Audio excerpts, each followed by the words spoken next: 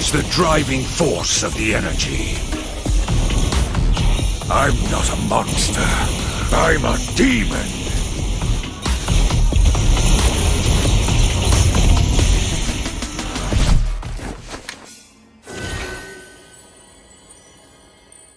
Get 8 gigabytes of all-access power. To do it all! Plus only TikTok to scroll and share non-stop. Power, work, life, and more. With Smart Power all-access data now up to 90 days. Load now. No signal, no fun. If only you could switch in an instant. But wait, you can with the Smart eSIM. Backed up by nationwide coverage. Get your Smart eSIM now.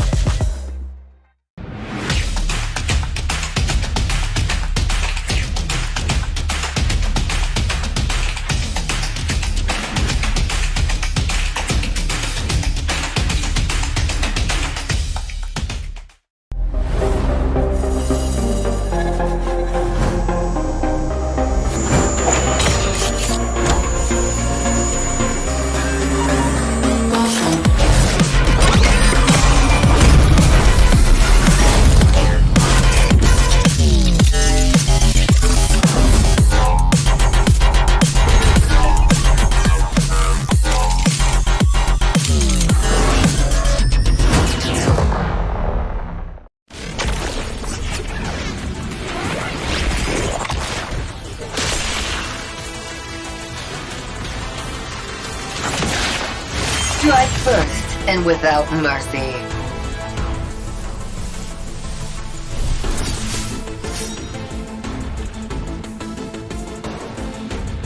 Where I tread, death follows. Enjoy your last breath. Deploying smoke. Going dark.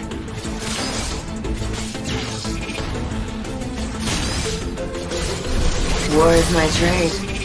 Death is my craft. Backup plan? I am the backup plan. My destiny is what I make of it.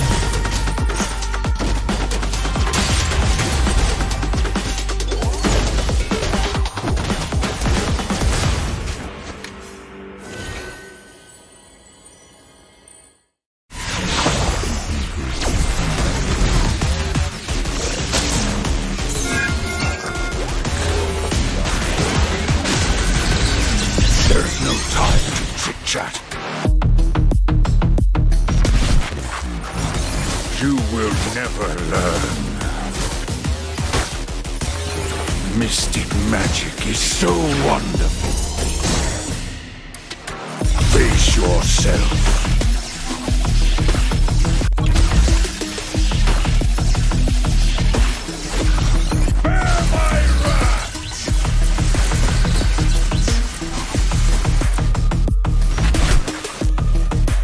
Imagination is the driving force of the energy. I'm not a monster. I'm a demon.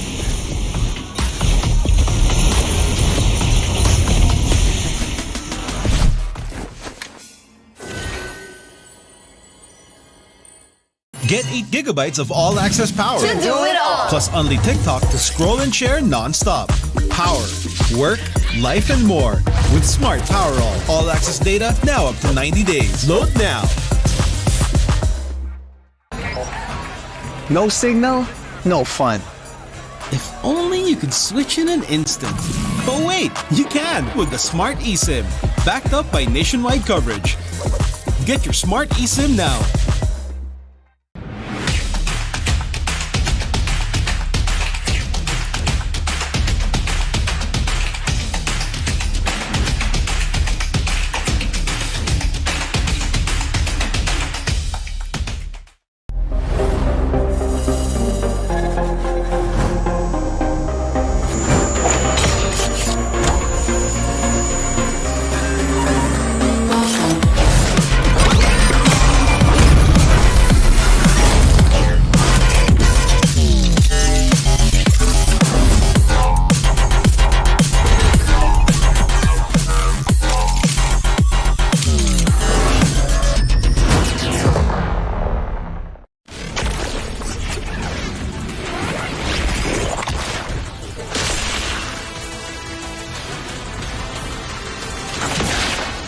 Strike first and without mercy.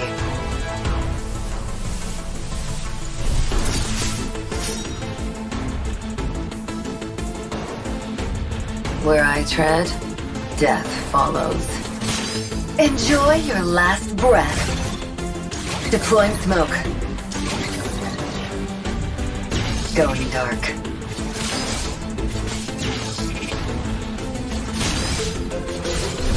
War is my trade. Death is my craft. Backup plan? I am the backup plan. My destiny is what I make of it.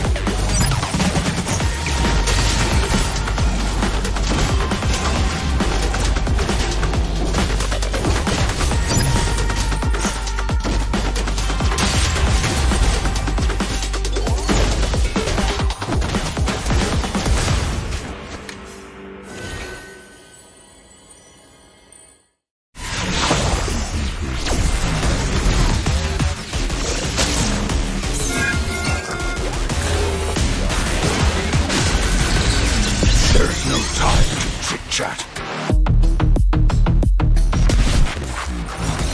You will never learn. Mystic magic is so wonderful. Face yourself.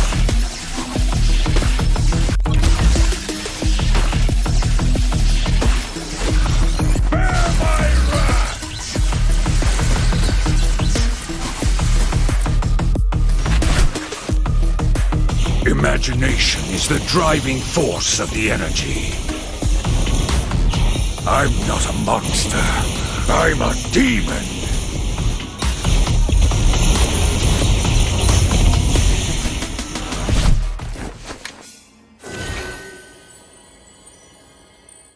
Get 8 gigabytes of all-access power. To do it all! Plus only TikTok to scroll and share non-stop. Power, work, life, and more. With Smart Power all-access data now up to 90 days. Load now. No signal, no fun. If only you could switch in an instant. But wait, you can with the Smart eSIM, backed up by nationwide coverage. Get your Smart eSIM now.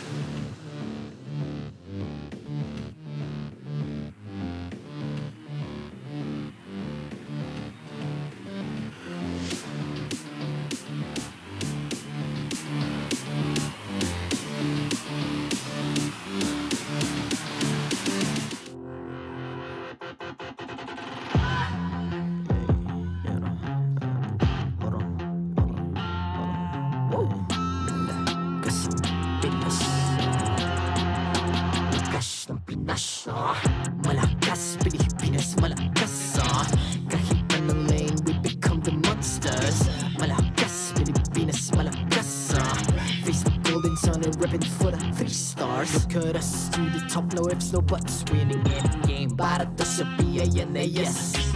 Di mo matitin ang aming boses sa new level. Nasa kalye man o mobile, you know I become a legend. Open fire, we unite, we winners. Built with pressure, the diamonds are made of. Switch in a lane na parang gera, HP racing, may reset up. Built agad ang buhat ni Hilda, full load SS parang Lyra. Susundan ko ang iyong bakas, kasama patas, tagumpay natin to dahil tayo'y malakas. Para sa Pinas, nasa amin ang alas, hindi tuwa atras, kinikilala sa taas kasi kami ang malakas. Para sa Pinas, nasa amin ang alas, hindi tuwa atras, kinikilala sa taas, ganito kami sa Pinas. Wow! Hold on, yeah. Malakas ang Pinas. We are laging MVP, no surrender, no retreat. Pag nagsama-sama, just imagine what we can achieve. Laging MVP, no surrender, no retreat. Giving 100 all my all, cause we just cannot be defeated. We are unstoppable, immune and invulnerable. Ready ang equipment, lahat frozen, malang crowd control. Pakita ko na jab like pow, beast of the southeast. Takas sa wataw-wataw, galaw, cause every enemy we devour. Susundan ko ang iyong bakas, kasama patas, tagumpay natin to dahil tayo'y malakas. Para sa Pinas, nasa amin ang alas, hindi tuwa atras, kinikilala sa taas kasi kami ang malakas. Para sa Pinas, nasa amin ang alas, hindi tuwa atras, kinikilala sa taas, ganito kami sa Pinas. Wow!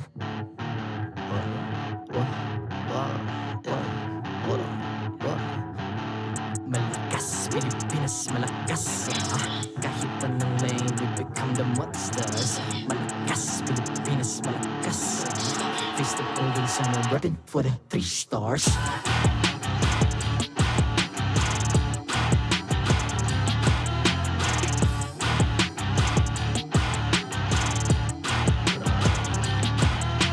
Ang lakas ng Pinas, we unite, be the stars. Ang lakas ng Pinas, we unite, be the stars. Ang lakas ng Pinas, we unite, be the stars. Ang lakas ng Pinas, we the stars. Ang lakas ng Pinas, we unite, we the stars. Ang lakas ng Pinas, we unite, we the stars. Ang lakas ng Pinas, we unite, we the stars. Ang lakas ng Pinas, we the stars. The 14th season of MPL Philippines is brought to you by the following sponsors. Smart, the official telco partner of MPL Philippines Season 14. The official tournament phone of MPL Philippines, Infinix GT20 Pro. Official suppliers, EMC Asia and Index Salon. Experience the MPLPH Season 14 action live at Green Sun, Makati City. Grab your tickets now via official MPLPH website. Don't miss any MPL action by following our official Facebook and subscribing to our YouTube channel. Follow MPLPH on TikTok for more content. And to ensure the equality and fairness of our games, MPL Philippines is also monitored and supervised by the Games and Amusements Board.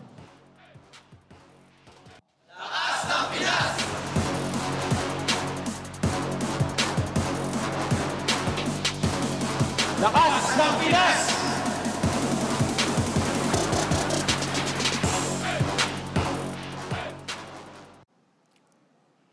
It's a Saturday showdown here at the MPL Arena. We have matches today that you wouldn't want to miss. Buong araw tayong punong-puno ng aksyon. Dito lang yan sa MPL Philippines Season 14. So sit back and relax as you get to witness more electrifying plays. Ako po si Mara Aquino at ngayon sisimulan na natin ang mga bakbakan. Casters, pasok!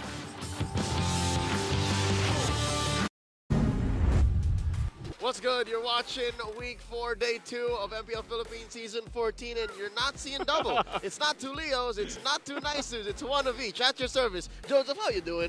I'm doing good, man. I'm glad that the sun came out a little bit today. So, again, we're here in the Green Sun Makati Hotel. Happy to be here, and I know today is going to be a great day of 3 intense matches. I don't think there's one that I would count out here because they're all going to be great. It's a triple header. 3 best-of-3s that you guys should watch out for. Can't miss a single one. Again, points are on the line. Real quick, we'd like to remind everyone that you can be part of the digital transformation in the world of connectivity. Say hello to convenience, flexibility, and local connectivity with a smart prepaid eSIM.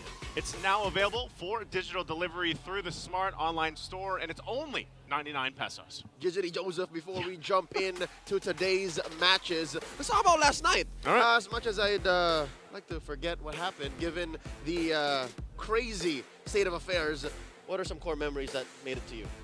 I would say the Lolita steal from Ogwin, obviously. I think that was pretty cool. It was something I wasn't expecting, but overall, too, I got to say, I know this might get lost in translation a little bit, but the killing factor during the post-game interview of FNOP. Yeah. Right? That was great to see. Again, I love the fact that we're tying in with the community here too, and they get their chance on the stage. But yeah, the fact is, Fnatic Onyx is still on top 6-0. If there was a point for Kirk and Pia and Kirk, it was be up there. But looking at the leaderboards, again, the streak continues for the Super Family. Fnatic Onyx at 6-0, followed by Falcons AP Bren, Aurora, MLBB, Smart Omega, smack dab in the middle of the pack, as well as Team Liquid PH, and then right on the cusp of the safe zone, right wherein you don't feel like you're getting eliminated come playoffs, RSG Philippines, and then our 2 winless teams. Opening up today, by the way. Opening up today. So the bright side is one of the teams are going to get their first victory, right? That's part of it. It's tough to see TNC and both Blacklist International For be one in of there. them. For one of them. For one of them, I should say. For the other, just They're still there. deeper dive into a rut. Followed up by TLPH versus Aurora. That's an ECA matchup the last time we saw them. And of course, RSG versus OMG, a rematch making its way back from the dead from 2022. Remember that? Remember that when they fought in the lower bracket of MSC 2022? I remember that. Let me hear y'all! That was this one. Shout out to our friend. That was this one. And that's exactly why we're saying you can't miss a single match, all of which have something to offer. Yeah, they're all going to be great. Even starting off with this first one here, Blacklist International TNC, like we said, it's tough to see them where they are in the standings, but they still have an opportunity. One of them is going to get their first win. And maybe this is going to be the start of maybe a new streak that they can go forward for the rest of the regular season. It's got to be, because the playoffs picture is dire for both the Agents and the Phoenix Army. We'll leave the analysts to break down that matchup. It's Renmar and Brigida in the Infinix game Tambayan. Opening the second to the last day of our first half of the regular season. It's a very important match for both Blacklist International and TNC Pro Team. And welcome to the Infinite Game Tambayan. It's Brigida and Renmar who'll be at your service for this day. And I must say, compared to yesterday, I'm really feeling a very high chance of maxed out series for today. Oh, come on. Don't bring it into existence. I mean, I'm not going to complain with more MLBB, but you know what? Fine. After what the interesting day that was yesterday, Yes.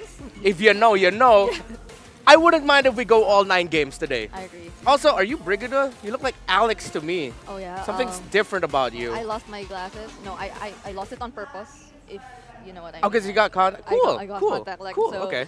for a change, and especially since we're almost entering the second half of the season, which again, I feel we have to put a little emphasis on going into this match, since both of these teams who will be going up against each other are yet to get their first point.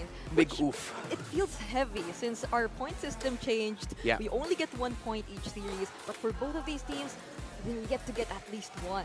Yeah, at this point, I feel like struggling is an understatement to describe Blacklist International and TNC Pro Team. One wants to rise from the ashes, the other wants to break a code. And preparing for this matchup, knowing that we're going to be here in the analyst stand, it was really difficult for me personally to find some glowing points to point out about, like, because now with, as you mentioned, our point system, it's so difficult for them to give another sweep loss. They have to get at least 1 point here. Not to say that if they don't get a point, it's gonna take them out of the playoffs. It's just like, it's so dangerous already for them right now in the red zone. And it's also why I feel like at this moment they're deciding to both field out their best lineups so far, Quote which unquote. they consider, or quote unquote. And for Blacklist International, I feel they've been sticking with this certain lineup as well, Yeah. but then they're yet to actually garner points with this particular lineup. So it's, in a sense for me, for Blacklist International, it doesn't just limit itself, like the struggle doesn't just limit itself in terms of what they're able to do in game, but even for the lineup that they choose to field. Because in contrast to TNC Pro Team, I would say I could slowly feel an identity that they're building upon. Yeah. Their early game. I getcha, yeah. Game and their lineup, which has been very consistent so far in the past few weeks. Yeah, and you can tell while Blacklist International, our team, that's still cracking a code. You know, for me, Haji is the underrated GOAT of the season. He's been told, hey, Haji, this week you're going to go roam. Hey, you played 3 weeks straight doing roam or 2 weeks straight. You're going to go back to mid this time. Hey, you're going to start off the season as mid, then you're going to go roam. Dude's been like tugged in different directions, and it's going to be interesting for me to see which version of Blacklist we're going to see and which version of Haji we're going to be seeing today against TNC Pro Team, who seem to have settled now with a Kozen, Kaizen, Lancy version that they have, with Heads and Escalera, of course, being the mainstay consistent members in their position because they're the only EXP leader and roamer for the team. So I'm okay with this for TNC Pro Team. Stick with this. Yep. And when they played against Aurora, I think that was a huge surprise for a lot of us, since they really were able to gradually show us how they were about to supposedly rise. Yeah. But again, yeah, they got 1 point, but one game, not 1 point. They failed to still secure a point. But at that moment, I was starting to see just how, oh, this might be it. TNC could just really focus on building up more of this lineup, their chemistry that's slowly showing itself. And then eventually, who knows, starting today, I mean, after this match, again, a streak will finally be broken for both of these teams. Who knows, the second half might go better for TNC Pro Team, and for Blacklist International, again, we'll see. In my mind, I'm also starting to ask, oh, right, where could Haji be possibly playing for today? I don't know. I can't say anymore. So now it's time that you yourselves decide and show your support. MPL fans, who do you think will be winning this match? Is it Blacklist International or TNC Pro Team? Vote now via the online poll. And I don't think we're safe from this as well, but you go first. Who do you think will be winning this matchup? Who do I think will be winning this matchup? Yes. TNC. Okay. I would want to go for the other team. But then, personally, I wouldn't be denying. Okay, fine. I'll be going for Blacklist International, so there we go. It's a tie. So whoever, last week we were also voting for different teams, right? Except for, I can't remember it exactly. There was one match where we unanimously agreed, like, yeah, it's going to go this way. Yeah, but for this one, I just know the importance of getting a point for both of these teams. So yeah, I'll be going for Blacklist International. And I am really eager to see how are they going to approach this match, because I feel like after taking the series, definitely one of these teams will be taking the series. That's a very important momentum that you could potentially ride on in the upcoming matches. Yeah, and I feel like whoever's going to win this match is the team that's going into this with like the most lax mindset, like with the least amount of pressure. Because I feel like now at this point, if you're going to pressure yourself, you're not going to get that win. If you are going to go into this lax and just think about it like, all right, you know what, guys, let's just do our best. This might not be our season yet. I mean, the season's not over. We're going to keep going. That's what TNC's thinking right now.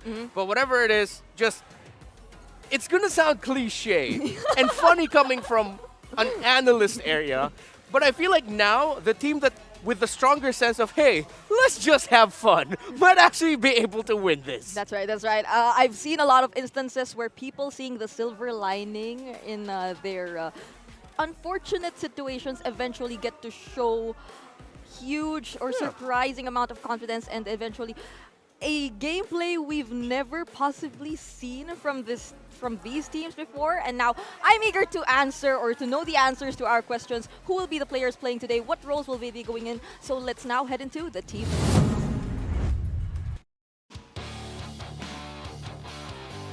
time to begin our Saturday Showdown. Introducing our marshals, Jeff, Chico, Pat, and Wilbert.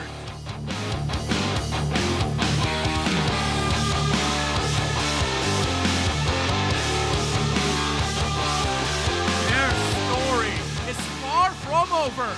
As long as there's a code to break, you can bet they'll keep finding the combination. Agents, let them hear you cheer. It's Blacklist International!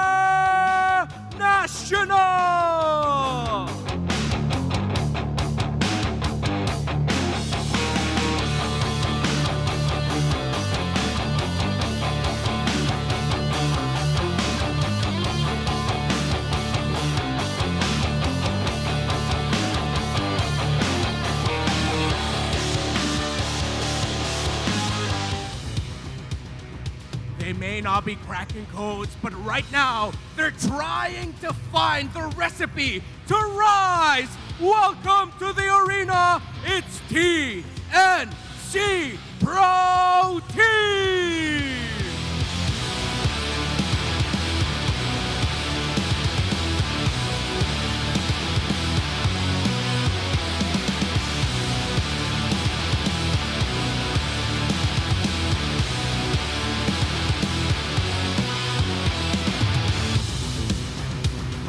And their coaches for Blacklist International, Coach Onchan. And for TNC Pro Team, it's Wolf.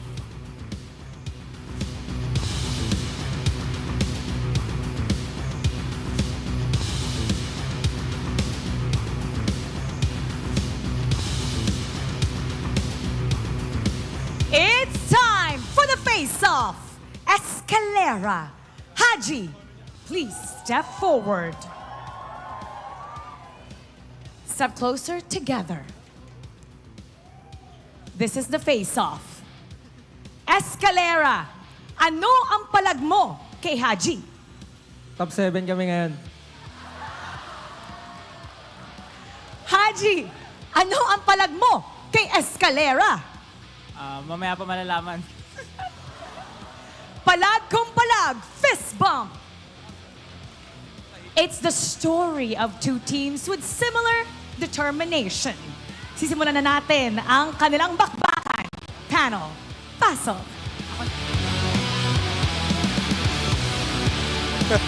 I'd say aside from determination, I see a lot of similarities between these two teams first as well. But first, let's tackle Blacklist International. Again, we mentioned they're yet to actually find their code.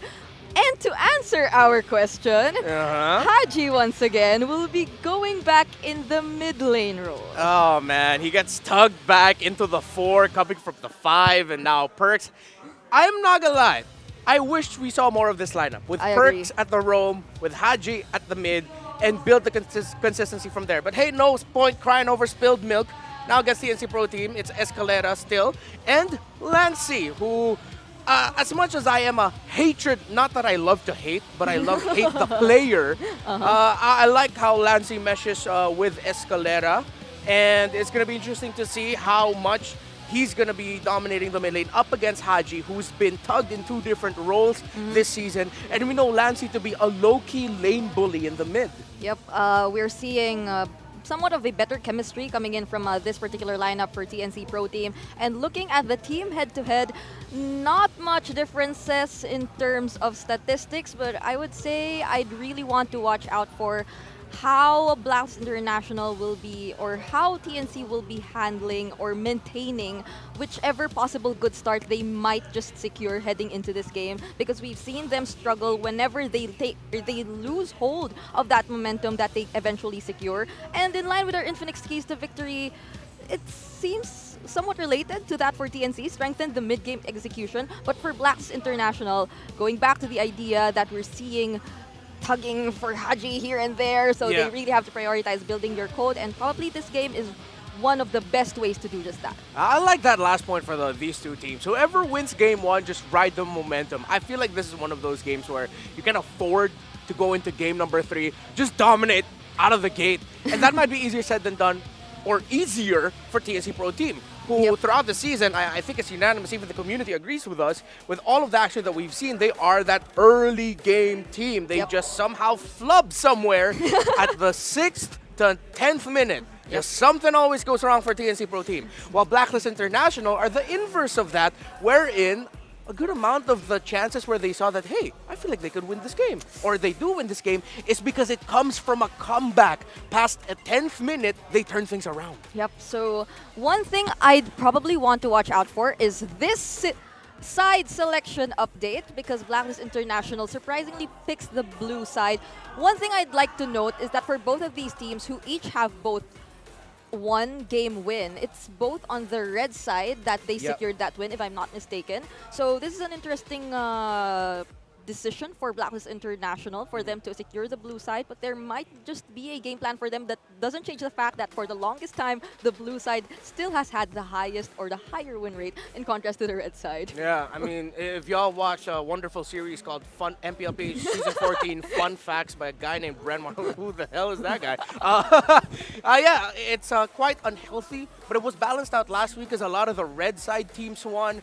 But now, these two teams, weirdly enough, they have a history of picking more on the red side this season, where Blacklist International TNC Pro Team seems like when given the choice, it's not all the time, but a good amount of the time, they actually decide to pick red side. So instead of going for the counter style of drafting that Bonchan is known for, he decides to set the tempo on the blue. Interesting decision for Blacklist International, with yet another interesting change in terms of roles as well. And now immediately we head into the drafting phase for both of these teams. The Hylos is indeed open. I think we've seen a dip in terms of the prioritization on the Zask. So other than that, there aren't any high priority assassins as well. But then we've seen the Fanny though happen yesterday. I'm not just entirely sure. So the Edith, the Harris is gone.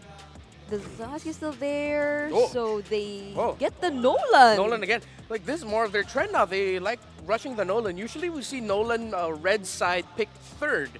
TNC Pro Team yesterday, they also did the similar drafting pattern. So Blacklist International response, they go ahead and pick the high, fast drafting. I like that Blacklist will go for the Faramis priority, who actually has risen up as one of the top mid laners so far this season, weirdly enough. And I think on the third, they can decide to pick their mid laner as well. If they want to go classic TNC, they could go Aurora, the hero, if they want to. Or they can pick their gold laner. Yeah, they get the Valentina. Oh, well, so of course, it's get the Faramis. Yeah, it's still a mid laner, and at least they have the Netherrealm of their own. This Faramis pickup for Blacklist International kinds of reminds me of, surprisingly, how this new Blacklist International still resembles that of the old. They're second in terms of highest heal to allies. So it's something that they recently have been constantly capitalizing on. And it somehow tells me that we might just be seeing another series of extended team fights, given the Faramis and Edith pickups for both of these teams. And also the double Nether Realms as well, since they secured the Valentina. So, good call on taking out the Jawhead here. I still do really feel like this is going to be an EXP lane high loss. With the Hayabusa and the Faramis, you can afford to put the high loss in the EXP lane and then pick up another roamer. There's a Lolita, if ever. They haven't revealed the gold lane here for TNC Pro Team yet. Kozen's Harith is gone, but the Moskov is still available unless they want to use a different kind of the Bruno, perhaps. They also recently used the Bruno quite a number of times. I would rather see them pick up the Claude if they could afford it. However, that means Blacklist International might pick up a Lolita for perks. So if this goes Claude, it might be Lolita or maybe even a Kufra on the side of Blacklist International, and then they could round it out with their gold laner if just to win the matchup. Let's see. So that there is this gone as well for TNC Pro Team. They're still looking at that possibility of the Edith being used as an XP lane here for head. So other XP laners available. Oh, actually, the Cho has been a high priority, or it has had a high win rate for both of these teams, Blacklist and TNC Pro Team. But would they want to go for a single target setup hero here, or they just go for the Ruby? All right, okay, I see. Yeah. Oh, at least you have somewhat of a direct answer to the Hayabusa and the aggressive plays that can happen. Yeah, it's the Nathan Oheb. Or the Oheb Nathan, So rather. will this still be a Lolita or something different, like a Grok? Most likely. No, they banned out the okay. Grok. Oh. Tig's taken out. It's Perks. Kufra into the Ruby might be tough. Pickoff might be tough. Oh, they could go The Minotaur? Are they willing to give the Minotaur ult to the Valentina though? I'm still thinking Minotaur or Lolita because you don't see the gold laner. Whatever gold laner it will be, the Lolita will make it not cry, but it'll give it a hard time. Yeah, and even for the Edith, it's a great Unless- answer. But they go Minotaur for the instead. Minotaur, so Lancy might have a lot of options here. Even the Glorious Pathway, I think, Yeah, might just be a nice pickup for them. it will be. It'll be a So- great ultimate. What could be the gold laner? Oh! Oh, Melissa! This reminds me of different international tournament where it's been a consistent answer to the Faramis, Oh, yeah. to those ultimates which entail you to group up together, which we are seeing right now for Blacklist International. Yeah, I've been a fan of the Melissa ever since we saw Smart Omega Empress take down the queendom of Team Vitality in MWI 2024. Shout out to the Savage Empress Shinoa. Yeah, this actually reminds me of SRG as well. Yeah. There have been a lot of Melissa games off season, and now we're finally seeing it happen here in MPL. Just when we're about to get halfway through the regular season, so Yeah. I'm really interested to see how this will be panning out for both of these teams. I cannot wait. Who could potentially get the first game of this much anticipated series? Let's finally head over to our casters. I believe the Welcome tournament to you were Mobile referring to was Legends. MSC 2024 in Riyadh, Saudi Arabia. Welcome to Game 1 in a best of 3. It's Blacklist International versus TNC Pro Team. Joseph, Daniel. did you see that Melissa coming through? Because again, we see a lot of Faramis these days. Again, Faramis is in the top 5 of a majority of the winningest teams in Season 14, and Melissa's one of the solid answers. I guess so. Like, I don't know. Melissa is just not one of the heroes that I typically think of. Not in your radar. Not in my radar. But the fact that it does prove a point, it can work really well too. That's going to be great to see how Kozin makes this work. Honestly, man, at this point, both these teams just need to pull the stops and get that win. You know, like start off with the right foot, get game 1 under your toes. And I think part of that too is, like both these lineups, if you break it down, they're both good. They're both good. They both are going to make music. They still have 2 of the most tenured and fundamentally sound and theoretically gifted coaches in the world, I'd say. Coach Bonchan, Coach Wolf, who, by the way, I caught up with last night. Asked him about the Baksha Rome. I'm like, Wolf, what was that, man? What's up? What do you have to He told me say? that it works. He told me that there is a formula and a situation where it works, just not last night. But looking at TNC's draft today, here, in Game 1, I agree with you. This right here, I think it works, especially with the Melissa coming through last pick.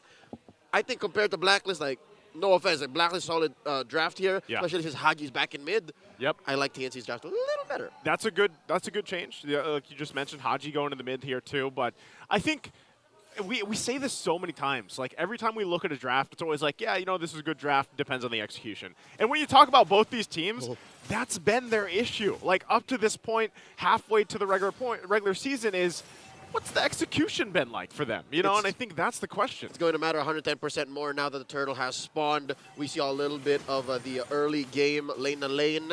KZ here working on the lore. Turtle, 10% left. Wow. Easy, quick. Blacklist didn't even think of contesting. Yeah, good take there. TNC, you know, wants to get these objectives, get the snowballing at least for Kazin, because that's why you also pick up that Nolan there.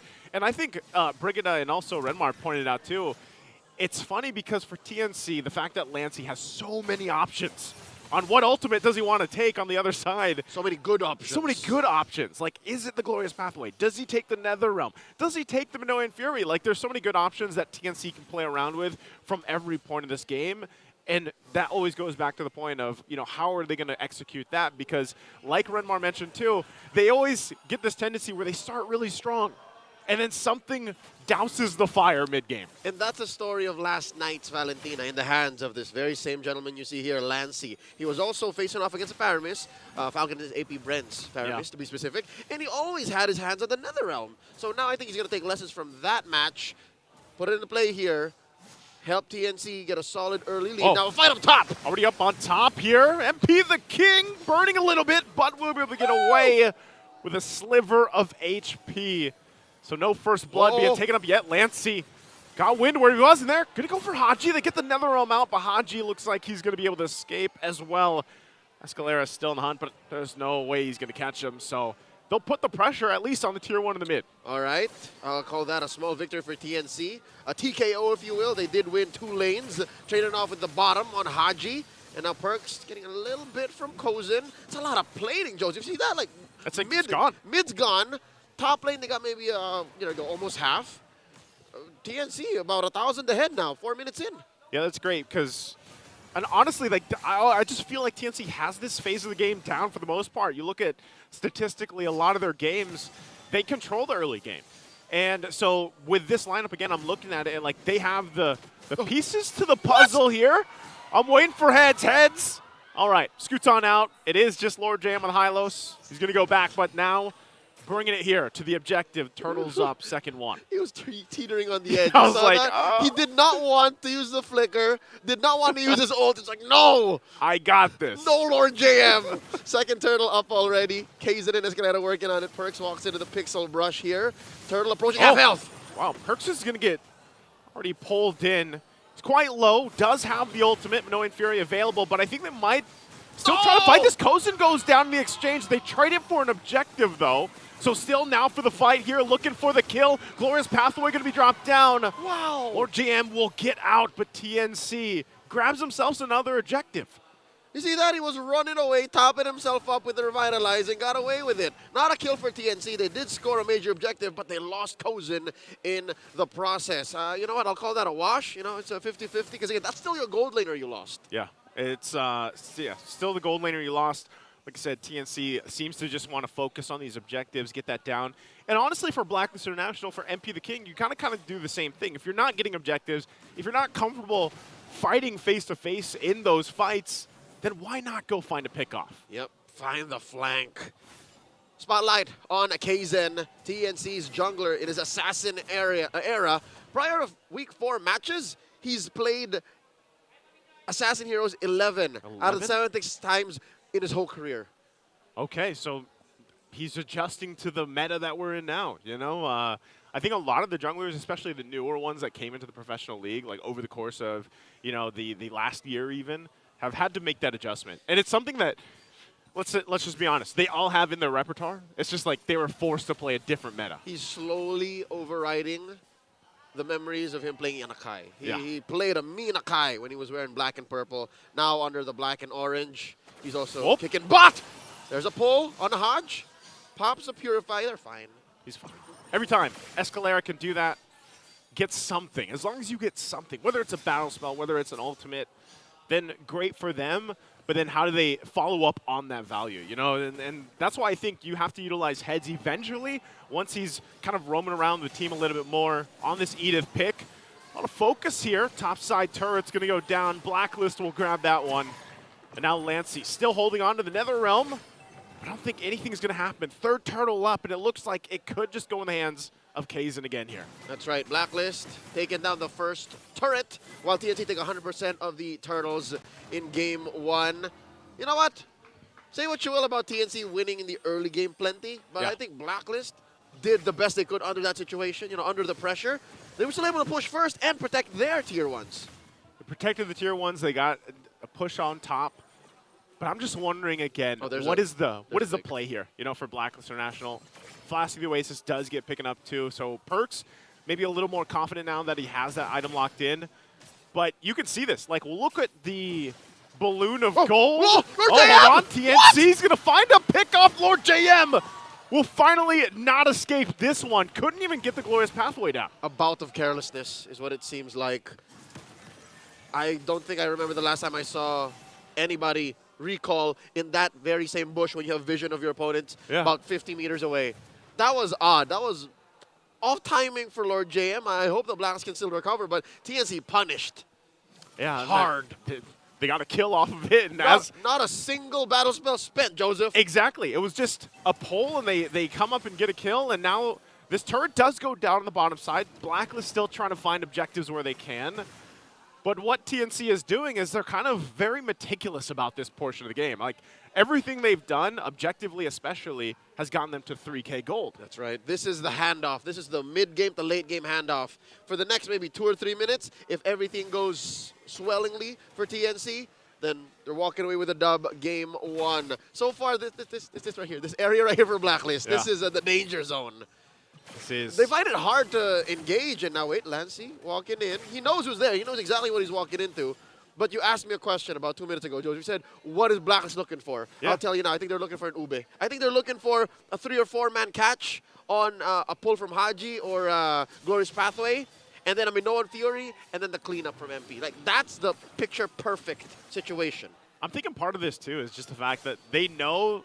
Oh, Escalera. Whoa! Escalera goes in with a flicker. Doesn't land the I'm offended. It seems like they might just call it off after that. The Lord is up here, though.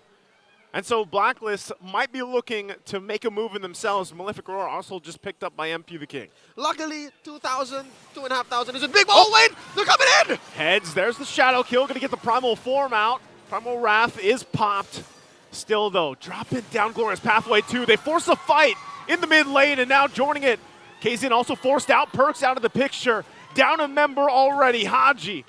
The other realms expended as well, and TNC knows they have an advantage.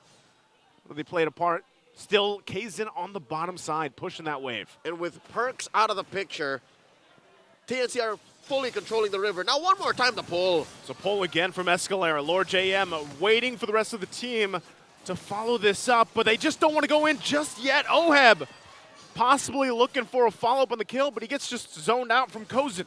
Glass Cannon, the Filipino sniper on that Nathan. Gotta watch out. Look at the back line. Lancey, sandwiched by Lord JM and MP. Lancey keeps him at bay, gets Kazin the Lord here, and Lancey will just sacrifice himself for TNC's objective. I'm not so sure if that's the only way that Lord take could have happened, but, you know, gets the job done. TNC scored the big one at the cost of Lancey, who...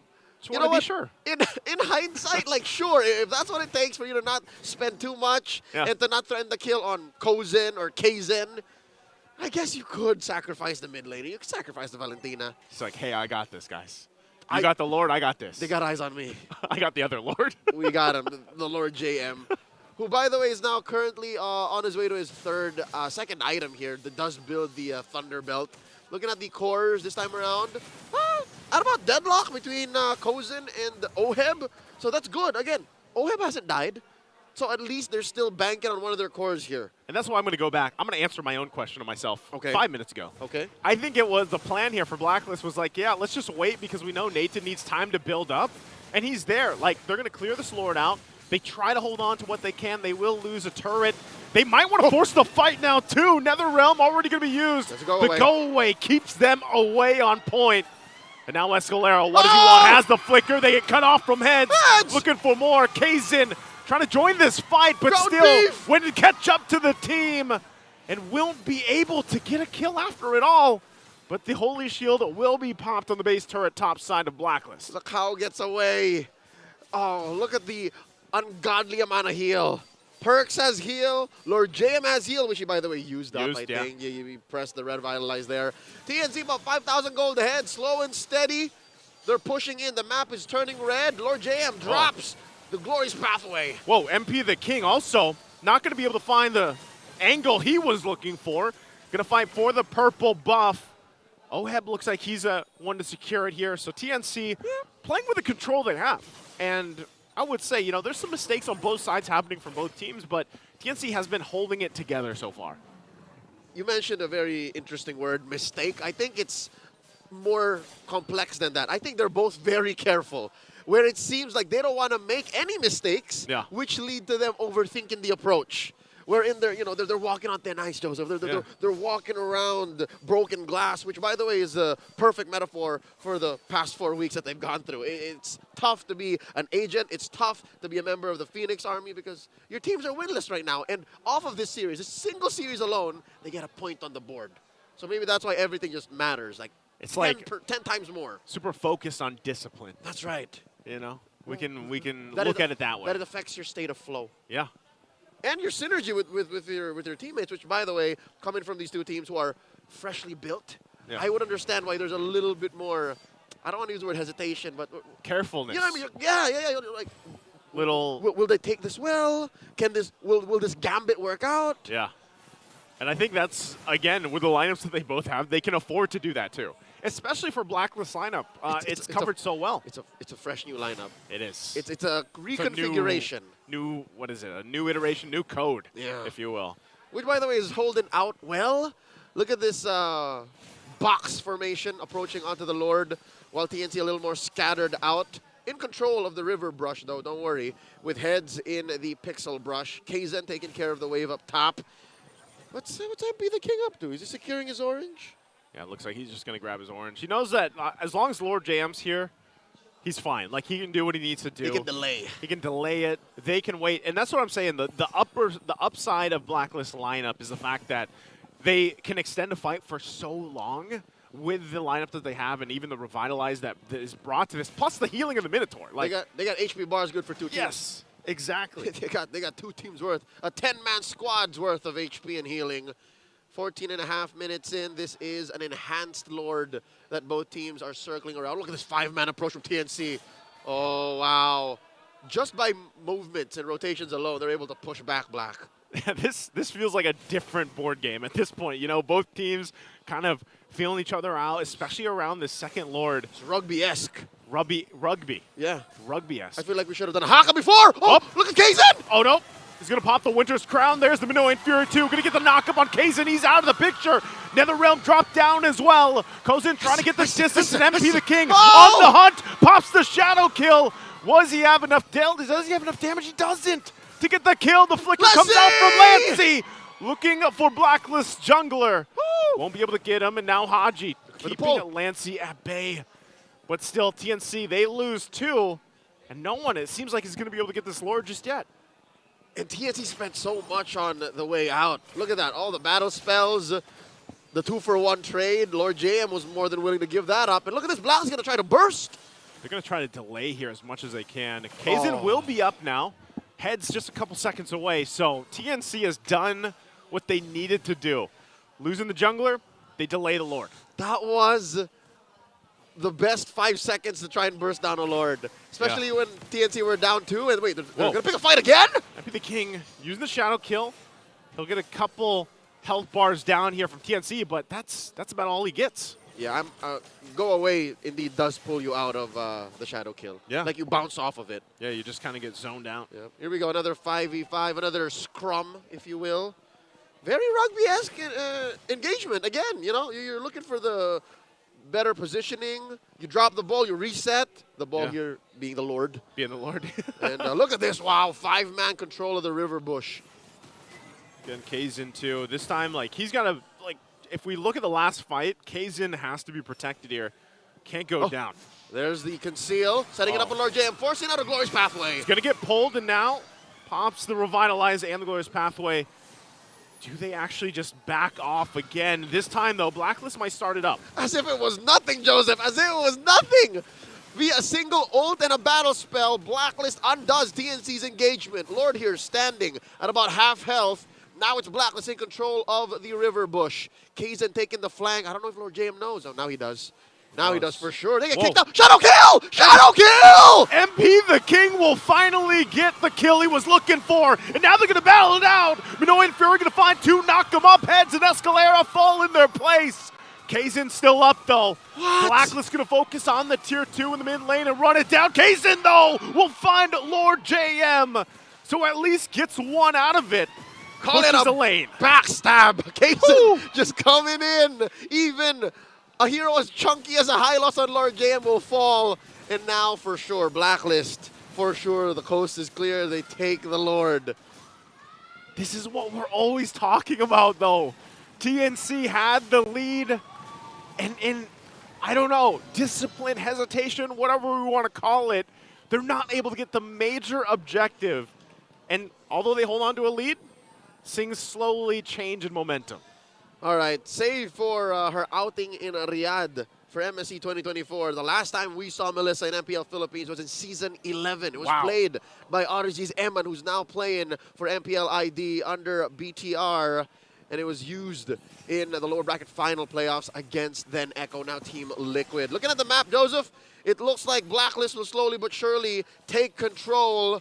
Looking at the item game, despite being down about 2,000 gold, you know, Kozen's built up already, finally. So they have to really protect not just Kaizen, but Kozen as well, and make good use of Lancey. I think, just in my opinion, TNC has been throwing Lancey down the deep end, and maybe they should look at him as a real damage source. Lord JM spotted here by 4. Make that 5. That's all of TNC. What? Wow. TNC is going to lose that mid turret. Glorious Pathway dropped down. MP was looking for Kozen here. Not going to be able to find him, so Lord's going to be cleared out. They try to hold on to the rest of their turrets for now. Not sure if they're going to engage or TNC just wants to be on the defensive. Lancey's going to get pulled. He has his own Netherrealm. Flickers forward on the defensive. MP the King will pop the shadow kill. Still expending that out. They'll try to heal up. There's a pull from Escalera. Netherrealm from Blacklist going to be used as well. And now the focus on the base turrets. Bottom one going to go down.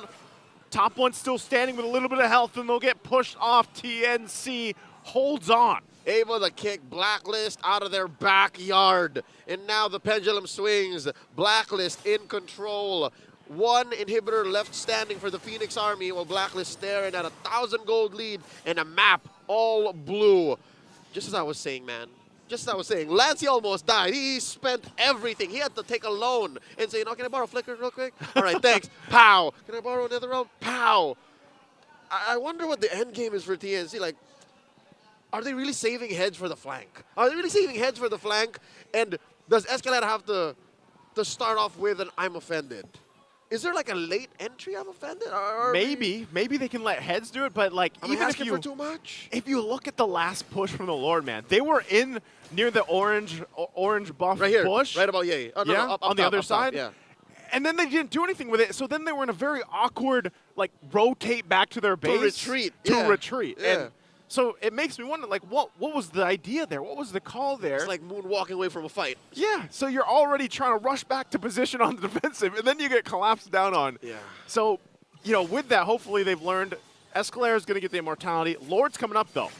I think, you know what? I double down on your theory, our findings together, because in addition to the whole positioning and movement that TNC have shown us the past 5 minutes, I think Blacklist has just hit critical mass. Like, they're just able to brute force their way into better positioning because of the Minotaur, the Faramis, and the Hylos. Yeah, it's almost too much. It's too much. Because at some point, too, Lord JM, you've seen him actually do it. He just lays down the Glorious Pathway. Like, don't cross. Lord JM's poverty era is over. Like, he's just, I'll just walk into any establishment I want, just point at things without even looking at the price tag. Just drop it down. Making it rain. Making it rain on the pathway. And so for TNC, they've got to solve that answer. Like, they have a couple of options themselves. We talked about Heads and Escalera, but, you know, at that point, even if Escalera gets a pull, you got to be ready to fight. You got to be ready to go against that lineup of that front line from Blacklist. And luckily they are ready, because just off of Haji, off of Oheb, that's enough magic damage to force back a majority of TNC, because Kaizen and Kozen can't take that kind of damage. Yeah. Sure, maybe they can take MP the King, they can split off and try to, you know, spread the damage of the Shadow Kill. That's why MP the King is taking this angle here. He knows he's a late entry assassin. Yeah. He cannot start the fight. There's no engagement in this 22-minute game that Blacklist started that MP was the initiator. Yeah, there's only maybe once where he's like, yeah, I'm just going to go Shadow Kill, It's see a what I pick can off. get. Yeah, that was on You know? Kozen in the early game. But now, watch this. He's in control of the river bush. And look at the base. Oh, that's the extra damage! Oh, it's too much. It's overloaded. Already Immortality going to be popped and they go in. Heads also has the Primal Wrath. Watch Kaysen. Escalera still in trouble. He goes down. Heads now still alive. Won't go down. Netherrealm into the Minoan Fury. Going to knock up Kozin. Kozin tries to pop off the damage, and Perks in trouble. Pops the winner's crown. They're trying to turn the tide of the fight as Kozin picks up a kill. Lord JM running as well. Oh, let's see. The base still has to be worked on, but Kozin going to be able to find Haji. Picks up another. They send Heads back to the base, and now TNC. What can they do with this advantage? They're too low. They can live another day, Joseph. They can help regain control of the map and climb back up. Shove Blacklist out of the driver's seat and go into cruise control. The Lord, you see how close the Lord was getting taken down? Like a fourth? Down to a fourth, and then suddenly TNC just pulls the trigger and says, you know what, it's now or never, gentlemen. They trade Escalera for Perks, Roamer for Roamer, but that's best case scenario for where they were staring down early. Yeah, before that Lord fight. That's the thing. That was such a good usage as well. Of course, Kozin. Shadow kill. Is he going to be in trouble again? Kaysen! He has Immortality. It's going to be popped, but MP the King also still alive. What? His Immortality goes down, and they will battle it out, jungler to jungle, as they both fall. Pyrrhic victory for Kaysen and MP. I don't even know who started the fight or who wanted to really go down, but they're both counting down to the same revive timer. I don't think either of these teams want to go for the Lord just yet. If anything, there's a slight advantage for Black since the map does belong to them. Yeah. But I think it's safer now. You know what? If anything, remember the uncharacteristic and unorthodox discipline and care and hesitation both teams were exhibiting in the first 10-15 minutes. Maybe now it should come into play. Because maybe now. A single team fight could turn it around. Lord JM dropping the glorious pathway. Heads taking a ton of damage already. Holding on to the Primal Wrath, and now Haji going to zone them out. No emos, no emos. Lord's going to reset here. They can't actually just take it just yet. They still have to be careful as both junglers still down. Once again, Orange Bus will just be taken, but we're at the stalemate here. Oh no, extra trouble in the base. Numbers TNC. advantage. Uh-oh. Have to defend. Escalera already had the flicker route. Won't be able to find them. Offended misses it. Kozin drops down two, still looking for more, wants to fight. Pushing off Blacklist from the Lord, and the glorious pathway will keep them at bay. You know what's scary for Blacklist right now, especially at this point in the game? You don't know if it's a DGP or an OGP. Whoa. Oh, shadow kill. Oh, no, Kozin! Kozin popping the wind chant. He's got the wind of nature. Already had to use it. Lancey too. Lancey! Oh, both of them are going for more, and now going to be in trouble here. Possible winner's crown. Heads has to flicker out. There's the fire back. Kaysen will pick up the kill, and they look for more. It's a double for Kaysen. TNC still trying to fight it out, but MP the King has a different plan as he gets a double. 2K for Kaysen, and you can say the same for MP. And because of that, it's a 2 for 3. Blacklist gonna take a Lord. 25 minutes scaled. This is as big and as strong as a Lord can get. I swear, like, both these junglers are just like, they're making eye contact. What you do, I do. Earlier it was fighting each other, and then now it was the double kill. It's intense. It's an anime rivalry that spans 6 seasons over 3 years of broadcast. Yep. The artist does not want to make any more episodes, but the fans can't get enough of it. Best believe I can't. Kaysen versus MP the King. Amazing. But we got to remember, Joseph, this is a 5v5 match. And kills alone do not make a game. Definitely. And right now, Blacklist are looking at a game nigh finish. This could be theirs. This could be the last push. Yeah, right now, Lord's here mid-side. They're going to feel the pressure already. Whoa, MP the King ends up getting taken out. Escalera was there to pull him in. They want to force the fight. Oheb firing off, has so much damage. The Netherrealm as well with him as Kaysen falls, and they're too late. Blacklist International will take game number 1. The map, the minions, and timing weren't on TNC's side.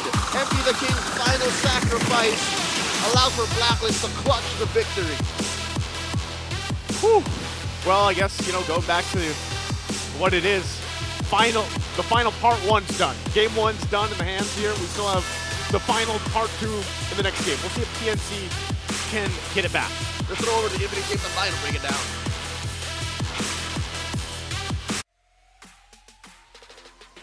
was just unbelievable. I remember screaming, Kozen, Kozen, Yeah, Kozen. I And think then we both were. by the last few moments, you were screaming, MP, MP. Yeah, it really fell on the shoulders of the Hayabusa.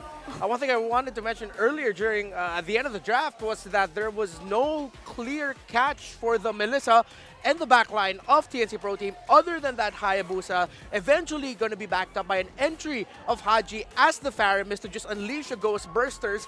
And eventually it was MP the King that found that turnaround play, deciding to commit the Shadows and the Shadow Kill to pick off Lancy, and that happened way back at around the, I'm just going around the 17-minute mark. Yeah, that was a very long game. It took 17 minutes for Blacklist International to find the turnaround and find the right angle because TNC Pro Team were not giving that angle. Yep, and I liked how Blacklist International remained right. very calculated.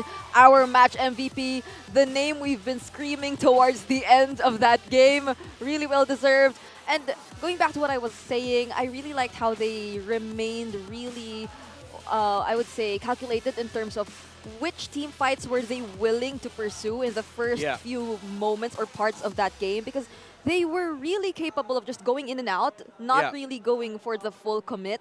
But TNC Pro Team, it did seem like they wanted to go for the team fights, but they just avoided it entirely. So they just waited for that moment that, oh, all right, OHEB's already able to join us, and this is the time we can eventually really pick those fights, as we're seeing right now in our MVP highlights, where they really work together. And one thing I really liked from this Perks Haji combination as well was the timing. It's like they really were assigning each other, you use this, but I'm not entirely going to use it together with your ultimate. And it's either also relying on Lord JM. Yeah. That was the turnaround moment around this 17-minute mark. TNC Pro Team lost the control in the mid-shrub. Blacklist pushed forward. Lancy and Kozen showed themselves a bit with Escalera hiding in that shrub closest to that curved wall, and eventually it was MP the King who would go forward, get that pick into Lancy, and then they just continued it up until it was Blacklist showing TNC Pro Team that it's pretty much even in this objective take.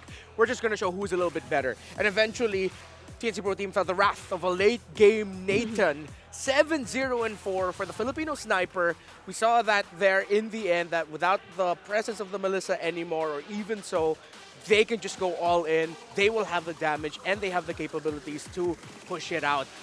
Another thing that I really like that Blacklist International did here is that they respected TNC Pro Team. Again, we've been saying it for a long time. TNC early game. They know how to make the most out of a clear advantage. So Blacklist, as you mentioned, didn't give that advantage and made sure that they were always trading something for it, as we mentioned as well. Specifically, it was, okay, if TNC are going to get an advantage by subtracting 1 or subtracting 2, Blacklist International will make sure that they get 1 or 2, or if just 1, it's 1 key component of the lineup of TNC Pro Team, either a frontliner or main damage dealer, or they're gonna send them low so that TNC Pro Team can't commit the objective, and they're forced to go back, reset, heal, return, and it just becomes another Lord Dance. Yeah, I recall OHEB during the first few minutes just focusing on taking down the side turrets, not really joining any particular team fight, and eventually taking things step by step. And as we've seen earlier, I'm still not taking away the fact that Kozen really did do a great job in that entire game. Even the timings of his Inspire spell, we were talking about it while the game was happening, that he really wasn't the type to immediately just put out those Inspire spells or just use the go away whenever he feels like there's a threat incoming. It's always like they have to make sure that this will be the best timing to use this ultimate. There was even a moment where Blacklist International was nearly turned around by that precise usage of the go away ultimate that made them a little pitted in the, or that very... They got stuck. Yeah, they got stuck in those walls near the, if I'm not mistaken, the Rock Ursa, near the Lord fight. So clearly, this was a close game, I'd say, for both Blacklist International and TNC. It was too damn close for comfort at multiple points all throughout. And I'm glad that you pointed out the Kozin there because there were some I think there's gonna be like a mini compilation of Kozin just sidestepping and using falling, the first skill at the right time, dashing away at the right time, repositioning. Feel kind of bad for Kozin because he played out of his mind right now. But you could understand the hesitation of TNC Pro Team. Yes. Wherein they're up against a Hayabusa. They know that they have to get this one right. Not picture perfect, get their initial start right. Because if not, the Hayabusa is just going to sweep in and then take over. That's what they were watching out for, and that's why they were being careful because of the surprise entry angles at a Hayabusa and even a Nathan using the entropy going forward. Their formations, if the beginning of the team fight isn't right, that could go bad for TNC Pro Team. What we saw maybe as hesitation is cautiousness up against a lineup where it's warranted. Yeah, it isn't just being able to immediately get out of whichever seemingly team fight that might happen. It's also the way that it could just happen so quickly. Because Oheb with the entropy, he could just like suddenly disappear. Or he could just suddenly appear whenever he wants to. And there are other ultimates as well that could be expended here by Blacklist International, which could aid him in doing those surprise plays just the same. So really, if I were TNC Pro Team, I would also find it hard to like decide on which team fights could we willingly pick, especially towards the late game, towards the latter portions of the game. So I really wanted, or I really liked how Haji timed his Nether Realms well, and right now I think we're going to hear a few words from him. Sa lahat po ng mga bagay-bagay, like sa playstyle po namin ganun. Hindi pa po talaga namin nalalaman kung ano po talaga yung identity po ng team. Og lang po talaga kami panghinaan ng loob ko nun. Tapos yung mga talo po namin take po namin na bilang motivation po ganun. Yung mga natutunan po namin dapat po may apply po talaga namin 8K. Alright. Yeah. So if that's the case that Haji said, where they're still trying to really discover their playstyle as a team, so it's not just us saying it, it's coming straight from the captain's mouth. I feel like what we saw there is, I wouldn't say it's a reiteration of Ube, because at this point, a lot of the teams, especially around objective fights, are playing like this. Yeah. So maybe it's just accepting the fact that, yes, you have to let your jungle carry. If it's not the one initiating with damage to bring them low, it's a sweeper. So that's the whole thing with the meta now. With jungles, with them being assassins, you're either the one getting the initial pick, or you're the one dealing the initial damage for someone else to come in and sweep and finish the job. And if we look back at the turnaround moment, that's exactly how Blacklist were able to find it. It was MB the King who decided to make the call. I see one, I'll take Lancy out, and then let's see if we can finish the job. All right, so they're just probably playing the meta as it is, not putting anything else into it for now. And I feel like if they themselves are not entirely sure of their identity, quote unquote, then it could somewhat be an advantage as well if they were to take their opponents by surprise by deciding to suddenly change things up, or actually, as we've mentioned, or as you've mentioned, just doing what they're needed for their particular lineups. Like even earlier, it seemed hard for them to pull off what was needed of them against that lineup, which was well protected, well protecting Kozin. But then they were eventually able to find a way to get through it. So for game number 2, TNC decides to pick the blue side as well. So now Blast International has one win in the red side and one win on the blue side. TNC, could this be it? Could they also potentially bring us to a game number 3? Or would Blacklist International ride on that momentum, as we've mentioned, in our keys to victory? Yeah, I mean, I'm so, again, I don't mind if this goes 9 games all throughout the day. If this goes game 3, sure. For TNC, if they're going to go blue side, just do one thing. Contest the Edith, contest the high loss. Ban one of those two and pick the one that's open. Yep. And now we're taking a look at our audience here present in the MPL arena.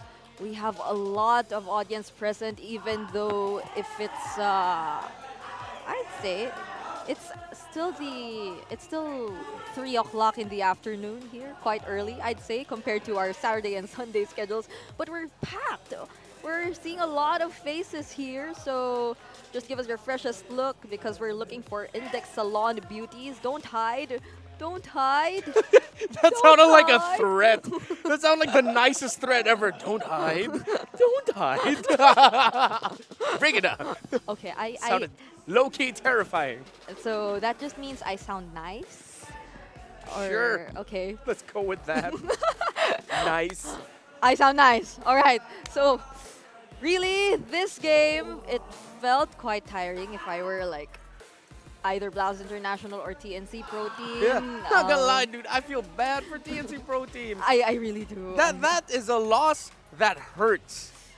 There were multiple moments where it felt like it was nearly going into their hands, but then I'm reminded of how they're not just faced with the problem of managing the team fights that are about to happen, it's also the presence of multiple enhanced minions always shoved toward their base. So every now and then they also had to send players back to manage the waves. Yeah. You know, one thing that I will appreciate TNC Pro Team for was that a lot of teams would scramble and go, hey, yo, go clear that minion wave.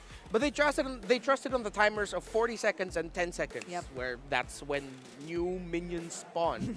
So you see that they'd stay a little bit longer as 5, and then eventually, if it looks really hairy, that's when they'll send someone back to clear it if the minion wave that just spawned doesn't come up, or it won't do the job enough.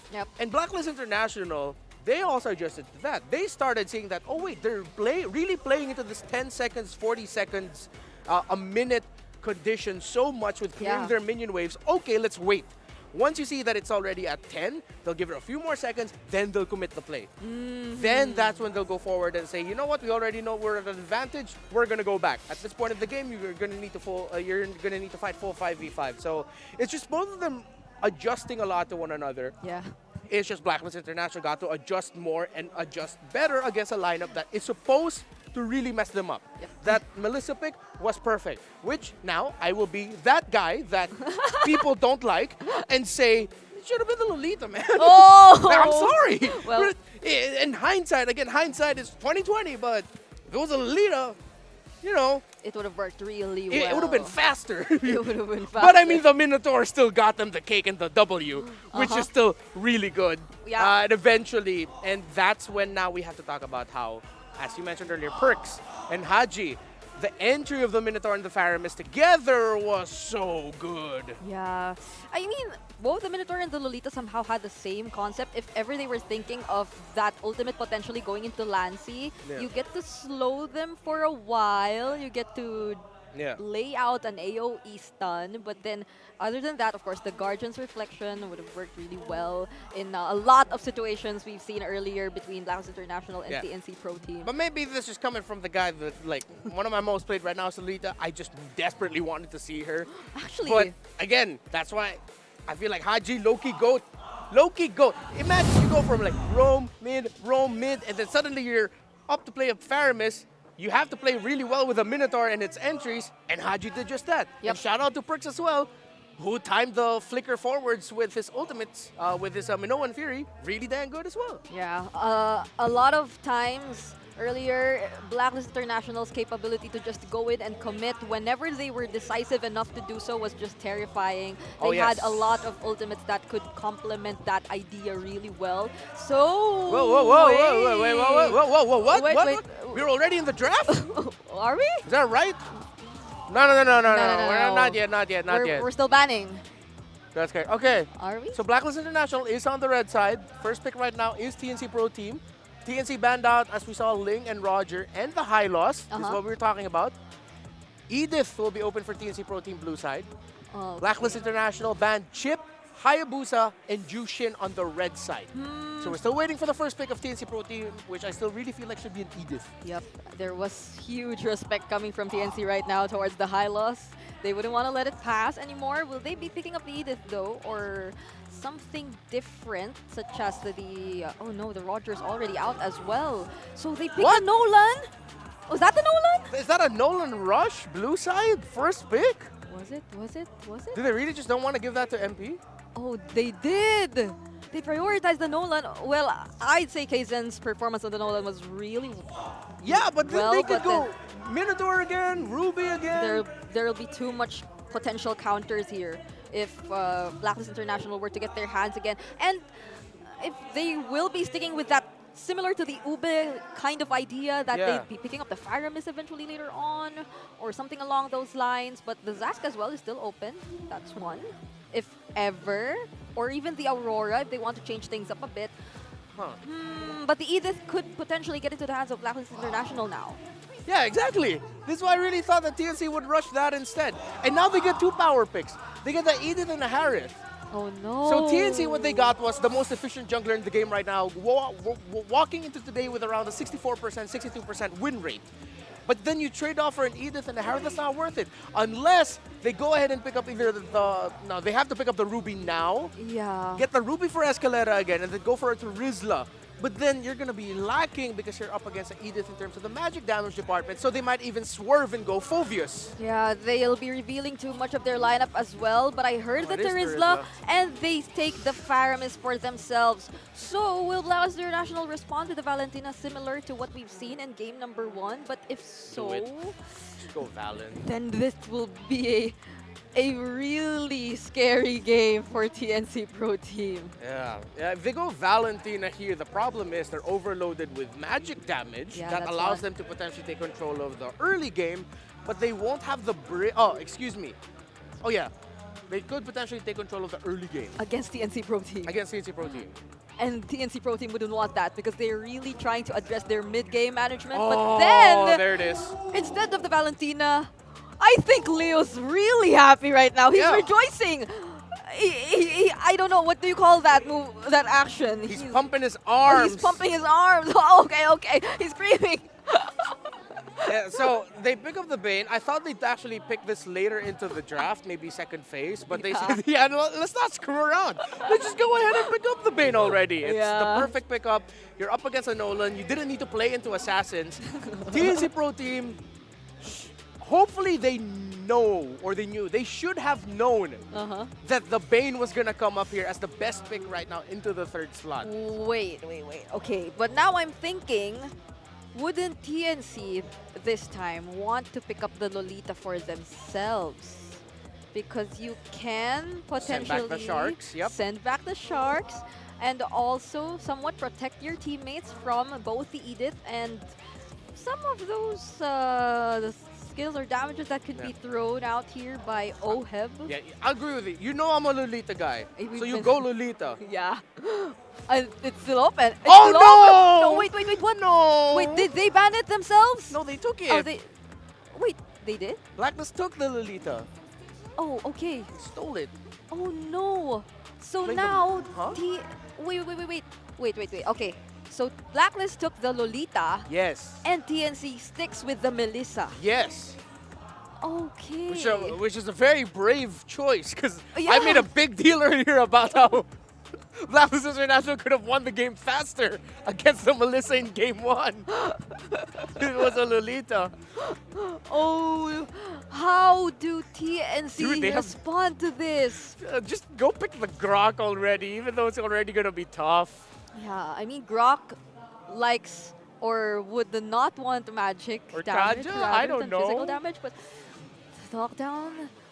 Oh, it is Kaja. Okay, they go for the lockdown. They just gotta capture Oheb, perhaps, or just take one out for Vexana. Blacklist International. So Just go Vex. okay. So what are the options here? The Valentina? No more Valentina. The Huh. Vexana, the Aurora, Vex or Aurora, the I Zask like. even still open. Iffy on the But Zask. if- even- Lilia would be I mean, good. yeah, you'd want to create space for Oheb. That's one. Lilia would be perfect. But the Numenon Blast could already do a good job in terms of Yeah. that. So you could just like pair it up with something else that could make a lot more space for Oheb. That's terrifying. You Quick also save. create space Lilia, for Vex or Effie. Aurora. I go Lilia. Oh wait, that's some. Oh, that's Oh, Louis, what? okay. That's also perfect. Yeah, that's not just space. That's literally the entire map that you could control if you had the Louis in your hand. So now there are a lot more surprises that could come out from Blacklist International, TNC Pro Team. they really have to pull off the early game this time. TNC is very objective fight-based, while Blacklist International might actually win this with just sheer macro and push. Ooh, Might be really tough to actually even get a good position around the maybe third turtle or second turtle onwards, because Blacklist are just going to be splitting the map, Brigida. This is already match point for Blacklist International, and they decide to show us some interesting pickups here, such as the Bane and the Lolita. Yes, that's one thing we've been talking about since game number 1, but also the Lu Yi. And now to see how this will be panning out for both of these teams once again, let's head into the game and let's throw it over to our casters. You don't know how I feel about the Bane, but Joseph, I gotta check in with Welcome you. to How are the Mobile drafts Legends. looking? What kind of gameplay can we expect in this game too? I think Redmar put it well. I think Blacklist lineup, they're just gonna, sheer macro push, go for it. And on the flip side, TNC's got to be a little more meticulous. They got to be a little more calculated, I would say. And I want to ask you, man, how do you feel about the Bane? I feel like MP the King's probably one of the few players that does have it and brings it out to play. Yeah, in addition to me, it's just him and me in the MPL right now. But no, again, I'm on cloud 9. I'm happy to see heroes like Bane break it through, because right now I know how you feel. There is a triangle of power within the jungle, right? Yeah. Nolan, Ling, Hayabusa. Fanny. Hayabusa kind of like A minus, Yeah. So with Bane coming in, it's obvious that Blacklist have something cooking. Like it's an alternate theory to affect the metagame. But look at this. Wait, this is dangerous. Whoa, What? already? Whoa, MP the King. I'm so sorry, man. There goes the Bane. No, that's one of the main weaknesses of a Bane, right? Early game. He put himself in a position where he could not get out. He's so immobile. You don't got the sharks yet. Well, I'm not so sure how that rotation happened without perks. Yeah. Or even without... Yeah, no, I don't think OM could have done anything to save him. So yeah, MP's just high off of the action and the win from game 1, I guess. Yeah, so he's got to kind of... He needs to calculate himself after that first blood already, because obviously that is going to play a part in the first objective, the first turtle, when it does come up. He's going to be down a little bit. But one of the great things about Bane, the pick there, is that I would say relatively you farm up at a pretty good pace. Yeah. And then, of course, again, your ultimate is a crucial part of these objective takes. Now, the first turtle is a wash. It's going to be taken for TNC because of what just happened. But so TNC, very similar to what we saw in the previous game, they're going to get control of the early game. And Blacklist knows this. Again, if they kind of slow things down, hold on, Haji, going to visit up top with a diversion. This time around, they're going to be able to find Escalera flickers out defensively. So no pickup. But that's the change. I was going to say, Blacklist, they can slow things down like they did previously and then flip the switch. But with a Lu Yi. I think they should do.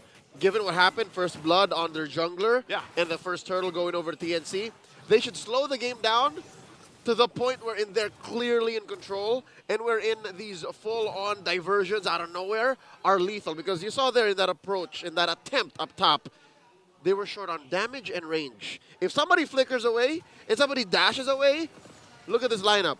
Very few of them can actually close the gap. Very few of them can actually deal the kind of damage that you want at that range. You're home. Okay, hold on. Perks gonna get dragged and pulled. Flickers out himself. I'm actually surprised he was able to stay alive so far through that. Kazin now. Eyes here. Penalty zone gonna be able to find MP the King. He can't escape. Gets crashed down on. Haji, though, will get some payback as he picks up a kill, at least on the board. That was a jungler for a jungler trade, and that will still put TNC up. And what matters here is the tempo, because as long as TNC can go faster and faster and faster, Blacklist can't reach the point of critical mass wherein, much like in game 1, they're all kitted out, and they can just brute force their way through a win. So as someone who is an expert with the Bane, I would say Bane connoisseur. Bane connoisseur, yes. My map. Bane connoisseur. When you have this kind of a start, how do you make sure that you are still valuable to the team in this lineup? Oh, you just accept the fact that you're going to be farming for the next 5 minutes. Yeah. And right now, I think that's what MP the King is getting to. He's on his way to his War Axe, which now he built up. At about 4 minutes, maybe that's slightly behind. 2 kills in, 2 deaths in. I think with the way the map looks like right now, they can contest. Here it is. Deadliest catch, quite deadly. able to find a pickoff off of Heads too, starting up. KarlTzy now joining the fight. They want to battle for the objective. Going to come in. KarlTzy sweeps on in, retries the turtle away.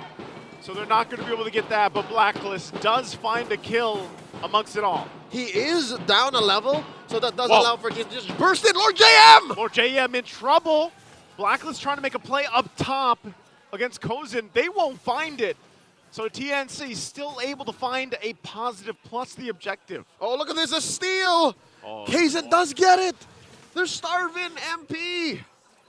So this is the thing, you know, you play around the fact that, hey, you guys do have a diversion, but if it's not successful, there's a clear lack of bodies on the side of the map, especially with how many they send up top. Yep, again, even if you do leave one out, it's still an inefficient way. Perks is very low. Again. Diversion going to be used again. Flicker out to survive. Oheb's fine. Haji will pick up 2 kills.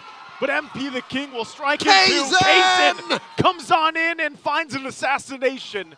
TNC losing 3 members. There's the flicker. There's the new room blast. They get the stun off. KarlTzy trying to get out of the jungle, trying to get out of the danger zone. In between the 2 turrets he goes. How far can KarlTzy escape?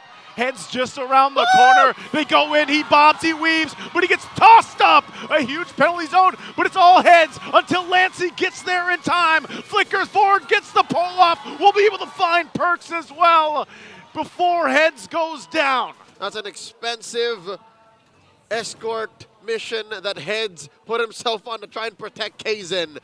But it was close. I think KarlTzy was maybe a dash or 2 away from actually getting away with it, scot-free, surviving. But now Escalera spots Oheb, which by the way, this whole sequence started up here. It started with Oheb with a rope-a-dope, and now they're going to try to punish Escalera. And now, that weakness rears its ugly head, their lack of range. Yep.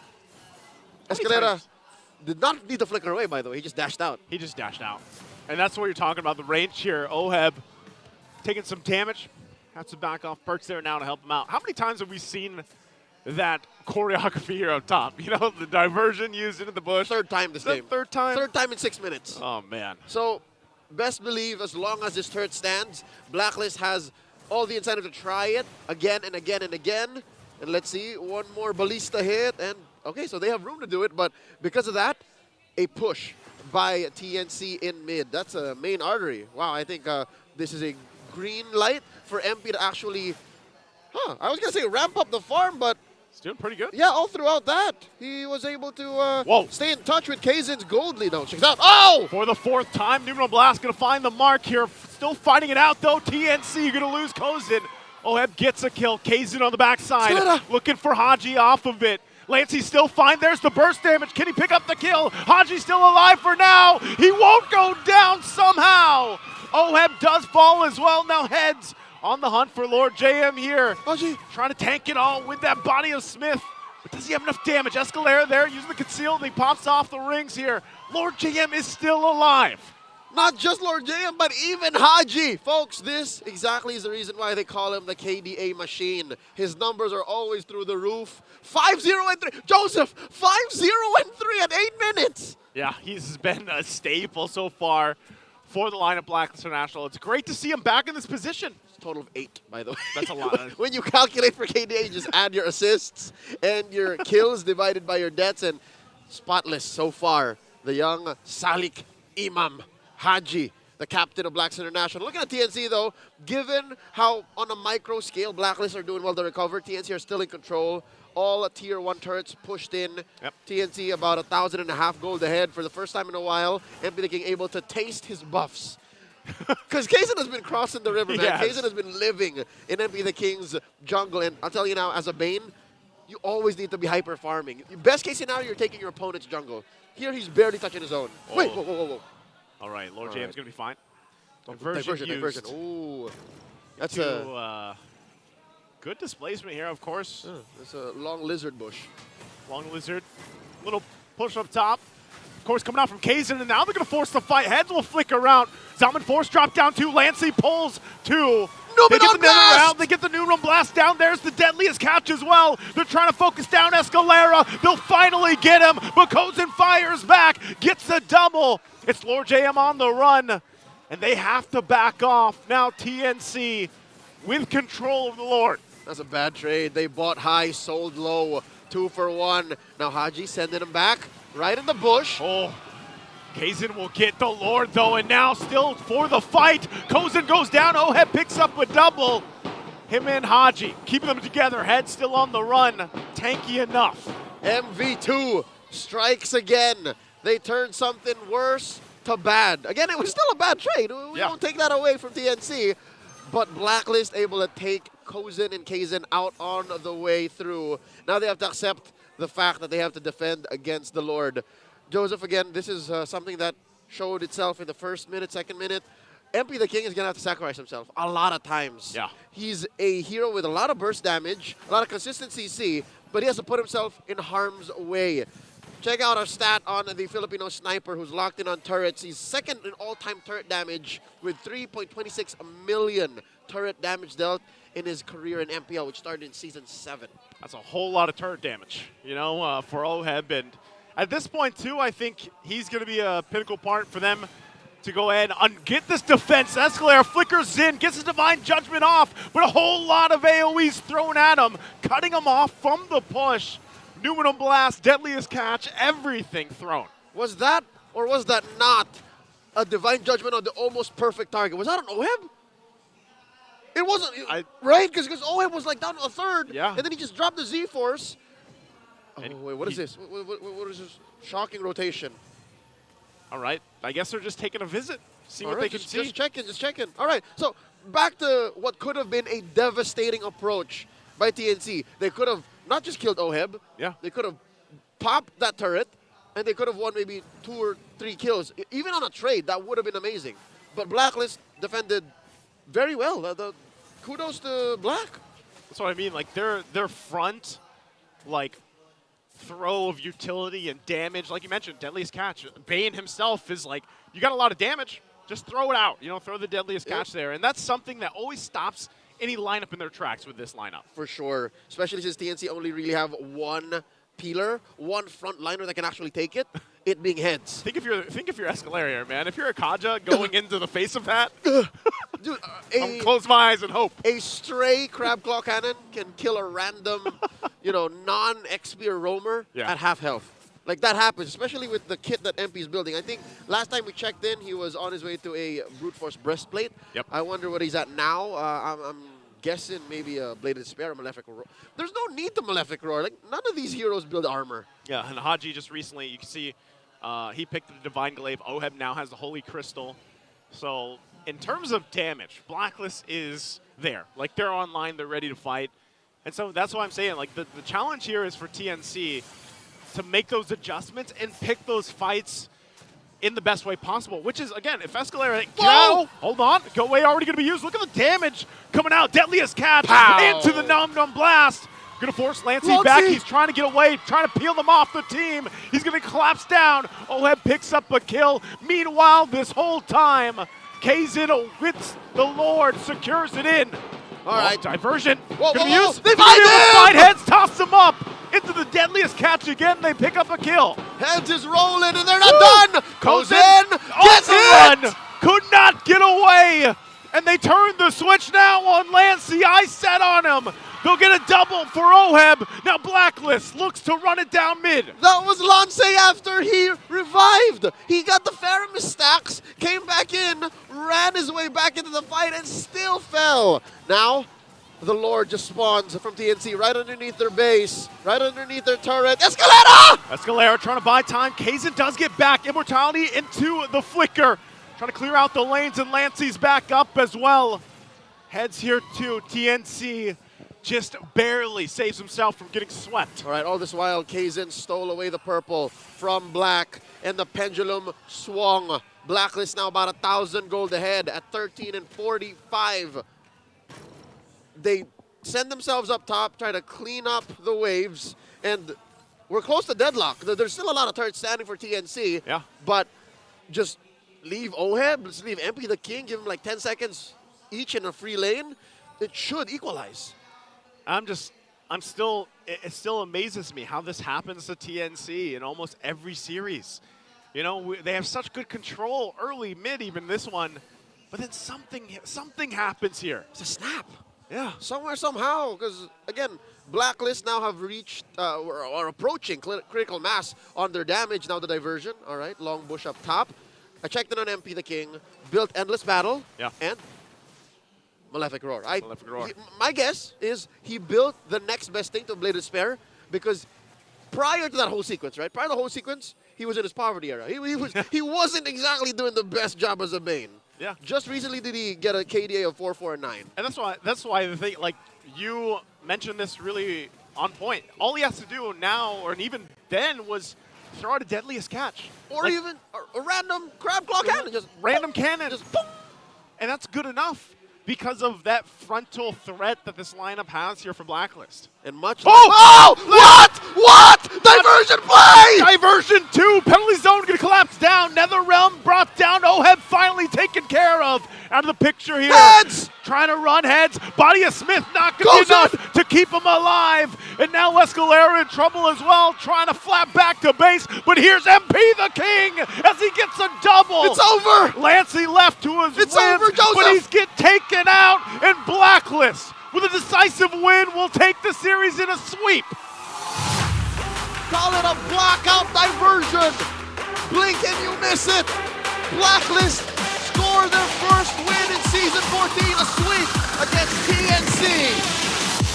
Time and time again, diversion after diversion used. The KDA machine, he knew.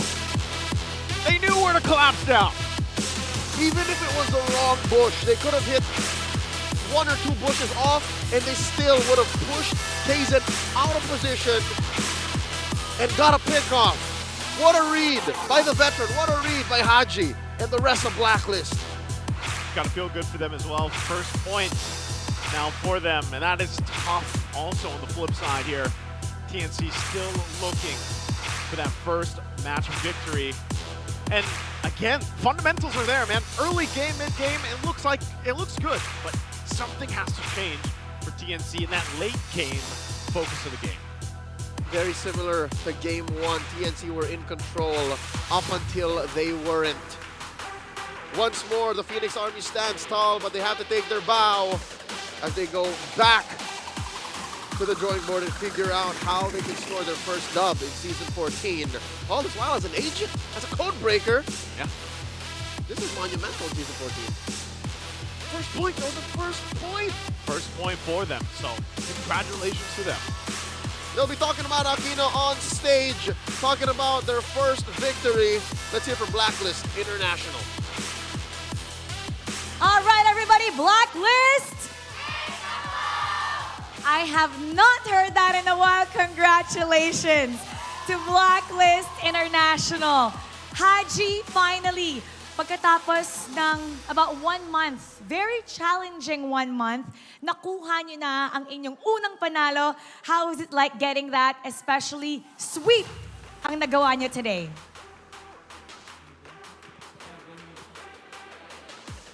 Sakto lang po kasi parang nagkaroon po ng konting confidence. Pero wala po, di po siya big deal para sa akin. Kahit nanalo kami ngayon.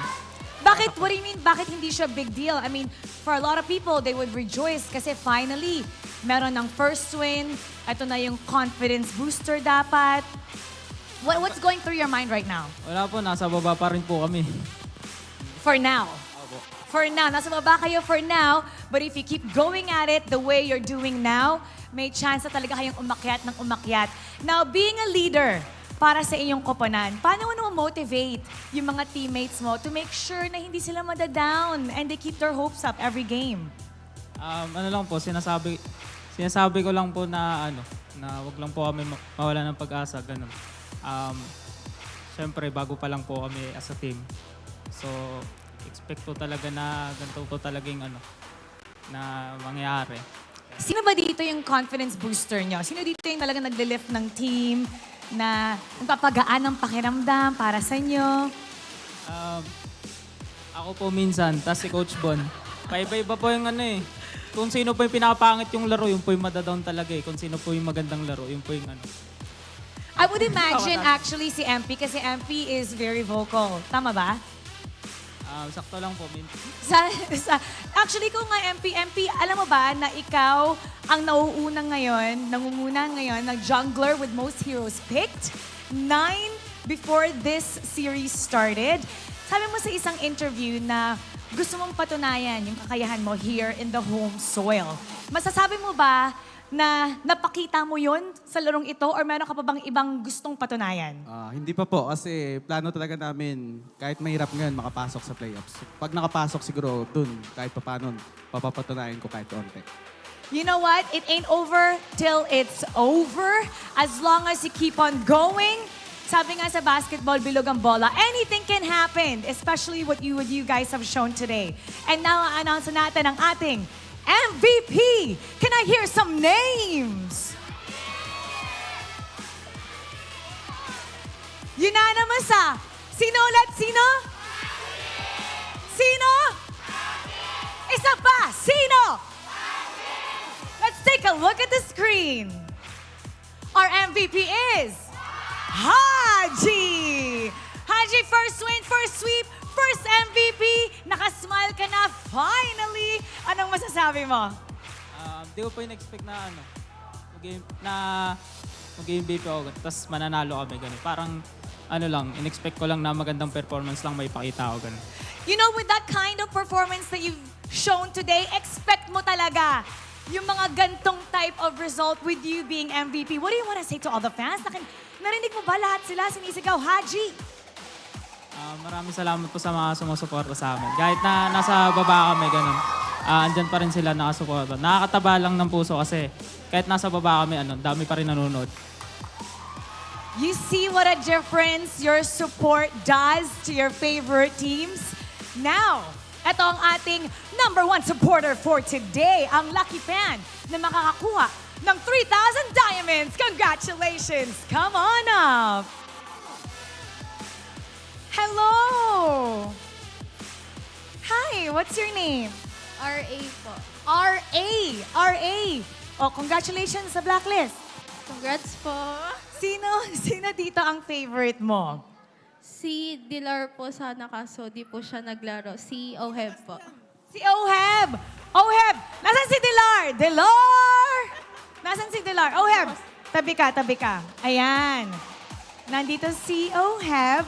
Katabi mo. Ano ang gusto mong sabihin? Hello. Congrats po, nanalo kayo. Ang galing mo po kanina. Sabi niya hello. Anong sasabihin mo? Hello din. Is it him you're looking for? Can you see it in his eyes? Okay, anong gusto mo sabihin kay Oheb? Congrats po kasi nanalo ko ngayon. Laban lang po sa next game. Okay, Oheb. Baby brother, anong gusto mo sabihin sa kanya? Thank you. Pagbubutihin pa namin. Okay, appear naman kayo dyan. Appear. Ayan. Alright. Congratulations. Bigyan ng diamonds. Now, you get to do this with the team, alright? Tabi ka kay Oheb. Tabi ka sa idol mo. You may now take your bow and take your walk of victory. Congratulations, Blacklist International. They finally achieved the first win of the season. And with that stunning sweep, we're gonna break it down for you, so we're gonna go back to our panel. Pasa. Haji's my GOAT. He's my GOAT for this one. They tugged him, roam, mid, and he brought out a godlike low-E performance. That's it. I'm going home. I've seen enough today. What a performance. Bring it to take over the analysis. For me, that game honestly was the happiest Luyi game I've ever seen in my entire MLBB career.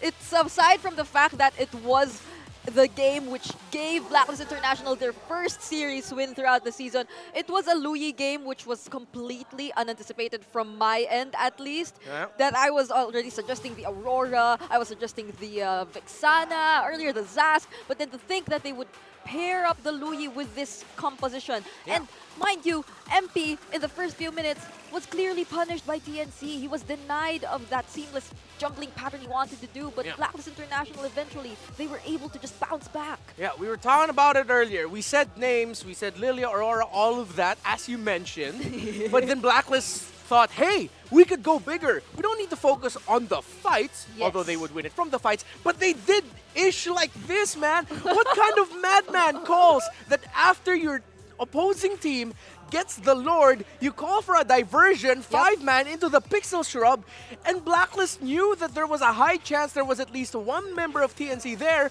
because Perks used the dash to get the basic attack bonk heads, and then they do it again later a couple more times with diversions into the backline, breaking the formation of TNC with just good reads from Blacklist. If it was Haji always calling that, hey, we're gonna diversion here, Haji deserves his flowers. What a low-yi game, damn! Yeah, there were some diversion plays that would seem unreasonable to pursue.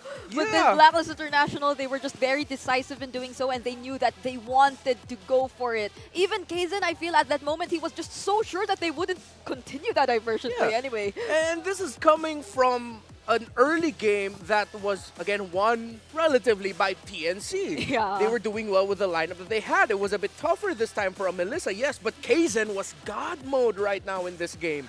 With the decisions he was making with when to split, when to enter, it was MP the King-esque in game number 1, what Kaizen did here in game number 2. Great timings from Lancy and Escalera as well. But Blacklist International, they waited, they bided their time, and they played around the diversion of Haji at the right time. Yep, and I feel like for this game, there were much more answers to the sustain presented by TNC Pro Team as compared to earlier. They either just use the sharks to clear out the Nether Realm, or they either decide to just like burst them down all at once with the Zaman Force or whichever skills that are available. And MP the King, even despite all that he's been through in the early game, still garnered the highest GPM in that game. Yeah, this felt like a translation of Jawhead Bane. Excuse me, Johnson Bane. But instead of getting into a car, you get into a portal.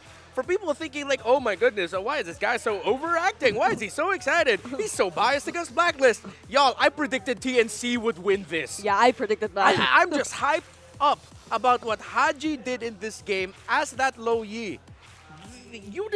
He deserves people like going crazy over that low-yi performance. And I think we're just both happy that they finally decided to pick up the Lolita, because we've seen like the effects of it.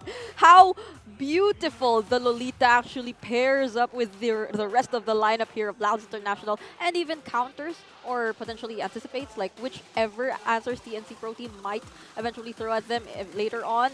I mean, to think that whenever Escalera goes in for a Divine Judgment play, yes, he captures one player, but what's next? They have to face the Numenon Blast, which slows everyone and nearly creates enough space and buys enough time for Blacklist International to go for it. Like, they can't just go for the fights because they know that they clearly have the advantage already. So there were just perfect timings coming in here for Perks. What a debut series also, I would say, for MPL Season 14. Yeah. Very promising lineup. Indeed. In game number 1, I could confidently say TNC on paper outdrafted Blacklist International. This time in game number 2, clearly Blacklist International outdrafted TNC Pro Team, which is again what makes the early game very impressive for TNC, that they were even able to say that, hey, we controlled and that we take a lead. But for Blacklist International, then suddenly it's like, all right, no, we'll remind you what this lineup can do against a lineup centered around the Faramis. Even if you have that Nether Realm with you, it'll feel like the Shadow Realm for you, because where the hell are you going to go after with the Numenon Blast, Sharks chasing after you, rotation, dispersion from the low-yi? Yeah, there was no way out. I need to calm down. I mean, even if there was, okay, while he's trying to calm down a bit, even if there was a way to get out, there's a diversion play that might just surprise you towards the end of whichever path you're trying to take to get away from Blacklist International here. And now, I must say that was also a very well-deserved MVP for Haji. He was screaming it when we entered or went back to the Infinix game Tambayan, Haji is his GOAT. He's the MVP of the series. I feel like Haji could stick with this, or they could, Blacklist International as a whole, they could really stick with this lineup.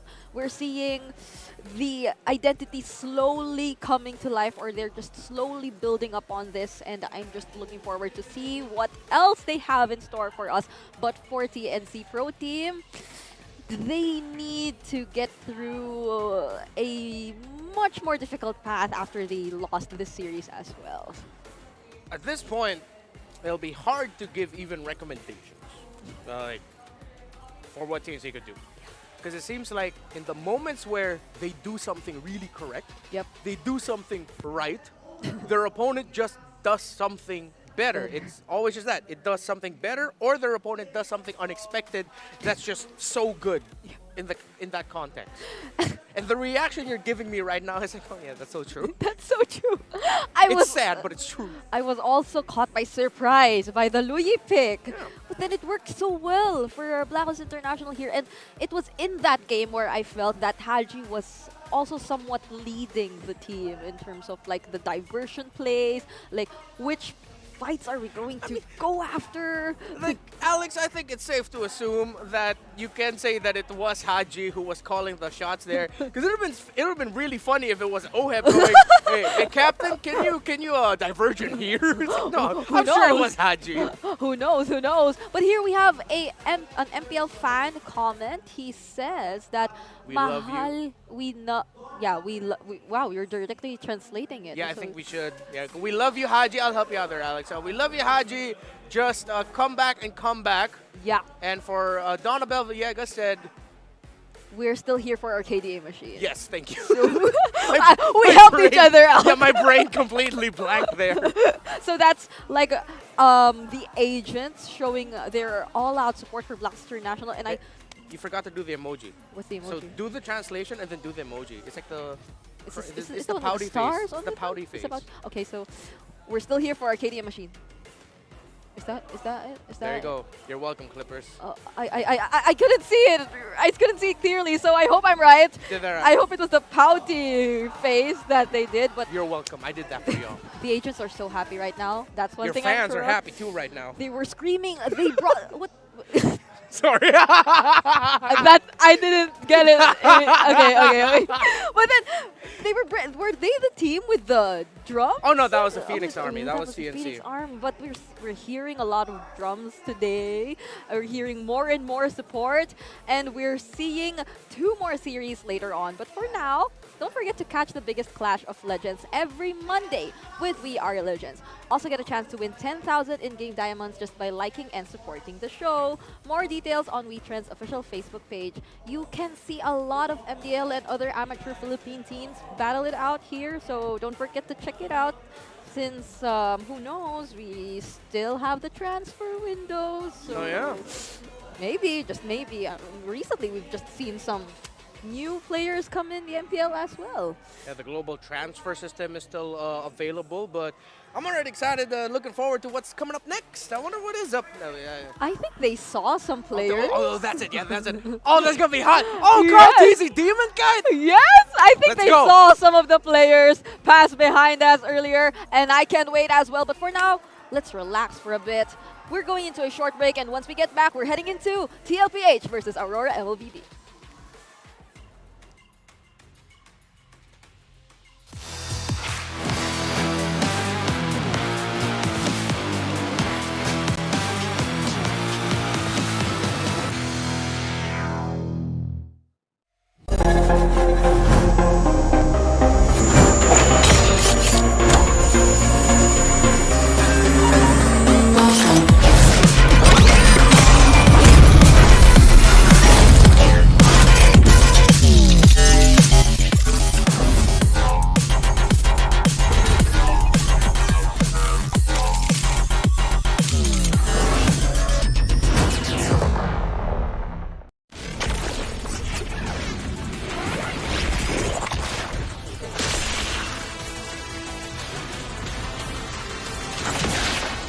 Strike first and without mercy.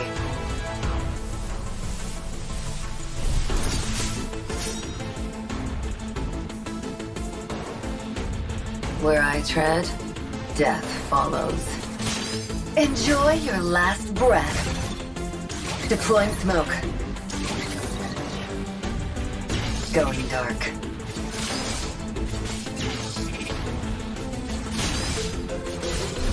War is my trade.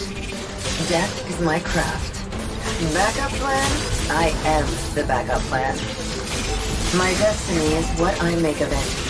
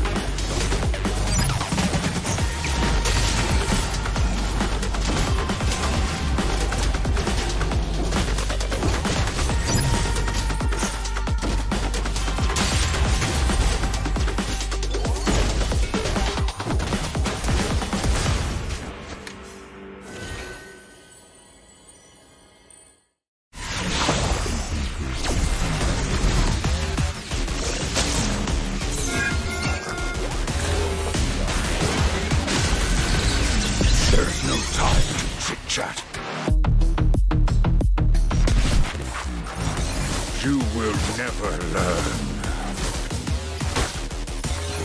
Mystic magic is so wonderful.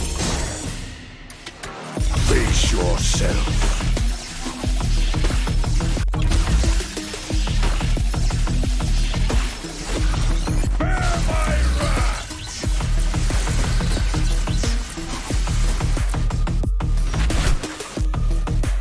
Imagination is the driving force of the energy. I'm not a monster. I'm a demon.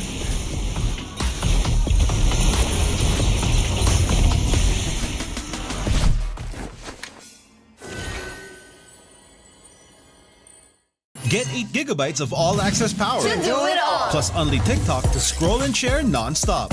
Power, work, life, and more. With Smart Power all-access data now up to 90 days. Load now. No signal, no fun. If only you could switch in an instant. But wait, you can with the Smart eSIM. Backed up by nationwide coverage. Get your Smart eSIM now.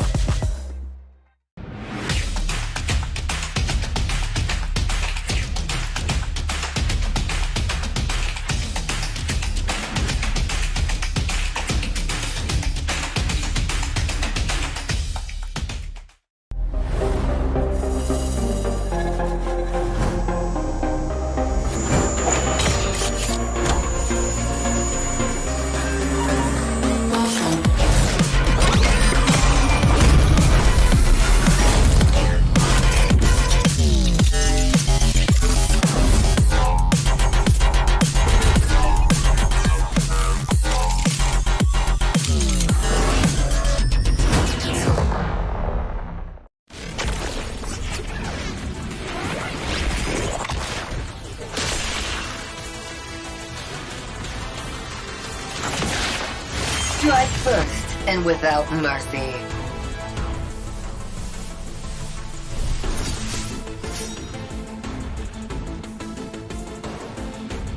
Where I tread, death follows. Enjoy your last breath. Deploying smoke.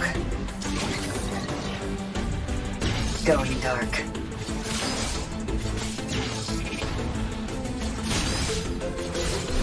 War is my trade. Death is my craft. Backup plan? I am the backup plan. My destiny is what I make of it.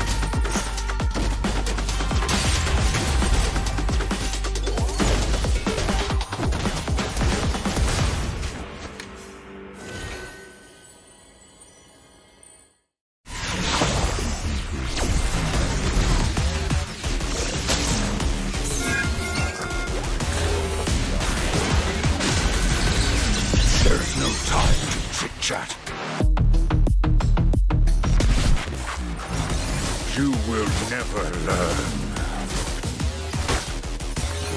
Mystic magic is so wonderful. Face yourself.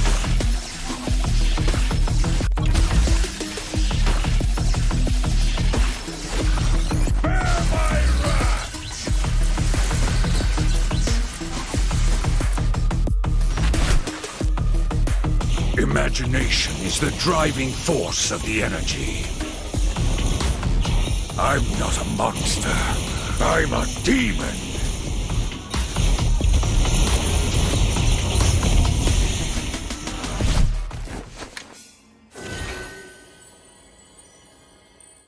Get 8 gigabytes of all-access power. To do it all. Plus only TikTok to scroll and share non-stop. Power, work, life, and more. With Smart Power all-access data now up to 90 days. Load now. No signal, no fun. If only you could switch in an instant. But wait, you can with the Smart eSIM. Backed up by nationwide coverage. Get your Smart eSIM now.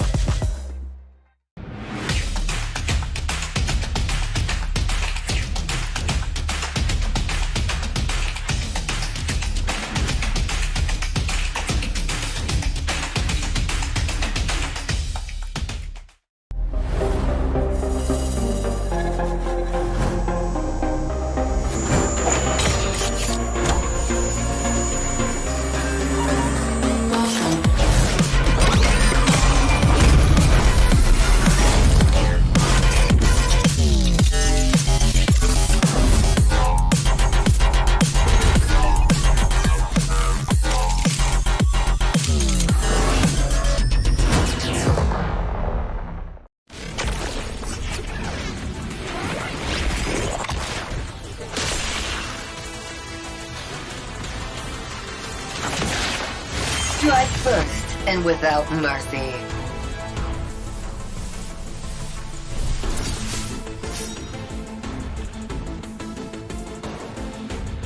Where I tread, death follows. Enjoy your last breath. Deploying smoke. Going dark.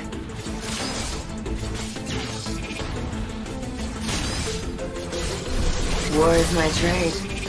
Death is my craft. Backup plan? I am the backup plan. My destiny is what I make of it.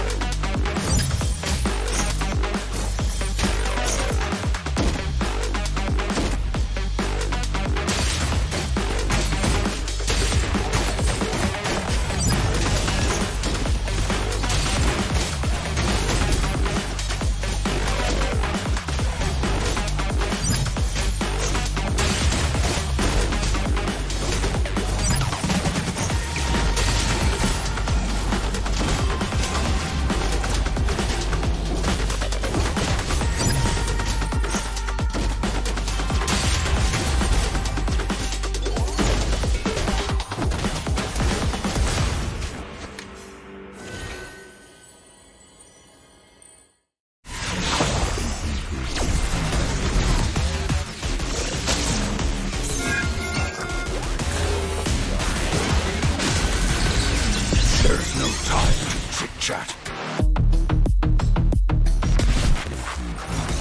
You will never learn. Mystic magic is so wonderful. Face yourself.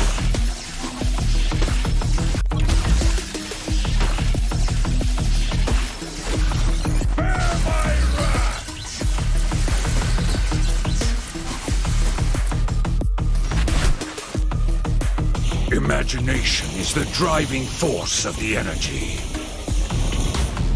I'm not a monster. I'm a demon.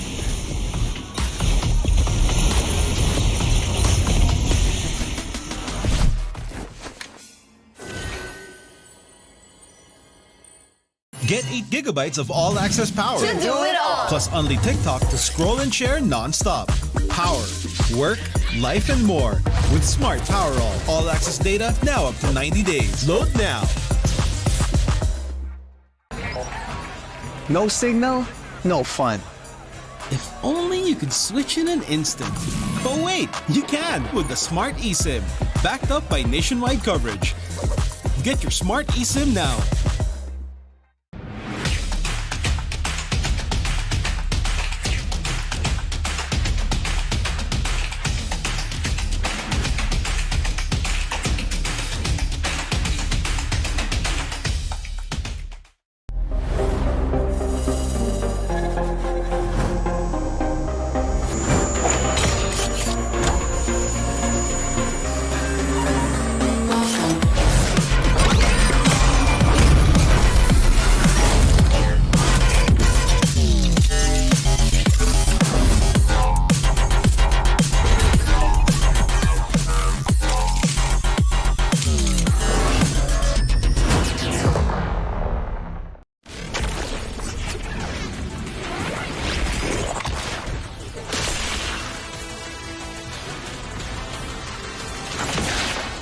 Strike first and without mercy.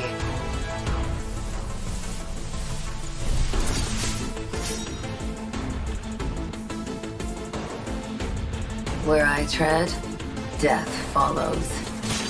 Enjoy your last breath. Deploying smoke.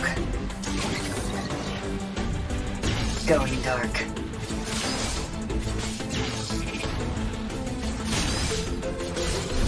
War is my trade. Death is my craft. Backup plan? I am the backup plan. My destiny is what I make of it.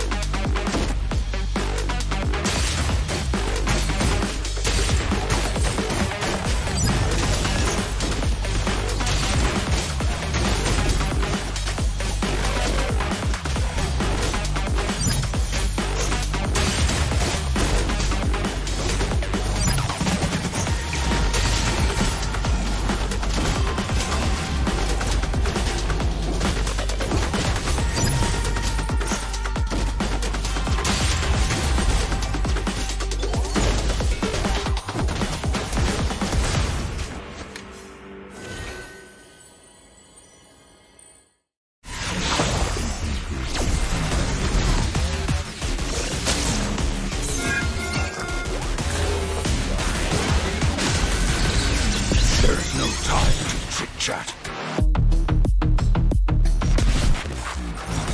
You will never learn. Mystic magic is so wonderful. Face yourself.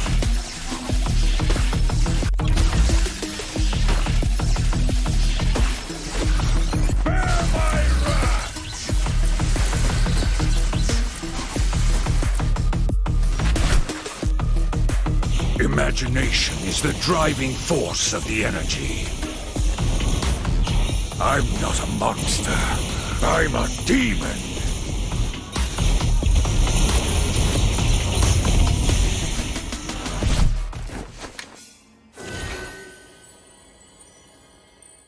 Get 8 gigabytes of all-access power. To do it all. Plus only TikTok to scroll and share non-stop. Power, work, life, and more. With Smart Power all-access data now up to 90 days. Load now. No signal, no fun. If only you could switch in an instant. But wait, you can with the Smart eSIM. Backed up by nationwide coverage. Get your Smart eSIM now.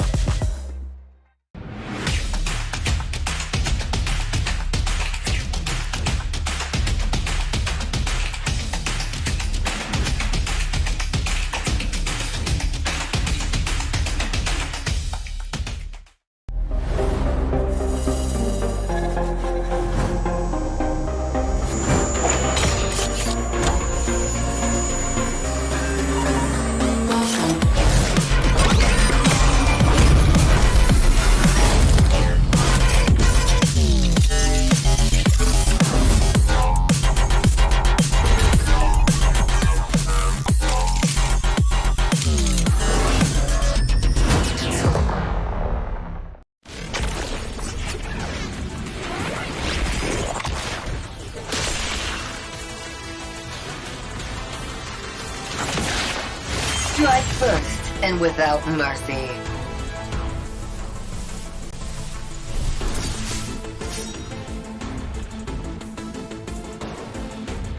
Where I tread, death follows. Enjoy your last breath. Deploying smoke. Going dark.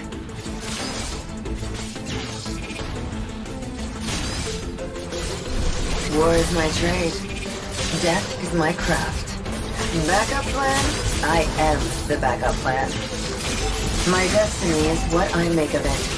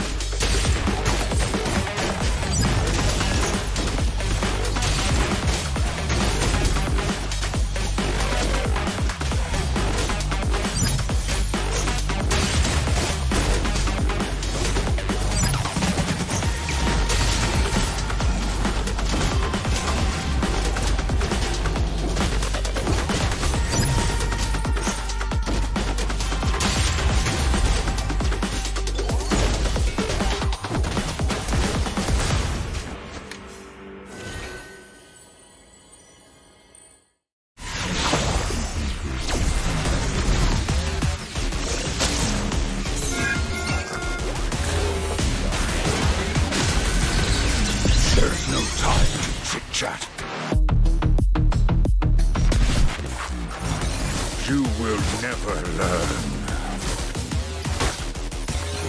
Mystic magic is so wonderful. Face yourself.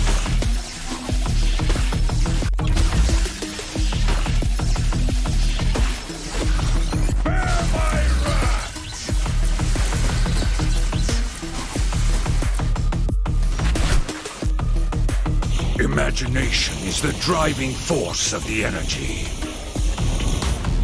I'm not a monster. I'm a demon.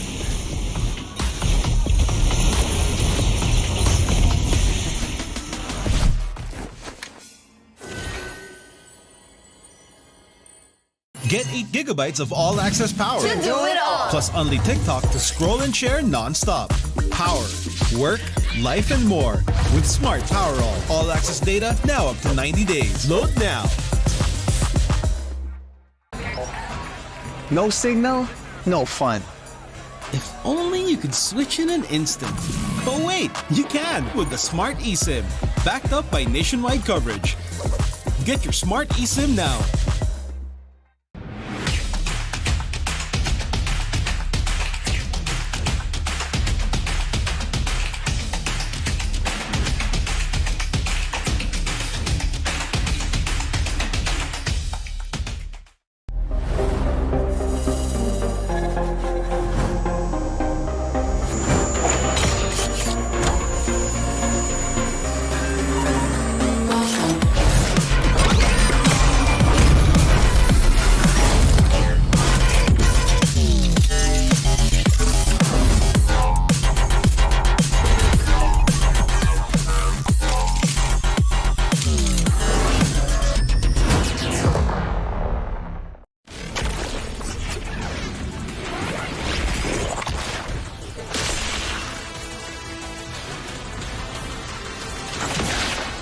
Strike first and without mercy.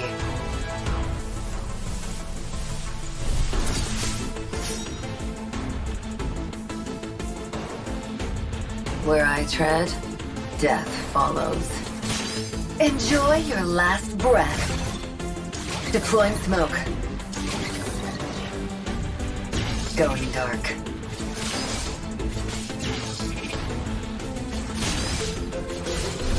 War is my trade.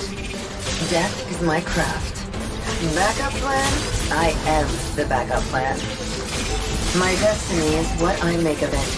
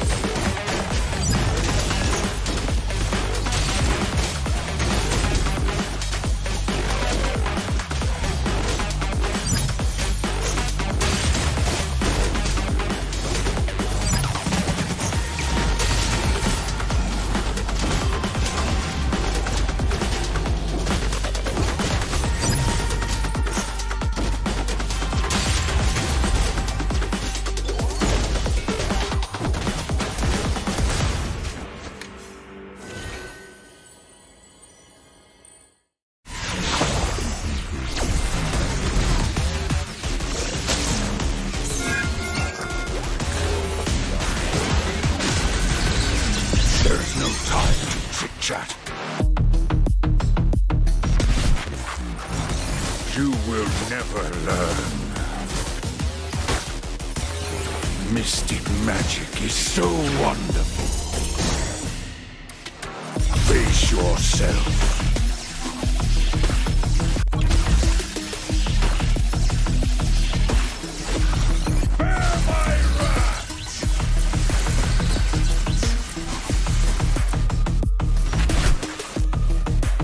Imagination is the driving force of the energy.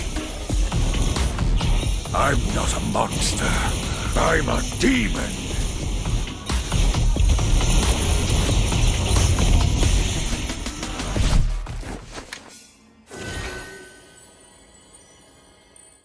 Get 8 gigabytes of all-access power. To do it all. Plus only TikTok to scroll and share non-stop.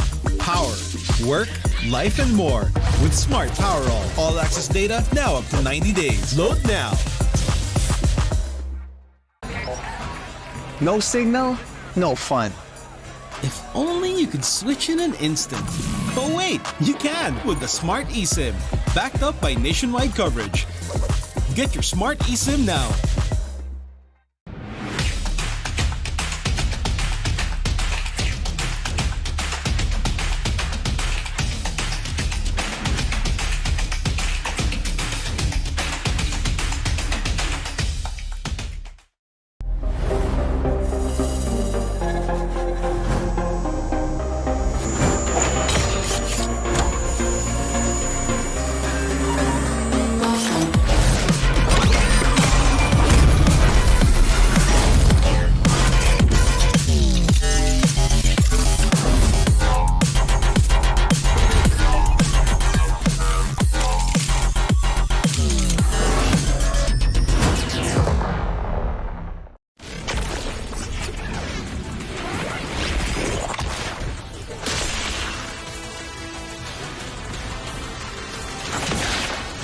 Strike first and without mercy.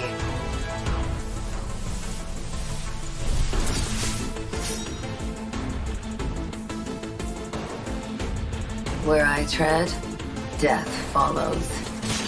Enjoy your last breath. Deploying smoke. Going dark.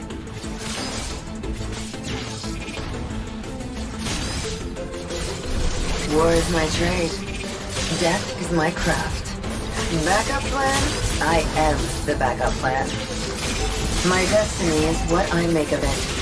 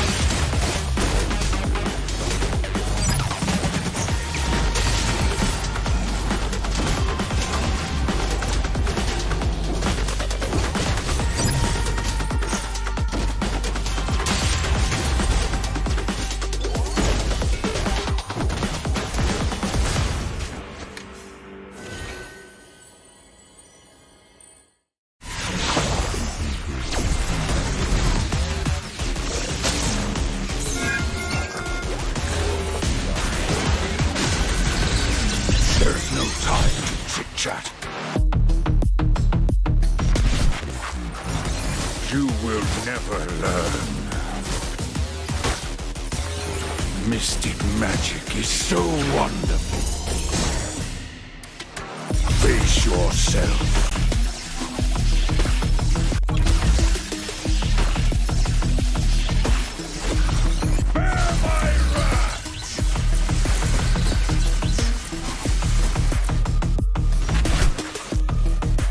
Imagination is the driving force of the energy. I'm not a monster. I'm a demon.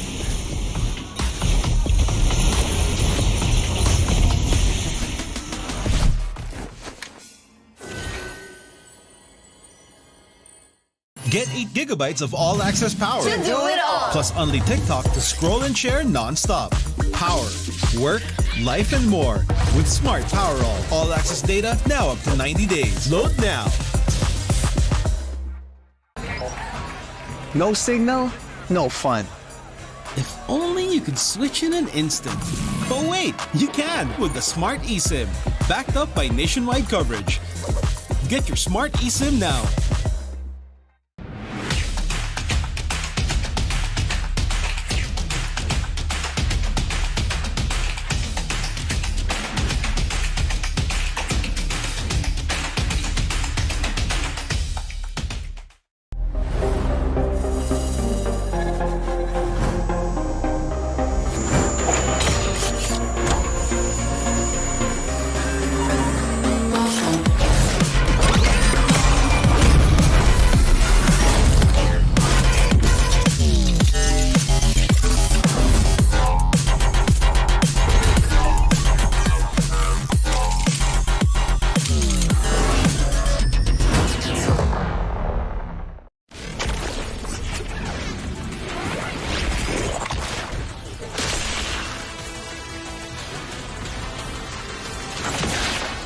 Strike first and without mercy.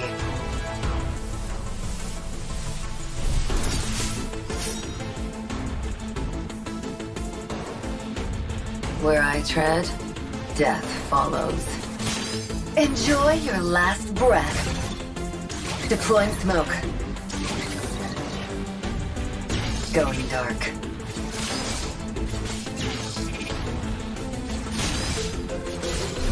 War is my trade. Death is my craft. Backup plan? I am the backup plan. My destiny is what I make of it.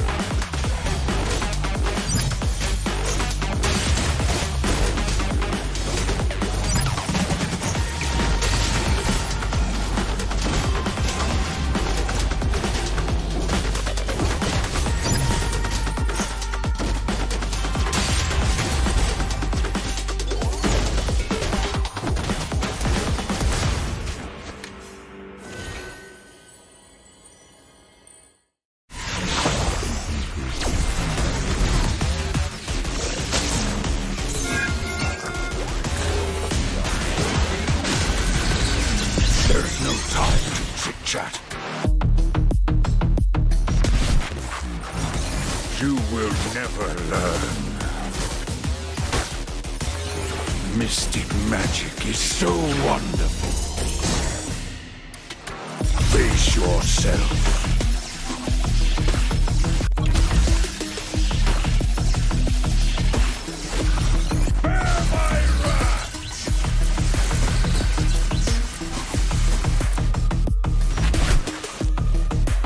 Imagination is the driving force of the energy.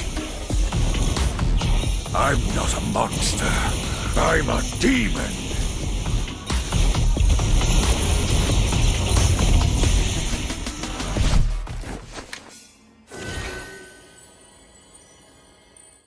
Get 8 gigabytes of all-access power. To do it all. Plus only TikTok to scroll and share non-stop.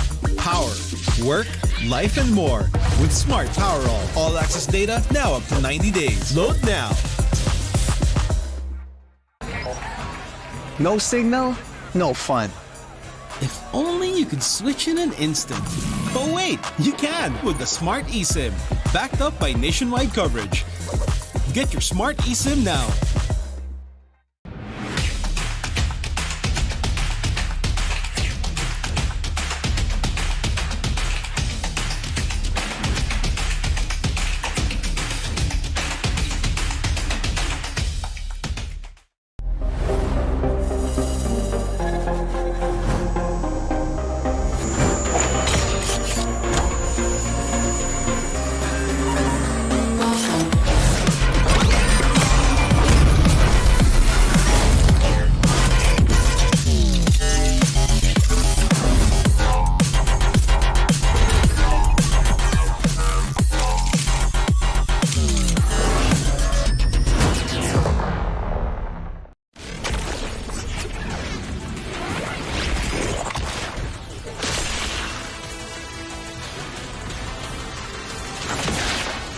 Strike first and without mercy.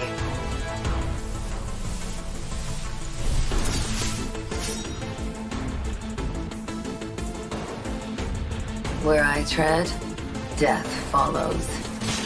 Enjoy your last breath. Deploying smoke. Going dark.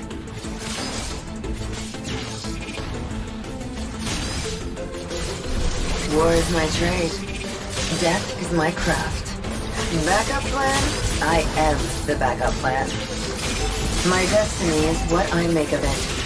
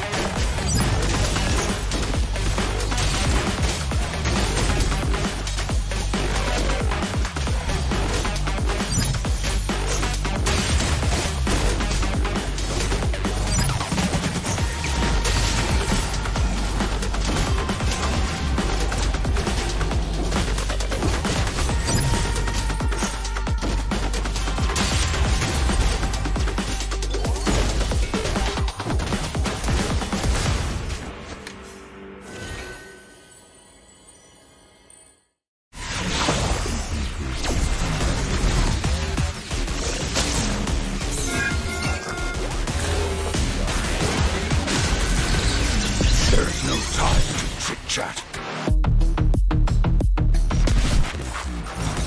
You will never learn. Mystic magic is so wonderful. Face yourself.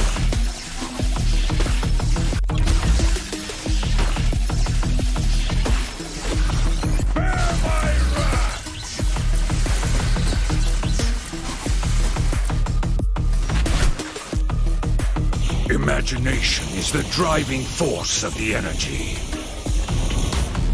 I'm not a monster. I'm a demon.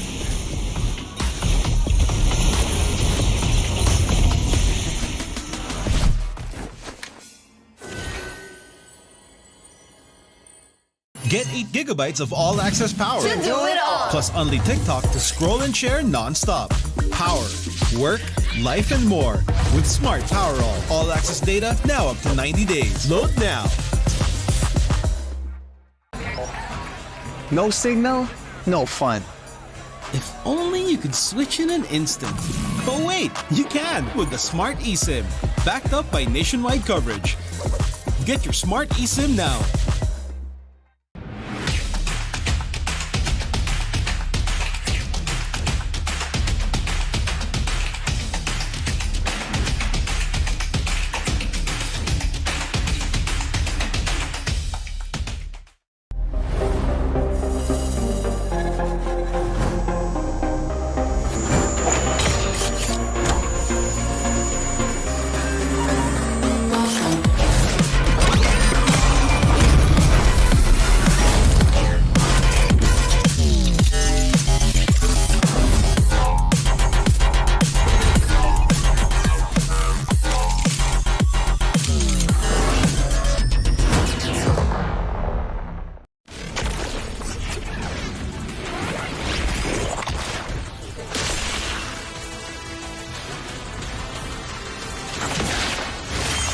first and without mercy.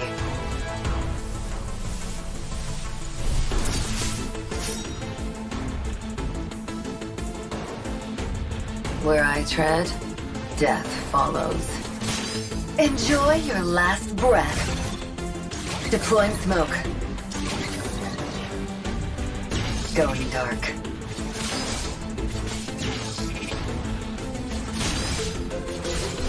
War is my trade. Death is my craft. Backup plan? I am the backup plan. My destiny is what I make of it.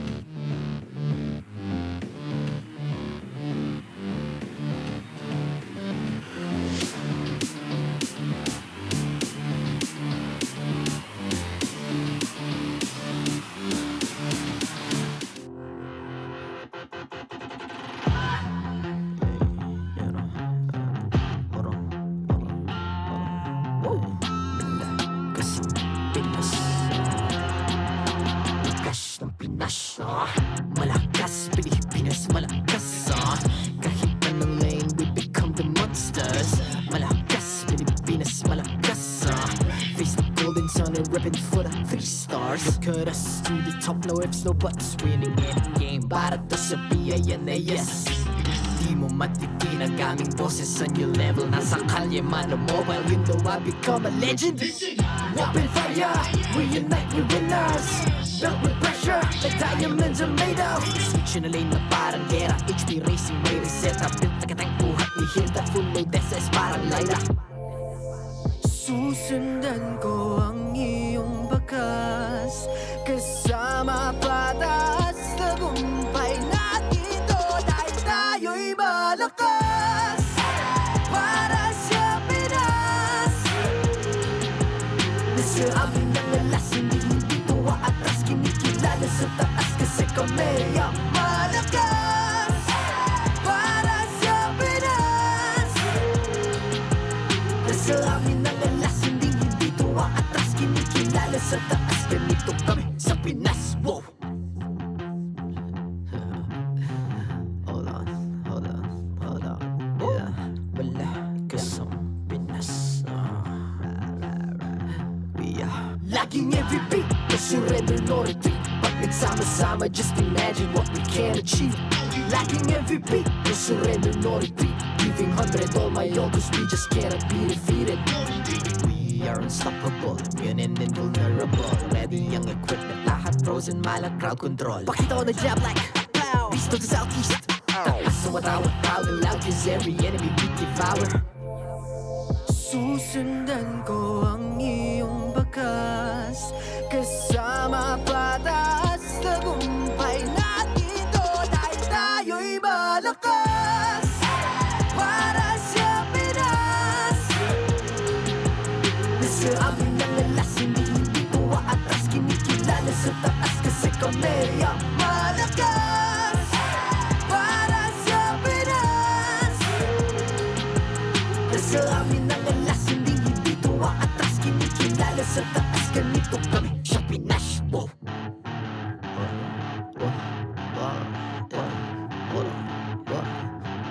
Malakas. Pilipinas malakas kahit anong lane we become the monsters. Malakas, Pilipinas malakas face the golden sun and repping for the 3 stars.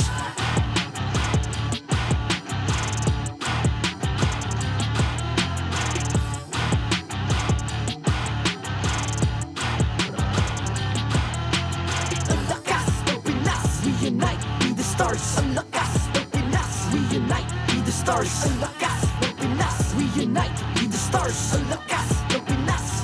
We the stars. Ang lakas ng Pinas, we unite, we the stars. Ang lakas ng Pinas, we unite, we the stars. Ang lakas ng Pinas, we unite, we the stars. Ang lakas ng Pinas, we the stars. The 14th season of MPL Philippines is brought to you by the following sponsors.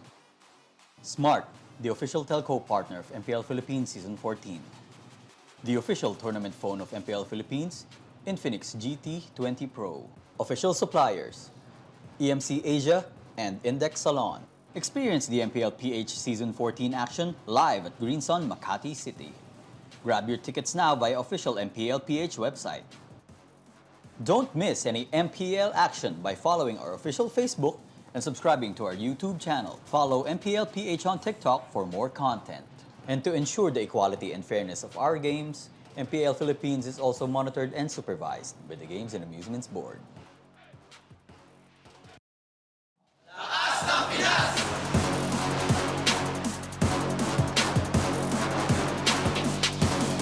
Lakas ng Pinas!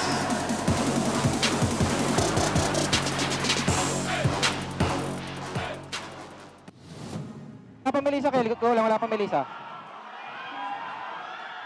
Nice one, boy. Nice one, boy. Nice, pre. G, good pa. Nice. Taro. Taro. Lansin muna. Nice.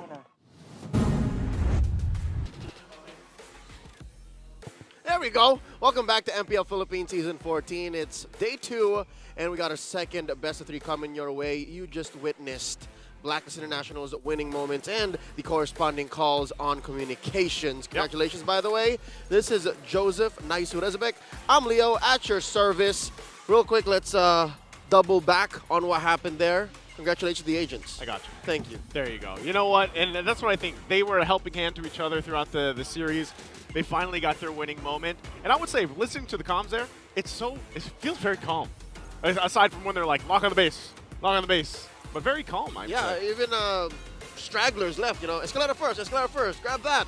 Watch out, the militia's not here. Oh, somebody's responding. Yeah. So every little detail matters when you're a pro player. So, folks, if you're playing ranked games and you feel like you're speaking a little too much or you're outspoken, that's normal.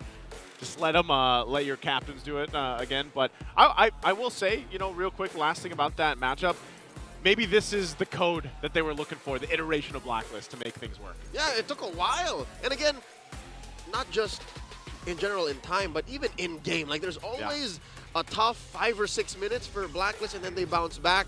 So we got another couple of best of 3s coming your way. But I got a question for y'all. You feeling bored with the usual ranked game matches? Spice things up with Snapdragon Pro Series Mobile Legends Bang Bang Season 6. It's time to step up your game and face off against the best. Sign-ups are open right now for all the qualifiers. Just head on over to esl.gg/SPS MLBB. We got a season already down this year. Another one just around the corner. We'd love to see some brand new grassroots team come up through SPS. Snap back right into MPL Philippines, Season 14. Fnatic Onic Philippines still on top of the food chain with Falcons, AP Brand following up. And, of course, one of the teams in action up next, Aurora MLBB, facing off against Team Liquid PH, smack dab in the middle. You know, it's so crazy when you look at this, like the match point, the system here, of course.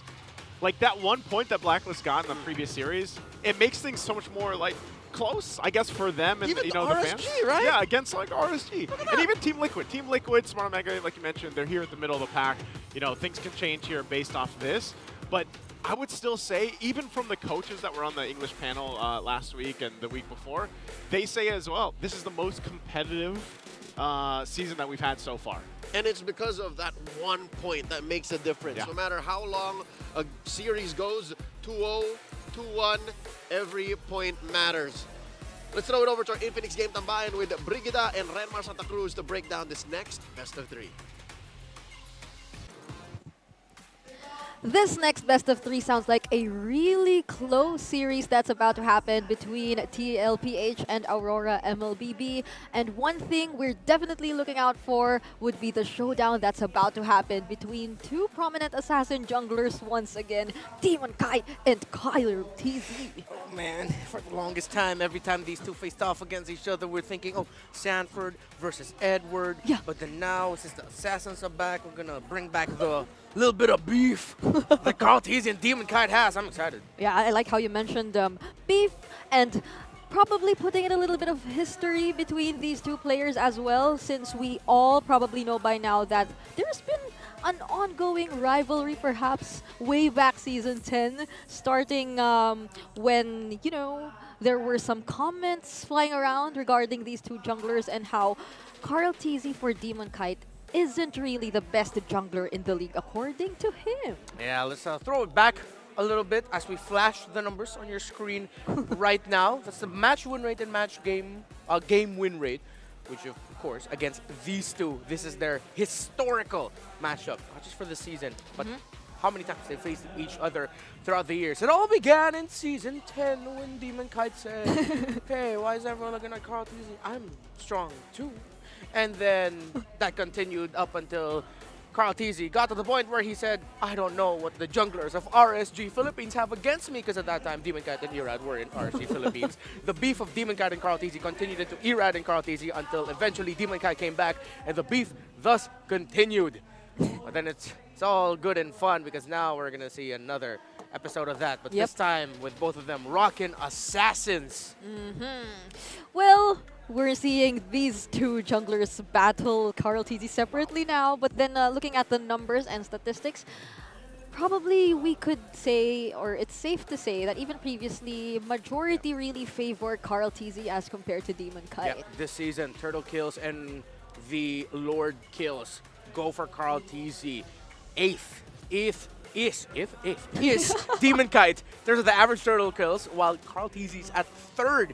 We all know that in that role, it's actually King Kong and King Kong and KarlTzy lording everyone in that stat. Yep. And at least in the top 5 or at least top 4, Demonkite is there for the average lord takes. But I think that shows the difference of these two in terms of when they control the game most of the time. For TLPH, by Turtles are already hotly contesting that or getting and controlling that, while Demonkite and Aurora have a tough time securing the Turtles for them.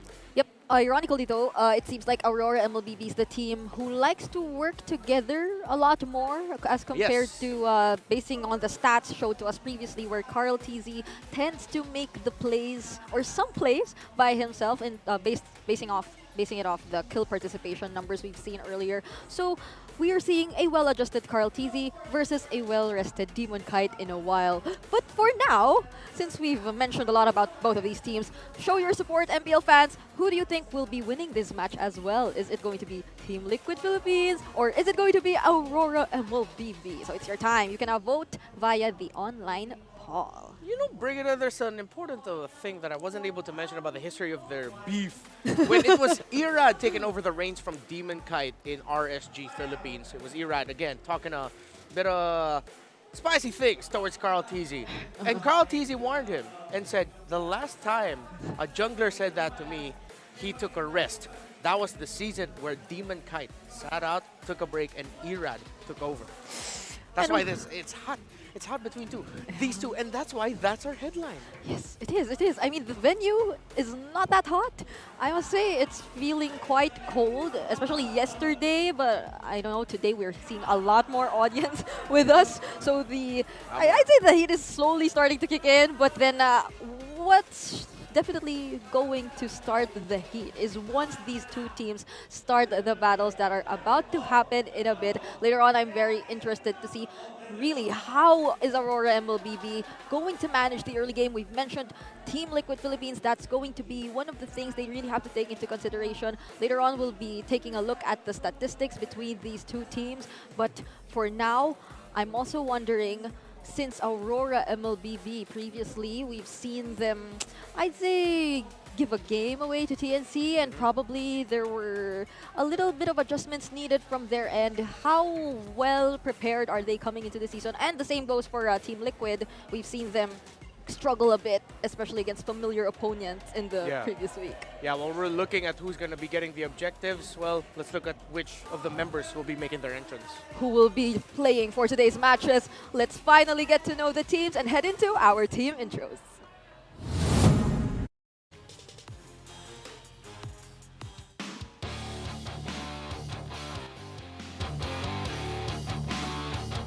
Our marshals, Jeff, Chico, Pat, and Wilbur.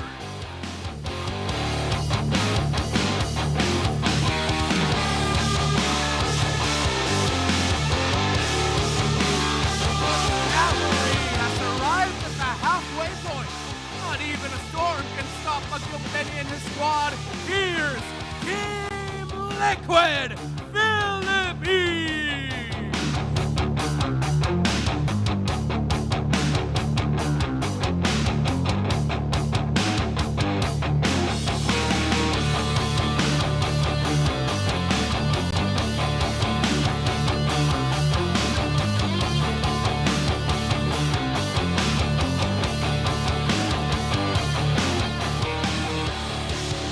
And their opponents, a team that's currently sitting at third in the standings. It's been a wild and bright ride so far for the new team in town.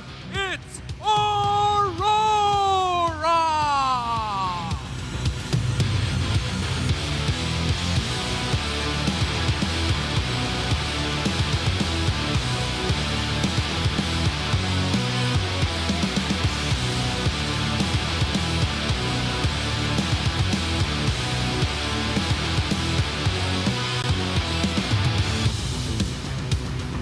Their coaches for Team Liquid Philippines, Coach Tic Tac.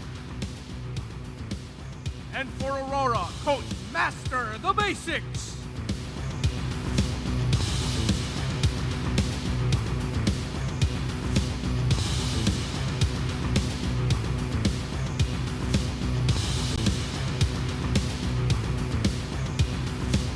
It's time for the face-off.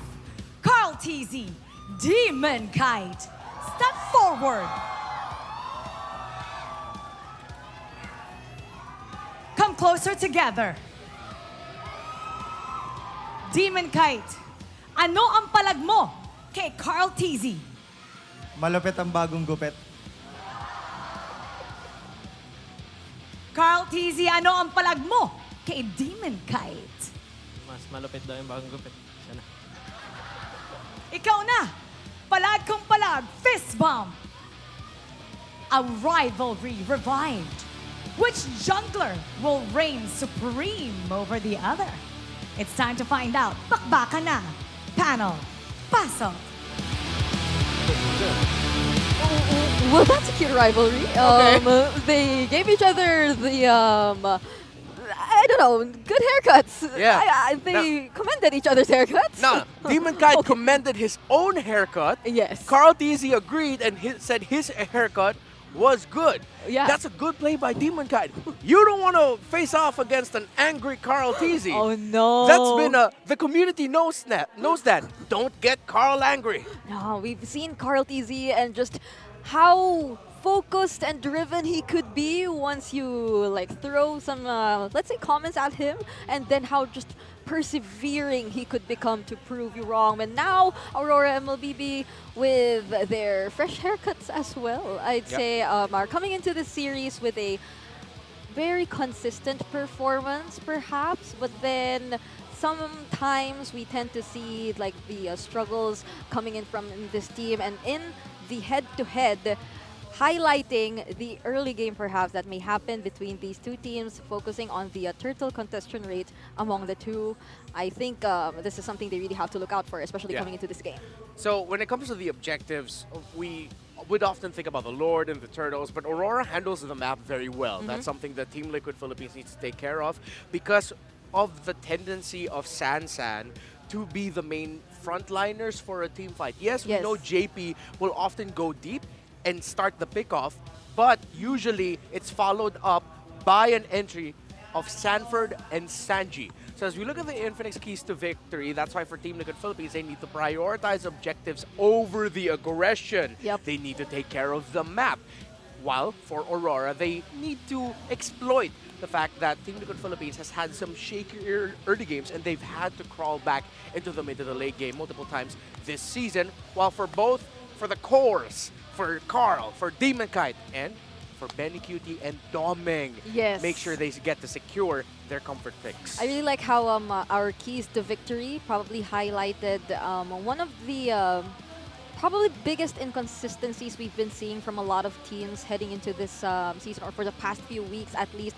It's their ability to sustain or to consistently convert each and every probably little skirmish we see in the early stages of the game, or commit to the trades so that the gaps or the leads don't grow that big, because we've been seeing a lot of times where in the teams who tend to rotate faster to get to be more decisive when they get into the game would really be leaving the team who tends to react slowly behind by a huge gap. So we need to see a faster response, I'd say, for both of these teams. Whoever gets to get a hold of the better early game.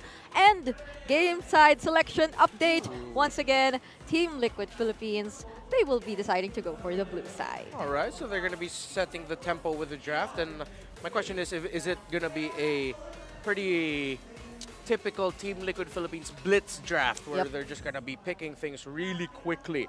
They are up against a very familiar foe in Coach Master of the Basics and Coach Dexstar in terms of drafting patterns. And speaking of drafting patterns, for the blue side, usually there was a good amount of time where it was Sanji's pick prioritized as the first pick for Team Liquid Philippines. But beyond that, of course, it's also going to be important to maybe even rush the Edith, take it away from the hands of Edward, and then just pick the pick for JP and KarlTzy, as typically as they do on the blue side in the second and third pick. Yep, I think it's important to get hold of those picks which could be still flexed in the latter portions of the draft.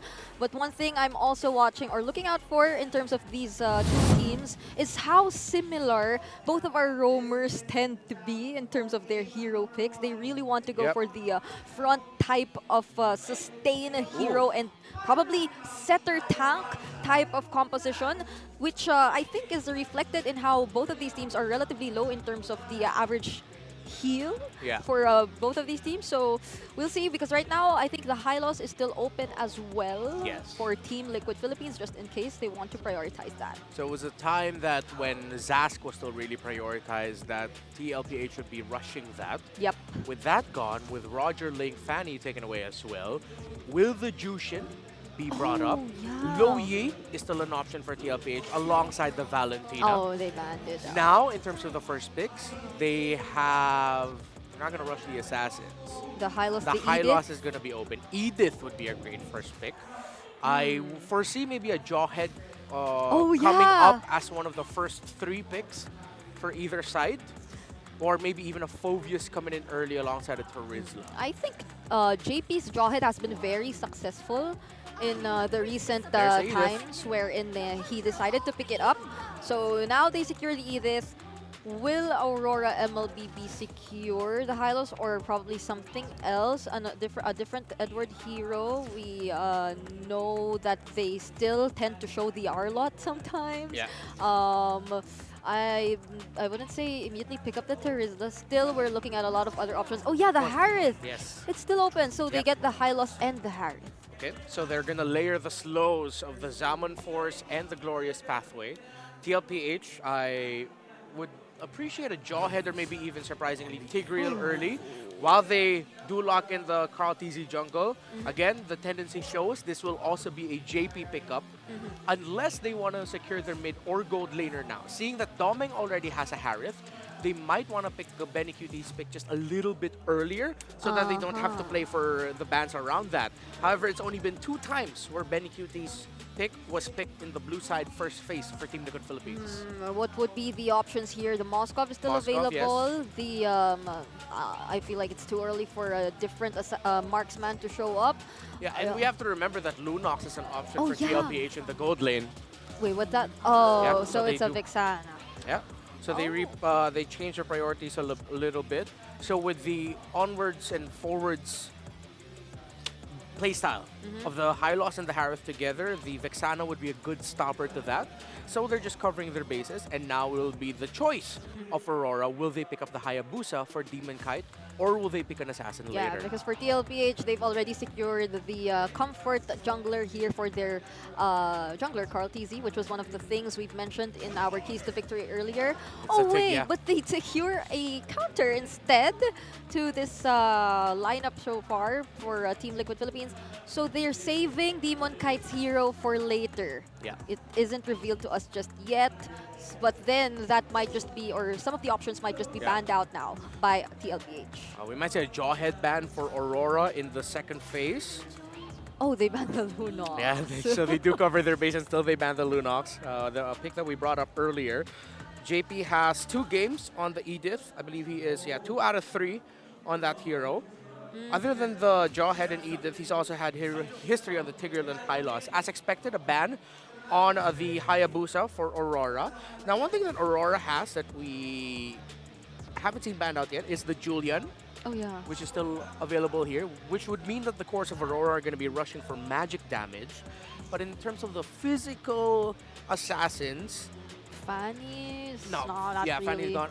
I'm thinking if Lancelot might be brought in here for Aurora, considering that they're up against the Vexana, with the members of TLPH being forward-minded, that might mean the Vexana will be left open in the back line.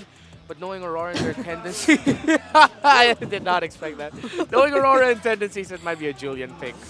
All right. And Good they take ban. out, the carry of Benny Cutie. How could we forget? And so far, that Undefeated, actually, yeah, for it's Benny. undefeated, and it directly answers a lot of problems here for Aurora MLBB. They have really tanky frontliners right now. We might actually see a Bruno or a Beatrix. Oh. If they want to go magic damage for Benny, he hasn't played Nathan yet. Yep. If they want to open up the map, Claude's might take some time. It will. What else? It's been a while since we've last seen other marksmen, such as the His Clint lost earlier this season. It was against Fnatic Onyx Philippines. He struggled. And the Clint might not be good against the Tig, Harith, and Hylos. So they're saving their jungle pick for later. Because if TLPH aren't careful, with the 2 sources of magic damage already, they might go through and pick Alpha as their jungle later. Well, I wouldn't want to think that this could be another Lolita combo. So, well, the Lolita, yes, is open though, but I feel like they secure... Oh, the Minotaur and the Claude, so they will risk it. They might just take some time now, but it overall does seem like a safer composition to go by if they want to cover like the early to late portions of the game with that. So for Aurora MLBB and their potential last pick, they're looking for a jungler for Demonkite. And we mentioned the Julian, it's still open to this Or point. Alpha. Or the Alpha. I'd want to see them go for true damage. You already have 2 sources of magic. It's a Bane! Oh, it's a Bane! It's the second Bane game of the day. Oh, it is a great pickup too. I could see Leo jumping right now again. Another Bane game, but Oh yeah, he's happy. this might actually go really badly for TLPH, considering the nature of their heroes. If they outplay this Bane and they take control of it in the early, that means Team Liquid Philippines just really ran away with it. Maybe a really great game with from Sansan, paired up with KarlTzy, because they need to bridge it into the mid to the late game for Benny Cutie, which is a tough task right now. You were considering Lancelot since they were very forward in terms of the idea, but what better way to answer this composition from Team Liquid if not by picking up the Bane, who could directly stop you in your tracks once you go for an attempt. But we'll see. This is game number 1 between Team Liquid Philippines and Aurora MLBB. It's time to see the action. Let's throw it over to our casters. Welcome back to the Land of Dawn. It's game 1 in a best of 3. Team Liquid Philippines to versus Mobile Aurora Legends. MLBB. Joseph, tell me I'm not dreaming. You're not. You're not dreaming. This is second Bane today. Back to back. Well, different series, but It won with Blacklist, so now in a Stroke of genius, I'd like to think. Again, this got the blessing of Master the Basics and Dexstar. Yeah, and I think part of this too, like in the hands of Demonkite, is going to be very interesting in the matchup like we saw in the head-to-head, of course, between these two amazing junglers, KarlTzy and Demonkite. Now, the fact that he picks up the Bane this time too, and it's paired up with a Hylos and Renegade on this Tigreal, right? Are going to be quite devastating for TLPH. Especially since TLPH really only have one way in. Count it 2 if BennyCutie wants to get in there. But so far, Aurora saw the draft open enough to pick up a Bane. Now some action in mid. Renegade going up against JP's Minotaur. If I'm not mistaken, while the draft was going on, showed a stat, 100% win rate on the Minotaur. 100% win rate. How true is that? We can double check. I was going to say, we'll have to double check that, but I would say at least for the most part for Minotaur, like regardless, fits really well in the current meta, does quite a bit, of course, in sustainability and then setup potential. Uh-oh. Look at this focus here. Sanford. 40! All right, he flickers. He's got the flicker. He's all right. Fine. He's fine. And this is not to berate TLPH's draft, because again, this is very Season 14. This draft covers so many bases. You got solid physical damage, you got solid CC, you got solid magic damage. And I understand where Renmar was coming from, trying to pick up the Alpha, because they do need indeed true damage for Aurora, but the Bane just really takes it over the top. Now the turtle started down to 10th of its health. All right, look at this. KarlTzy can't even move. Now he's going to be in trouble. Does dash away, but Edward won't follow up. They'll go for Sanford instead, knowing the flicker was gone. And that's an objective also in the hands of RORA here. So a lot of value already. Renegade not even level 4 just yet. But you can see how troublesome this Tigreal can be, depending on how they go about the rest of the game. Early invasion protocol, and they're doing it in such an honest way, especially after just dominating that turtle. And off camera, look at this. DK just continuing to farm up. They didn't even have the person with the retribution as they tried to threaten the purple. Yeah, it's and that's the thing, you know, Demonkite can continue. You said this in the previous game even, like in the other match that we saw with Blacklist International. Like if you're going to pick up the Bane, you just hyper farm as much as you want, and you try to keep that pace going. And then later on, you know, you're just throwing out tons of damage with the Crab Cannon and the Deadliest Catch. And like we saw in that last fight too, part of it is just, again, the Glorious Pathway is so much to deal with. If it cuts off an exit route, you have the Revitalize too to kind of make you tankier here. And I would say that's what gives the Hylos a little bit of that advantage early game in comparison to having the Minotaur there, where of course, like, Minotaur, he wants to get that Flask of the Oasis. Yep, again, that's just a great combo that was recently unlocked given the rise of Hylos. Yep. The Deadly Catch and Glorious Pathway. It's two-piece. Oh, look at it. As you say it. Aggression and, oh wait, what is this? Oh. Sanford pops the front Morty's wrap fighting again. back. He's going to go 2 versus 1. Sanford looks like he's going to be fine, but you can feel the pressure as you were talking about. No, he really is. He really is. The fact that this was Sanford underneath a tier 1 with a Holy Shield means that's 15% damage reduction. That should keep him top. Now, BennyCutie versus Doming, though. I think he should be. Yeah, he's utilizing that BMI, but yeah, as you were saying. They were on the long lane, so that's fine. A lot of bot time from RORA's side and TLPH as well. And look at this. It looks like we're still looking to contest. This is still a 50-50. Oh. Now the implosion! Renegade going to use the implosion. Eternal Guard to drop down and try to fight back. Sanford's finally going to jump back in. Glorious Pathway drop down to fight to cut them off. Sanford taken out, and UA grabs JP as well. 2 down for TLPH. RORA now working on the turtle. KarlTzy wants to do something about it. Gets a couple shots, and there's BennyCutie on the backside as well. Fires off, and it's Demonkite that gets the turtle.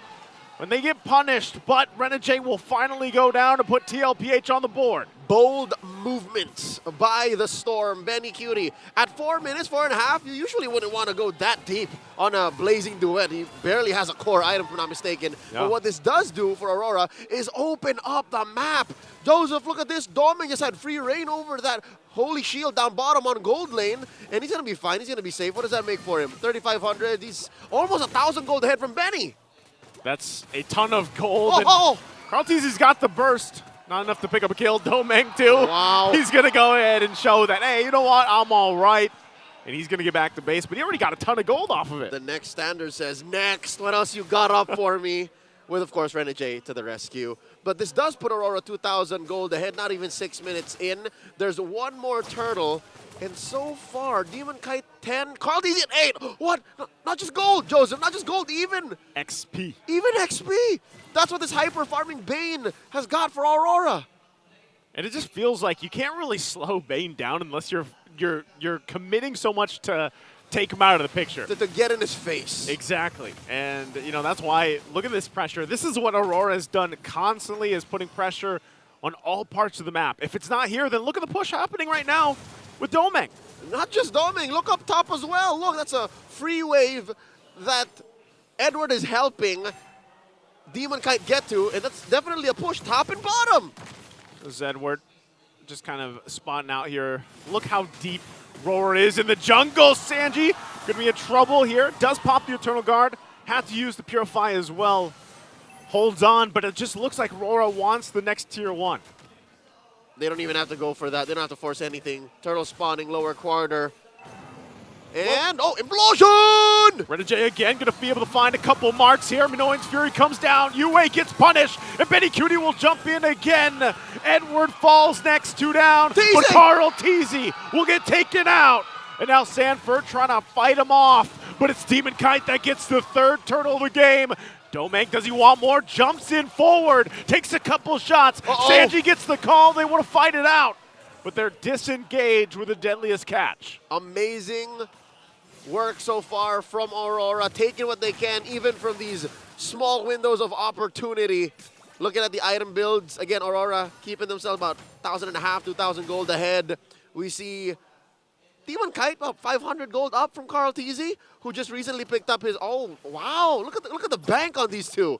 Hunter Strike and Heptases on Karl, while Demonkite's building, there it is, the War Axe and the Endless Battle. Real quick, let me translate the MPL fan comment. Here we go, Aurora finally making work in the early game. It's no longer passive gameplay, there's a chance. There's a chance, and I would say, you know, for a long time, people have been waiting to see what can happen with this lineup for Aurora, what can they bring to the table, and this, against a team like TLPH, is off to some great showing here already. As they still hold on to a healthy lead, but you saw it, man, and I think this is always the thing about TLPH, the veterancy, the experience there. Even in those team fights where they might lose initially, they know the calculations on being able to fight back if they have to. Yeah, and the secret to that is they know the limits of each of their heroes, the limits of what the map can do for you, which bushes allow for which maneuvers, and at what point in the game they're capable of doing that. Now, in the mid-game, I'd say TLPH still definitely need to get Benny Cutie up and ready, and luckily, Sanji knows how to protect himself very well. Sanji's using the Eternal Guard defensively, offensively, the CC you get from his skill too, and I think Aurora, now more than ever, have slowed down. Yeah, they went out swinging in the early portion of the game.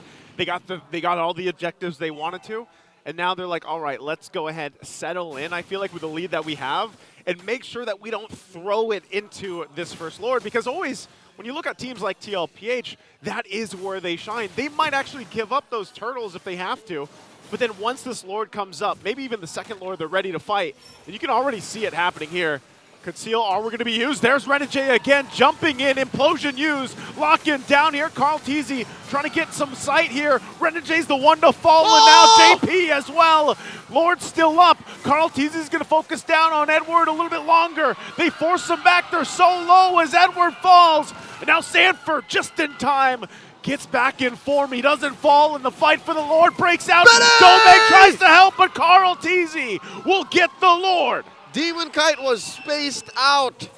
The zoning from TLPH throwing bodies, skills, and everything at Aurora to steal away that Lord. Joseph, this is what you were talking about. That's what I was saying, man. Whenever the First Lord spawns, whenever TLPH are down but not out, there's always a chance. And suddenly, in a turn of events, which by the way, was almost perfect. Implosion, Glorious Pathway, full-on combo, trying to burst the Lord down.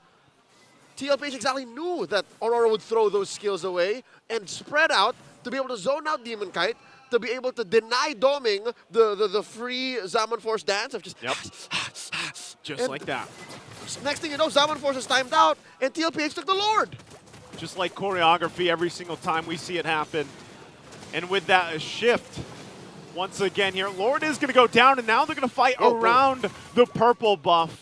But Edward dropping down the Glorious Pathway is going to force them out from it. Stroke of genius, Team Liquid PH. The Cavalry knows that they don't know where the Hitman is. Yeah. So he could be in any bush. Almost perfect because Renegade pulled the trigger on the conceal. If he saw 2 or 3 members of TLPH, it would have been over. That would have been a go signal for Aurora to come in, throw everything at TLPH. But I think TLPH are still waiting for a flicker on 40.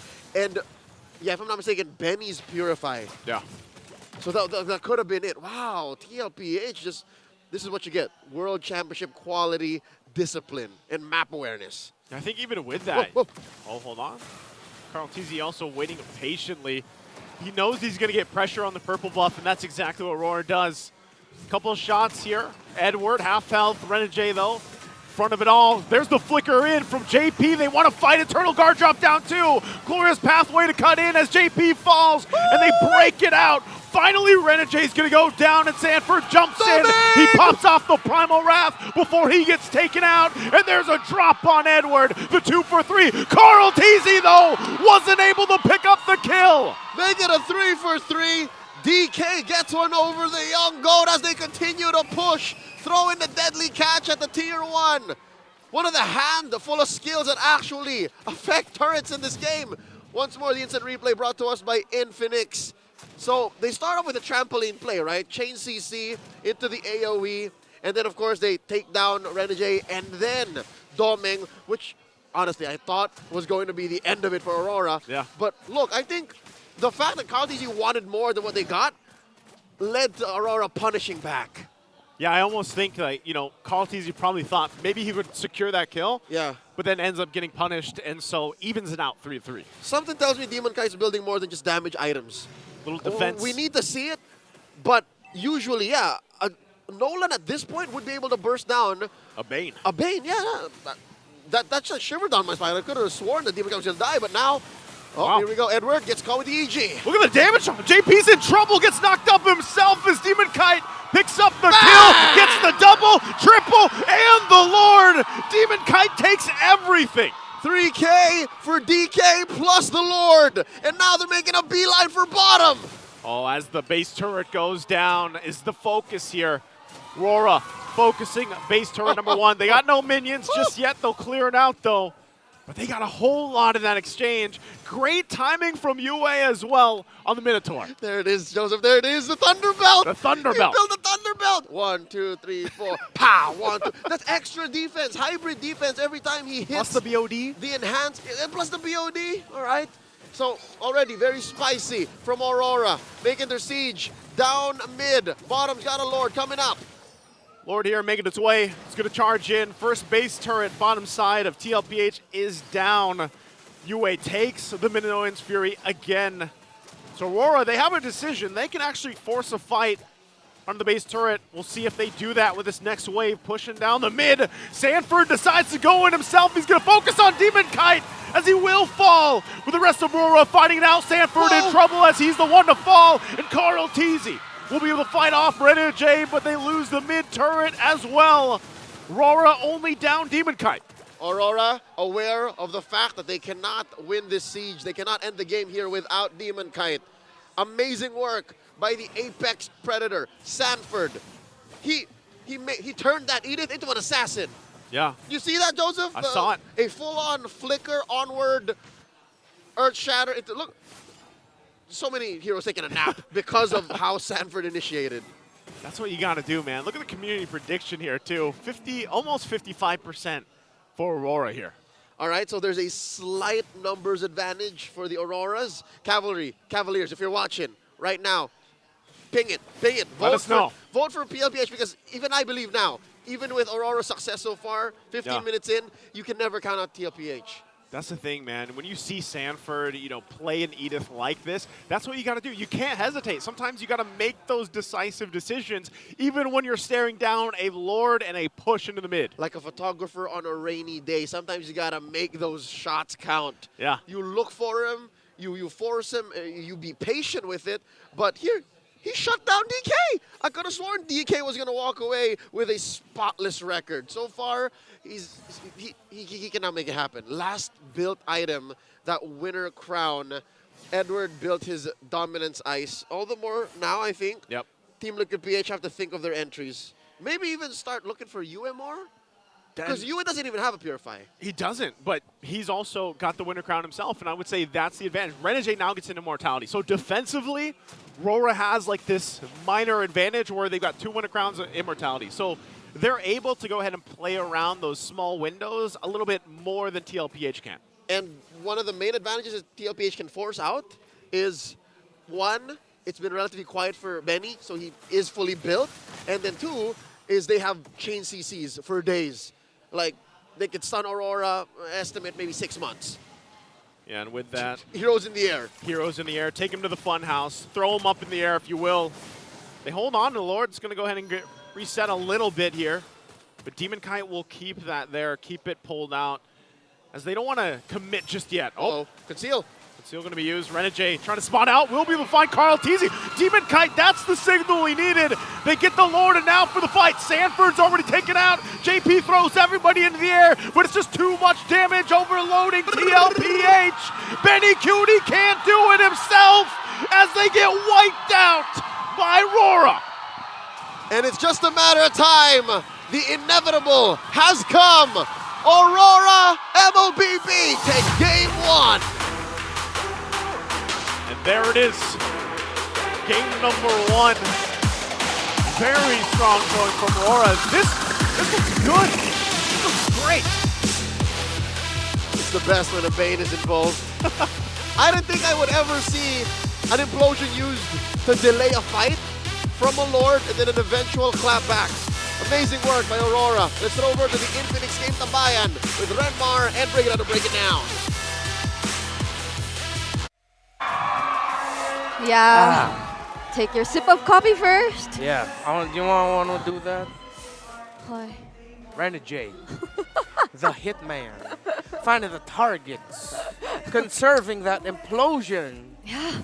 It felt like it was so hard to move and decide if you were Team Liquid Philippines in that situation, knowing that there are multiple sources of not just sustain in front, but even crowd control from Aurora MLBB. Even US served as a huge threat with that clean counter sets with the copied Minoan Fury always and every time. And speaking of Yue, wow, I'm so glad I mentioned Yue. He's going to be our game MVP for that game on that Valentina that I could barely remember being Valentina because he almost looked like the Minotaur most of the time. Just taking away the Minoan Fury of Team Liquid Philippines, and how TLPH decided to play into this was that you could tell that the lineup was, let's just hope for the best. Yes. See if we can really outplay them and hope for the best. Because up against a Valentina, up against a, that would be taking away the ultimate of the Minotaur, and up against a Tigreal, it's going to be so difficult for 2 key players to enter, Benny Cutie and KarlTzy. You saw KarlTzy spent majority of his time just stepping left and right. Like dancing a little cha-cha, trying to see if, hey, can I go in now? Same goes for Benny Cutie with his late entries. But by the time TLPH decided to enter, who's waiting there? Renegade. This was such a great buy time. Look at what Renegade will do, what Yue will do. He waits for the Minoan Fury of JP, then he uses it. Then when KarlTzy enters in, you see Renegade still holding on, and KarlTzy gets sucked in by the implosion. It was just... This game was won on the back as well of Renegade and Yue, setting things up so well for Aurora against JP and Sanji. Yep, the implosion plays worked so well with all these ultimates paired by Aurora MLBB. The usage of the Glorious Pathway almost always, it felt like it wasn't really there, but it was, and it made a huge impact in each and every team fight. And apart from that, it seemed like they always worked together with the Deadly Catch. Yes. And apart from the team fights, the Deadly Catch, it was also used a lot of times even just to minimize the turret health that for all those turrets that were left exposed here by Team Liquid Philippines. Demonkite was so eager on taking down turrets every now and then. And it's interesting to see this work because, again, you've mentioned Aurora MLBB, they didn't necessarily have a marksman kind of hero. Yeah. But they were still very efficient in terms of taking the necessary objectives. Yeah. So it was essentially a 3 protect 2 lineup where you have the EXP laner, the roamer, the mid laner just protecting or setting up the Bane and the Harith together. This is very Fnatic Onyx Philippines coded. Not the Bane pick, but the idea of put your gold laner on a non-traditional marksman out of the Moscovs, the Claudes, the Brunos, those kinds of marksmen, give it a Harith, and then just throw bodies. Go to Fnatic Onyx Philippines games, that's what they do. TLPH seems like it was deja vu for them. Because RORA, I feel like they learned from that Fnatic Onyx Philippines versus TLPH game that we saw, that as long as you give a lot of difficulty to Demonkite and KarlTzy to enter, there is not much TLPH can do, and it might be easier for you to win the game. The messy team fights and the unpredictable approach deployed by Aurora MLBB really worked in their favor, I'd say, because Team Liquid Philippines, we mentioned earlier in the draft, how their draft covers a lot of, like, it's well-rounded in the sense that it covers, there are some conditions in the early game, but you get to ensure your mid to late game. But at the same time, for Aurora MLBB, it didn't seem like they were waiting for anything. They just kept going for the engages because they knew that they were well equipped. They always had sufficient resources or skills that were necessary to win those fights. So each and every time Team Liquid were actually getting the good trades, perhaps, it wasn't really sustained. It was always at the end of the fights, Aurora MLBB getting to convert and getting the bigger win in a macro scale. It even came to a point where Team Liquid Philippines, they were really struggling because they had to manage the waves already. One inhibitor turret down already meant a lot for this composition. And it got to the point where we also saw that one of the main conditions actually of Team Liquid Philippines is how long can Sanford survive? And can Sanford survive long enough? Early on, they got a win in the major objective because Sanford survived and his Primal Wrath was at full and he was just able to deal the damage onto Aurora, TLPH to buy time for Demonkite to come in.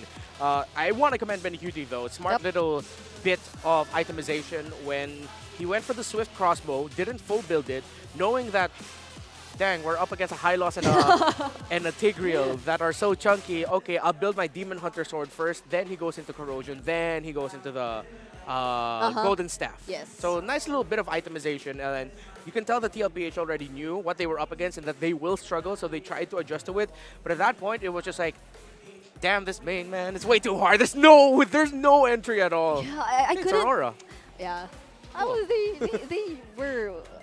they were all together when they went down. Okay, so if honestly, I'm trying to think of the best way on how you could actually manage, like, who do you force out, which ultimate do you force out first if you were TLPH earlier? Are you willing to, like, risk one of your members to get the implosion? I mean, we've seen a moment that when there was an unsuccessful attempt to capture even KarlTzy using the implosion by Renegade, somehow things slightly favored Team Liquid Philippines, but those were, it felt like you were just trying to capitalize on possible errors that could be committed here by Aurora MLBB. But eventually, they were very careful, and that didn't happen anymore. And we also got to admit, it was a stroke of genius from Aurora to ban out the Lunox and the carry. So, again, Demonkite's carry is undefeated. Even though the Lunox hasn't won yet, it would have been the perfect response. In terms of the hierarchy of the marksman priorities right now, I was thinking that they'd go along the lines of a backline heavy marksman that won't really dive in. But you understand also why they picked up the Claude, because they already accepted that they'd probably lose the fight, so might as well have someone who's mobile, can go around, split the map. That's fine. The Moskov was open though. Yeah, I agree. I was thinking of it I just realized, earlier. the Moskov was open earlier. You mentioned since Benny is yet to use the Nathan, I think that's also another hero that could have potentially served as more of a shredder type. But then they Looking back though, the Nathan pick might have not gone well for Team Liquid Philippines because they would have been too magic heavy. Yeah, that would have been. They already have the Vexana and Edith. So yeah, you're right. I think the Moscow might have been a good alternative pickup. The Claude seems like it was just asking way too much of the Storm. Now I'm thinking a lot of team fights, a lot of the team fights we've seen earlier, it seemed like Aurora and MLBB were just lined up. So how well would have the Moscow worked in that kind of situation where you could just like spam your ultimate, since you were really waiting for either Energy to go first and then next up there's Yue. But all in all, they're really stuck together. Even Demonkite, he was just behind everyone. Like, okay, I leave it to you. I'm just gonna throw all those sharks out there. It was such a clean execution here, coming in from Aurora MLBB. It needs a hard reset if you were Team Liquid, definitely. I'm now thinking who or what side will they be picking? Might be a little restructuring in the draft, though. I agree. So now, let's hear some words from the Pain user earlier, Mr. Demonkite, and head into this short video. Lugi kasi kami sa early game, bali binabawi namin siya sa late game. Composure lang kailangan namin, tapos kailangan namin lagi kami mananalo kahit malugi kami sa early. Gusto ko lang sabihin sa mga teammates ko na proud ako sa kanila, tsaka believe din ako sa mga hard work nila. Sobrang galing nila, tsaka sarap nila maging kampe. You know what I was thinking about earlier? What? It did seem like, I mean, we were highlighting the matchup of our junglers, but in the recent weeks, we've seen Aurora MLBB perform. It's like Demonkite really gelled well with the team, and the chemistry, it just seems to be there. They seem like they're very reliable teammates for one another. Even Doming's really shining in this current lineup. It's just that you need to see a little bit more of consistency, I'd say, in all of their matches, since we like suddenly see them losing to this team and then winning over the other that you wouldn't expect them to suddenly win over. But then overall, I think they're slowly really starting to get their groove in this season. Yeah. I think now Harith and those early game gold laners for Aurora might be something that Team Liquid Philippines will be watching out for heading into the draft for game number 2, as well as, because I'm also looking at the ordering here. I feel like maybe they could have maybe taken away the Valentina, not given it to you instead of the Vexana. Lock in the Valen, but understandable they were up against a Hylos and a Harith. So every time I look at trying to think of ways of what Team Liquid PH could have done differently, at that moment in the situation, looking back at the draft, it's like, oh, but you did make the right call. I don't know, maybe I'm thinking about the Vexana, but then let's talk about that later. Let's first look at the MPL arena and look for our smart gameplay post. Who could copy Demonkite's post best among our audience? Everyone's so quiet right now. That Wait. That guy's accurate. What are you doing? What are you doing? Don't poke the nose, Don't bro. poke it. Oh, wait, no, actually, in terms of the placement, he might be good. Wait, isn't it like in front of the nose, supposedly? So, see, they got it right. It's Got two slightly winners. in front of the nose, Yeah. not under the nose. Yeah, that's how technical we get with the smart gameplay post here. Hashtag the power of smart, y'all. If you're going to be coming here, we get technical. You look closely and make sure you get the accurate representation. There was a guy yesterday, we didn't declare him the winner until he stopped smiling. Oh, really? The photo he was copying, the player wasn't smiling. So gotta be specific. Wow. Why did you suddenly look so stressed about No, that? if I were to be one of the audience here and I wouldn't know that the face expression was part. Oh, that's so sad. You could have I mean, won, we're not- but you didn't get the facial expression. Okay, we're not that ruthless. Okay, yeah. So, I mean, we still want our viewers to win. That's all good. Congratulations to our smart game face of the day for putting your finger in front of your nose and not under. You got it right. I feel bad for the other guy, though. He looks so enthusiastic. That was such a small difference between those two. Right? We're very particular. Just as particular as these teams were in the series. And here comes the side selection update. Aurora MLBB proceeds to pick the blue side. Okay. Again, the structuring right now is that we have home and away teams. So the home team for this one is Team Liquid Philippines. The away team gets to select for Game 2. Which slot they're going to be drafting in, heading into Game 2. So the previous structure that we had was that it would be the losing side selecting which side they go for in Game 2. But now it's the away team. Yep, so don't be surprised that the winning team got to get the side selection this time, because we're having that kind of setup currently. Aurora's the await. And now, we're finally heading into the draft for game number 2. Oh, whoa, that's a fanny ban. Yeah. So now we'll be seeing what priority will Aurora MLBB be having for their first pick. Will it still be the high loss or the Roger? It's open. And the Harith is gone as well, so I'm not entirely sure if Team Liquid would want to prioritize their Benny hero given the circumstances. But the high loss is available and up for grabs if they wanted to do so. But I'm not entirely sure if I'd want them to immediately go for the Sanji hero again if it were to be a Vexana. Yeah. It's not. If not, I'd agree with that. Yeah, I heard the Zask. Well, Zask for Sanji. With the Zask for Sanji, paired up with a high loss would be good. Yeah, there it is. Okay. So they could go Roger for Demonkite. Doesn't have to be a doming pickup. But the Edith is open for Edward. Still very good. I'd want to see them go ahead and just pick up an early Tig. Tig and Terizla might be okay. Or Tig and Edith would be good as well. Just beef up the front line of your Aurora. While TLPH later on can go ahead and pick up a Moskov for or Benny. How likely? Or save it. Or no, I'm thinking how likely are we going to see TLPH just stick with their comfort picks? If not the Moskov, the carry of carry Benny would be- Cutie. Since Yeah, especially if this is going to be a very tanky 2 picks by Yeah. Aurora. I agree with you. see, I could feel it too. So the Edith is there. Will they be picking up another tanky hero? Wait, was that the Valentina? Okay, Yeah. never mind. But still, it could be potentially a great answer in anticipation of whichever other frontline heroes Aurora MLBB might be picking up Yeah, later on. I think this is most likely a front line. Excuse me, not front line, but Rome high loss for JP. By the way, for you, Valentin is his most used hero, his most iconic, and he's won 21 out of 45 games in MPL Philippine history. So that's quite impressive, like roughly around 50%. So it's like if you shoot 3-pointers, you're making it around almost 45% of your threes.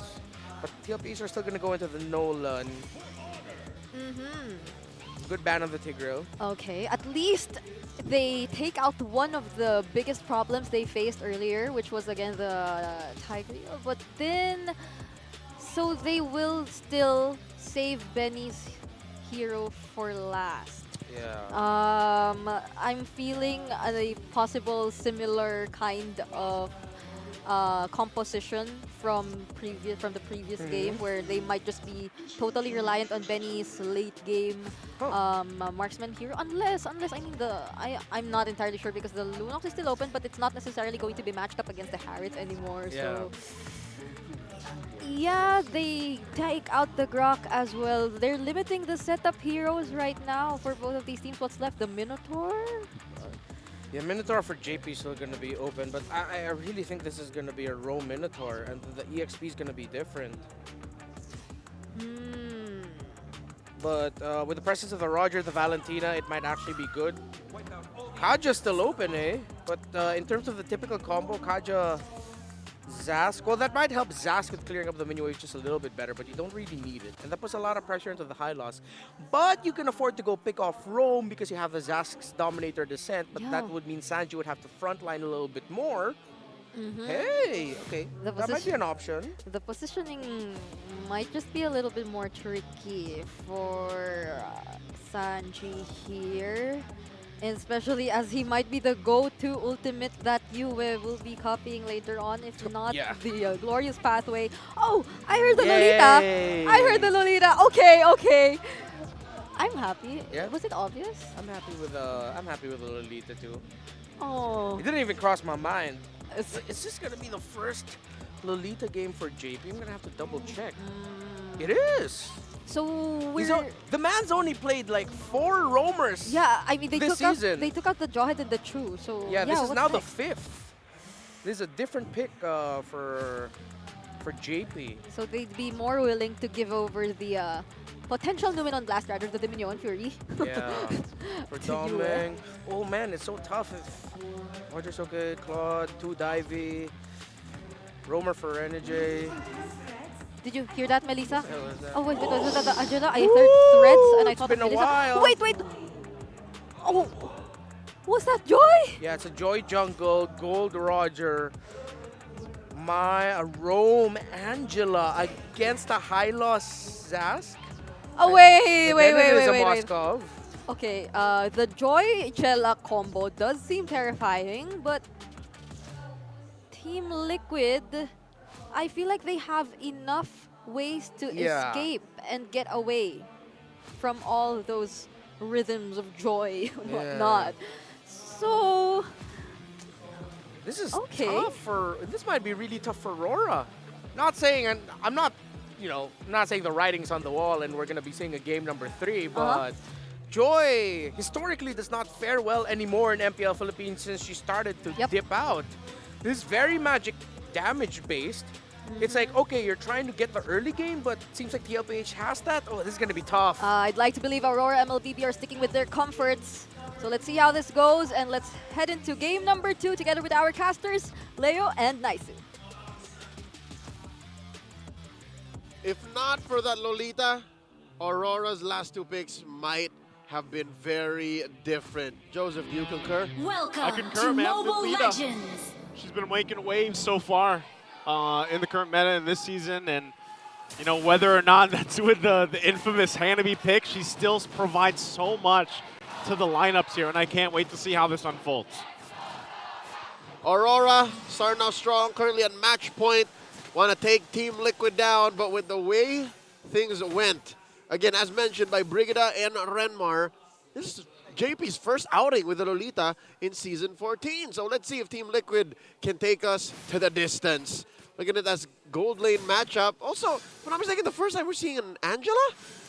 There's a lot of, I don't know about first exactly, but the Angela is there. Hold on, Yue. Okay. He's going to get forced out. Good damage, too, from Demonkite, and that's what I want to talk about as well. The fact that we have a temporal rain emblem here for Demonkite, and also the Warcry emblem this time for Edward. They want to fight, and JP, he's going to get stunned, slowed down here, has to flicker out. Broke the tether just at the last second. Wow, okay. Still, Demonkite being a nuisance, trying to get that level 4. So once he pops that ultimate, he's able to do a little bit more. A little more dashes, a little more damage. Yeah, leave those beats in and then dash in from target to target. Almost Lancelot-like. Yeah. Okay, that's what the Temporal Rain is looking to do. But that aside, Joseph, look, am I, what's going on? Warcry Edith? That's so, one of the main things that stood out to me there was Warcry Edith. And it's really easy. Edith already does good damage. Yeah. Not to mention the CC that she provides, crowd control. Once she pops the Primal Wrath, though, it's so easy to proc the Warcry Emblem, and then she does even more damage. Not even. You just flicker in, onward, Earth Shatter, basic attack, and then Bob's your uncle. That's when you go Primal Wrath. Pew, pew, pew. Yeah, it makes that pew, pew, pew even harder. Hit harder. Yeah. Oh, here we go. The flicker in. There's the flicker in, and now Sanford in trouble. As he goes down, and here's the clap back from TLPH, going to be able to focus down, and they take out Edward. So the 1-for-1, Sanford for Edward. All right, now the Turtle up next on the docket. The Hitman still not at level 4, while JP is he's about there. Yeah, same. I mean, Renegade hit it first, so now Aurora have map-wide presence as long as Renegade can hit the, not the WoW, but hit the hard guard fast enough, then he can suddenly help out wherever he's needed, which should help here in this first Turtle, spawning up on top already. JP and KarlTzy working on it. And again, something you always have to point out too is the fact that once Moskov is in play, you can just appear where you need to as long as you hit that ultimate, that Spear Destruction, and there it is. First objective already being secured very quickly, of course, for TLPH. Taking a look at the items too. No first items falling into place besides that Sky Piercer. That's right. The rushed Sky Piercer, the only item that Doming built up, which, by the way, isn't hurting him as much. The Moskov isn't hurting him very much. Oh, no! Whoa, whoa, whoa, whoa, whoa, whoa. Right on the edge. The Your way. Stolen Dominator's Descent. Now JP's in trouble. JP's in trouble. Heart Guard going to be used as well. They don't press it any further under the turret. Still, though, in the mid lane, they'll get forced back. A lot of good exchanges there, though, but no one ultimately going down. All right. Some disciplined calls from Aurora. They know exactly what Team Liquid PH is capable of, even early on. Like, KarlTzy just built his Hunter Strike, so if he was in range, he could burst him down. That could have been bad for Demonkite, who, by the way, is still proving us wrong so far. The Joy not dying, the Joy not having any trouble against the Nolan, who's, by the way, I think tier S right now in the jungle, against a Joy who's so rogue. Like, when was the last time we saw Joy? I feel like I saw it pop up once last week, and it didn't. I don't know the exact stats, but I don't think she usually works out. And she's holding her own. Yeah. Demonkite first built up a... he got the Blood Wings, I Blood think it was. Wings, yeah. Yep. So he should be able to dive in before Renegade able to... Wait, what? There's... Here we were trying to break down the game on a very intellectual level, and Edward and Sanford just go for a recall battle. They know at that point when it's just them in the lane, nothing much is going to happen. Yeah. Like, it's Hylos and Inida. I mean, not until the team fight breaks out. Yeah, I mean, you know, at least in their lane by themselves, and they're just going to go ahead and freeze it up before that turtle comes up too. So now they're primed and ready to go ahead and contribute to that fight. Yep. Oh, here we go. Second turtle spawned up. There it Edward's is. sandwiched. Yeah, now they're looking to sandwich here under the turtle pit. KarlTzy in trouble. There's the damage we were talking about from Demonkite as he gets the turtle as well. And now JP going to get run down, stuck in a bad place as he's whittled down as Renegade gets the kill. UA's able to flicker out, avoiding Sanford. And looking for more. Sanji in trouble as Domeng comes in to get the kill. All right, from top to mid to the turtle take, and now the purple steal. Aurora are leveraging one of the strengths that a Joy and only a Joy has. Kit-wise, like she's able to deal so much reliable DPS, magic DPS at that, and go from target to target and not really stop like an Energizer Bunny. Oh wait, 1v1. All right. Okay. Domeng's had Renegade for the majority of this game so far. Going to be able to go ahead and stay in that lane. And also, you're taking a look at the items here. Fallen place. Corrosion Scythe there now, finally here for Benecutie as he continues to farm up. Yep. Here in the bottom side once again. Domeng! Gonna get stunned. Has the heal though from the waves. Wow. And he knows it. He's feeling good about it too. Clutch. Love waves from Renegade, who by the way just built up the photo. Edward missing the mark. No one home on that Earth Shatter. Wow, Team Liquid PH have to send extra dudes down bottom to make sure that Aurora don't take over because, yeah, you're right, Joseph, as long as it's just Domeng and Renegade, they can do whatever they want. Yeah, they're fine here. And look at this. Demonkite gets the Karl! hard guard. Going to run down KarlTzy. He's going to show him his haircut. And he takes out the kill. He's styling. He's risen with the new do. And Renegade gets hit. Oh, okay. No follow through. It's a good thing he had the flicker. Right? Fine. Yeah, he had to flicker away or else. Now down bottom, Domeng versus Sanji and JP. There's a toss-up. Look at how fast Aurora's going. Oh, Sanford. He's Hylos, but he's able to get away. JP and Sanji here to help the fight. Tanky enough, holds it on his own. Edward now could be in trouble, gets cut off. Void the Glorious Pathway. Will scoot on out of there. UA also having the Dominator's Ascent. The focus here on the purple buff. Now Domeng jumps in with a Lycan Pounce. Won't be able to pick anything up, but the turtles for the taking, and Demonkite is starting it up. Does KarlTzy have what it takes to go ahead and steal this? Oh no. I don't think he does. You got UA with the Dominator's Descent, really not much CC there, but the threat of damage was enough to stop Team Liquid PH in their tracks. Amazing work by Aurora scoring that last turtle. That's at this point too for RORA, it's a very minor lead from them, but just looking at the team fighting potential, I think the switch flips here. The later the game goes, TLPH can flip the switch in their favor, and I think even the last game we saw glimpses of it. It's just RORA didn't allow it to get out of hand.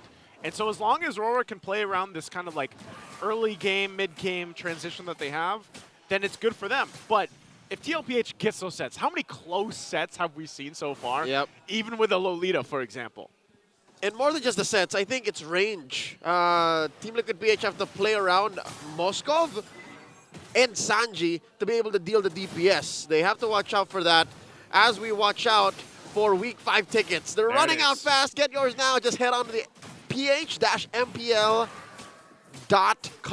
for ticketing details. We hope to see you here at Week 5. Back to the action here. I'm guessing if this does make it to an Enhanced Lord and Aurora hasn't won yet, that's maybe where Team Liquid PH can start to, you know, rev back up. Rev back up. Especially once Benikudi gets to this point in the Moskov. Demonkite now go ahead and pump out some damage on Sanford, but he's tanky enough. KarlTzy as well has to play a little defensive here under the turret while the rest of the team gets the vision. And really, there's not much more that I feel like RORA can do until this Lord is up. They can't really push any other turret. Maybe the tier 1 in the mid lane if they're able to get an advantage, but right now it's just kind of the stalemate where they get as much as they can here, especially defensively before the first Lord fight. I'd reckon leverage the whole cross-map play, you know, just while you can and while it's free, while Benikudi isn't as confident in throwing out the SOD. Oh, wait, Edward? Oh, he's fine. While Benikudi isn't so confident with the SOD and clicking it actually teleport, yeah, keep pushing the split lanes, man. Maybe mid if it's free, but yeah, look, this is the right call. Leave a fat wave down bottom and then threaten the major objectives, tier 1 in mid and the Lord. Oh, Edward gonna jump in with the flicker, and now they're gonna have to force the fight. Edward deleted. Doom and Blast gonna be dropped down too, but Demonkite pops the beats. He'll be able to find JP. Lord still being ignored for now. They want more fights, more blood. As Sanford's still healthy enough, and they back it off, only losing Edward, the 1-for-1 trade. All right, both Dominators Ascent, the real one and the stolen one, used up already. Doming looking for Karl. Karl knows he does have the backup from Sanford. And what this does open up for is another ramp up to a cross-map play. Oh, looking for the steal. Doesn't get it. Bottom still has that fat wave. And DK cleaning up that top. So, you know, when we see that last fight here, I think, again, RORA still has like this little advantage. And I almost want to say it's almost borrowed time because, like you mentioned, even with Benikudi, once he gets these items locked in, taking a look at it, he's got the Trinity pretty much already locked in. So he's going to go for some defense, of course, because we saw it. Once Demonkite gets that hard guard and they just kind of, you know, pop the beats and they just collapse down on TLPH, they just have to withstand that. And if they do, then a lot of that damage does fall off for Aurora's lineup. Yeah, as soon as they hit the RGM on Benikudi, it should be a better lookout. So I think we're on schedule, about 12, 13 minutes. And now Edward, again, playing footsies with 40 and JP. It's not as easy to engage on Aurora. Nothing comes for free here for Liquid. So they're going to go ahead and start this up. KarlTzy clearing out that mid lane. Both teams still holding on to the tier 1 turrets. It's going to come down to which Rome actually decides to start things up, or possibly even for Edward to do what he did or tried to do in the last team fight, still waiting for that flicker to come up. This is a long Lord shuffle because both teams understand that they have possibilities for cross-map plays. They can both, at the snap of a finger, a flick of a wrist, start something big. And it's a breath of fresh air, Joseph. I don't know if you agree with me, but this is a kind of matchup right now with both drafts wherein you know for sure when it's a point of no return, wherein the fight really starts. Yeah, and with the Lord being less than half health here, you're not sure just yet if they're going to force it. It is going to go for a reset for now. As long as the Glorious Pathway don't drop, or somebody commits a Numenon Blast, or Edward flickers combos, no true fight happens. Yeah, nothing missed. Here it is! They're going to pull it now. Glorious Pathway dropped down. Demonkite will get the Lord. He has the heart guard. Runs down Sanford. Trying to get Edward. Spear Destruction going to be land on Edward. The shots come out. But KarlTzy, JP jumps in. The clapback coming out here. There's the stun. The flicker out from Domeng. No one goes down by both teams. But the Lord secured for RORA. A lot of battle spells spent over by the Northern Lights. 3K ahead. Enhanced Lord marching down bot.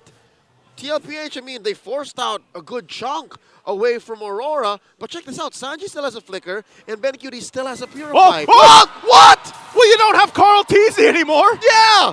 That's not worth it. I would rather spend 6, 7 battle spells to save my core, my jungler. What was that?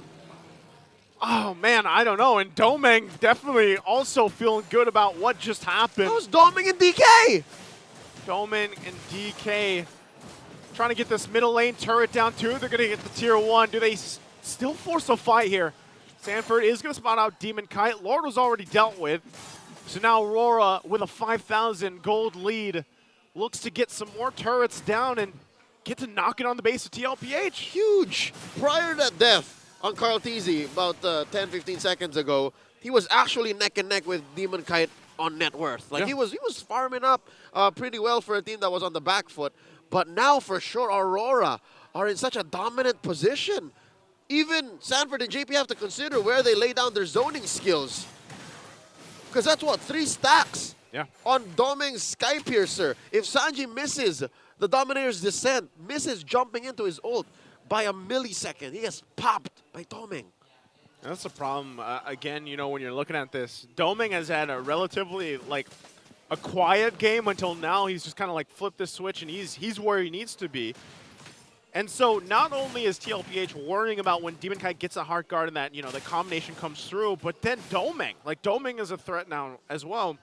And I just feel like Benny hasn't been there just yet, even though he has the items. Again, he has the items, but he's not able to find that positioning that favors him in the fight. Because Aurora are denying it. Aurora aren't playing fair. This lineup that they drafted with the Angela and the Edith and even US stolen Dominator's Descent, more often than not, allow for Aurora to kind of dodge what usually really threatens these AoE-based lineups. Because again, Liquid PH, they want full-on 5v5. If I can sandwich and skewer 2 or 3 of you via my basic attacks on Benny, all the more. But because of how Aurora are able to cut right through that, aggressively flicker into a better position to try and ding, ding, ding, ding, that just ruins anything and everything Liquid has been doing or trying to do. Yeah, not only that, but I think one of the weak points, I would say, of the Lolita is once you commit to that stun, that click on-demand stun, you could get thrown out of positioning. So then you're relying on Flicker and the Nuno Blast here. Lord giving a go signal, half health already. Benny still in the base, clearing out the waves there. Oh. They know this. Watch out for the SOD. He's gonna go ahead and walk down to the fight as well. JP in the front of it all. Yue holding on to the Dominator's Descent as well. That's a slow take. 4th health. Quarter of the health. Glorious Pathway going to be dropped down, and now they fight out for it. Demonkite gets to the Lord, and Domang will pick up JP. KarlTzy can't run away as well, as Domang picks up a double, looking for Sanford as Sanford falls. Benny doesn't have enough health to survive, and now Sanji, the only one left alive, will get run down by UA Renegade, and here comes Demonkite to dance all over his body as it's a wipeout. And RORA gets ready to march into the base with a massive lead. They don't need to wait for the Lord as they go ahead and sweep the Cavalry 2-0. Back to back, Aurora MLBB upset the whole league, upset the world, taking down one of 2 titans of MLBB in Team Liquid Philippines. A 2-0 against Team Liquid PH. Whew, what is up with this week? Not a single 3-game series, Joseph. This is the one that I expected a 3-game series. At least. At least this one. I will say, it's RORA, I don't know what has changed over the weeks, but they have made improvement after improvement after improvement. And now they get this well-fought victory, a sweep against a team like TLPH. And that's also, referencing back to the standings, remember how close things were. Now they get that extra point. This will definitely propel them through and deny Team Liquid Philippines from moving up. GG, well played to the Cavalry, and of course, to the Cavaliers who made it through even in the cloudy Manila weather. Thank you so much, our defending champions, but whoa, Aurora. They won game 1 with a bane, they won game 2 with a joy, and took pictures while looking good doing so. Leave it to them to pull out 2 interesting heroes to make it work. They are on stage right now with Mara Aquino. Let's hear from them as they get into their post-match interview. What an amazing win from Aurora MLBB. Let's give them a big round of applause. Demonkite, congratulations. Eto, this is not the first time that you were able to beat KarlTzy. But what makes this win extra special for you? Siguro ano po, kasi since nag-join ako ng Aurora, parang wala pa kami natatalong top teams talaga. Kumbaga, di pa kami nananalo sa series, ganun. Kaya parang ang sarap sa pakiramdam na natalo namin likod kasi sobrang lakas nila. Malakas at saka na-sweep mo sila. Let's give them a big round of applause for that. Ito naman, Edward. Grabe! Wait, may powers ata yung pangalan mo. Let's try it again. Edward! Let's try it again. Edward! Grabe! May powers ang isang Edward. Alam mo, ikaw talaga ang pinifavor ng community. Sabi nga nila, ikaw ang Mr. Consistent. So how do you say consistent nga ba? Regardless kung ilang years na, pa-change yung meta, pero ikaw, Mr. Consistent pa din. Ano lang, hard work kasi. Hardworking ako eh. Wow! So try ko ulit yan, isang beses pa. Edward! Anong nararamdaman mo pag tumitili sila, pag naririnig yung pangalan mo? Yun, masaya. Tsaka nahiya. Okay, alam mo yung love nila? Pag hinahawi mo yung buhok mo, pwede ba yung hawi mo yung buhok mo? Wala, hindi na po mahaba yung buhok tulad dati. Galing! Ano naman? Si Rani J naman. Uy! May powers din yung Rani J! Rani J! Rani J, how would you rate your team's performance ngayong first half ng ating liga? Rate mo yung performance ng team mo ngayong first half ng liga. 1. Bakit 1? Kami po, 1 pa lang kasi tingin ko marami pa kami kailangan i-improve. Wow, very humble. Okay, pagpunta ng second half kasi next week, mag-second half na tayo, magabago ulit ito yung second rotation natin. You're gonna be able to face the teams for the second time. Who are you looking forward to facing the most? Yung Brent po, since finals namin nung season 12, wala pa ako sa kanilang panalo eh. So sila talaga yung pinagusto kong talunin. Other than good luck, have fun. At magbigay tayo ng magandang performance. Ano ang palag mo sa Bren? AP Bren? O Gwen, di ka na makakaisa sa akin. Let's see that next time. At ngayon, i-announce natin ang ating MVP. Let me hear some names. Naka-split. Ang daming, ay! Okay, parang tama yung ating mga casters sinisigaw nila yung name. And MVP is... Demonkite! Demonkite, alam nyo, kayo ata ang arguably the best fans dahil sa sobrang lakas ng kanilang sigaw, suporta, laging sold out. Every single week sinasabi ko, laging sold out, laging sold out. So what do you want to say to everybody who's supporting Aurora MLBB? Maraming salamat sa pagpunta tsaka sa pagnood nyo guys. Tsaka huwag nyo kalimutang manood ng watch party ng Aurora tapos follow nyo din yung mga socials nila. Tapos mag-ingat po kayo kasi may bagyo ngayon. Maraming salamat po. Oh, that's nice. Eto, another nice thing that we're gonna be doing is we're gonna be giving away 3,000 diamonds to our lucky fan of the match. Come on up! Uy, dalawa sila. Hello! Hi!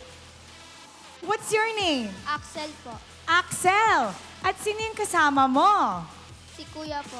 Kuya! What's your name, Kuya? Aaron po.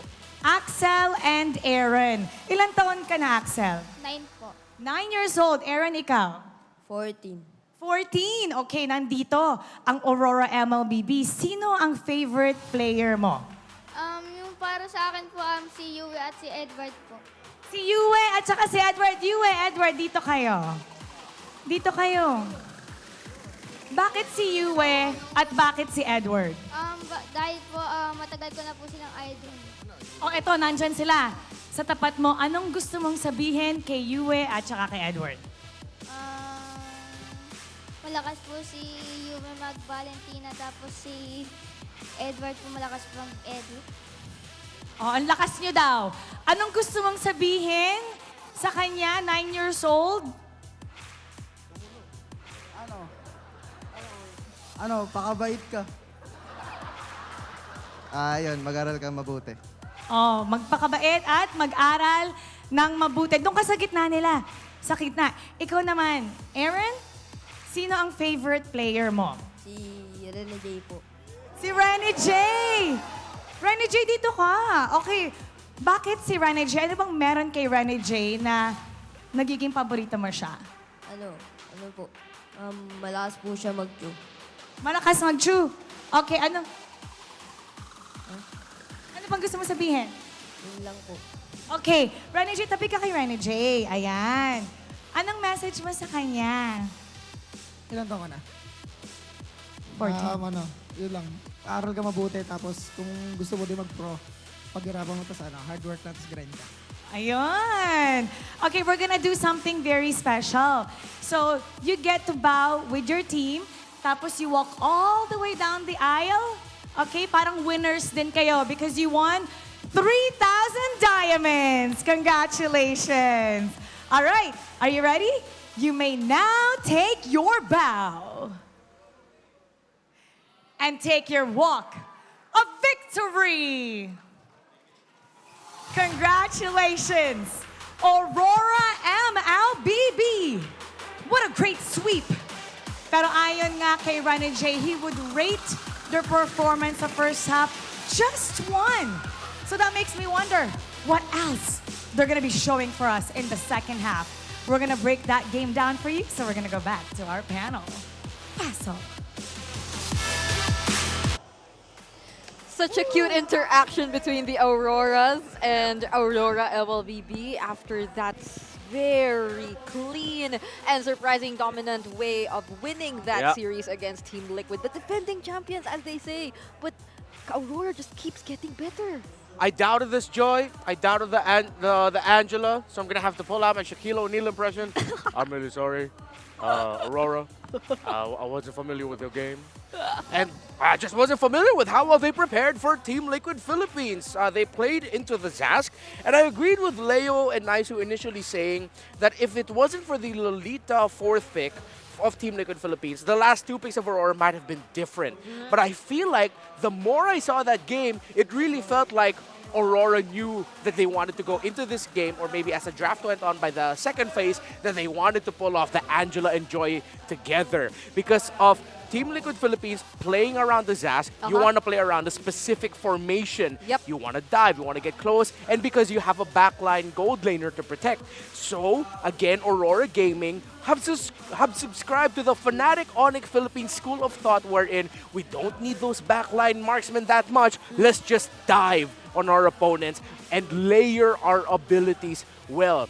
Every time Team Liquid Philippines wanted to fight, they had to watch out for the Angela and Joy diving their backline alongside the Roger. Yep, and they had to watch out for a lot of other things that complemented the idea as well. It wasn't just the Joy and the Angela who really worked together well. I'd like to highlight once again Yue picking either the Glorious Pathway or the Dominator's Descent, depending on which he thinks would be best in that particular situation. There were moments where he was able to prevent potential contests from the objectives simply because of a beautiful laying of that Glorious Pathway. Or if not, he just created all the more space here for his teammates using the copied Dominator's Descent. So Doming, he felt like he was just so free using the Roger in that entire game. Yeah, majority of gold laners in the Philippines that picked the Roger would rush that Sky Piercer.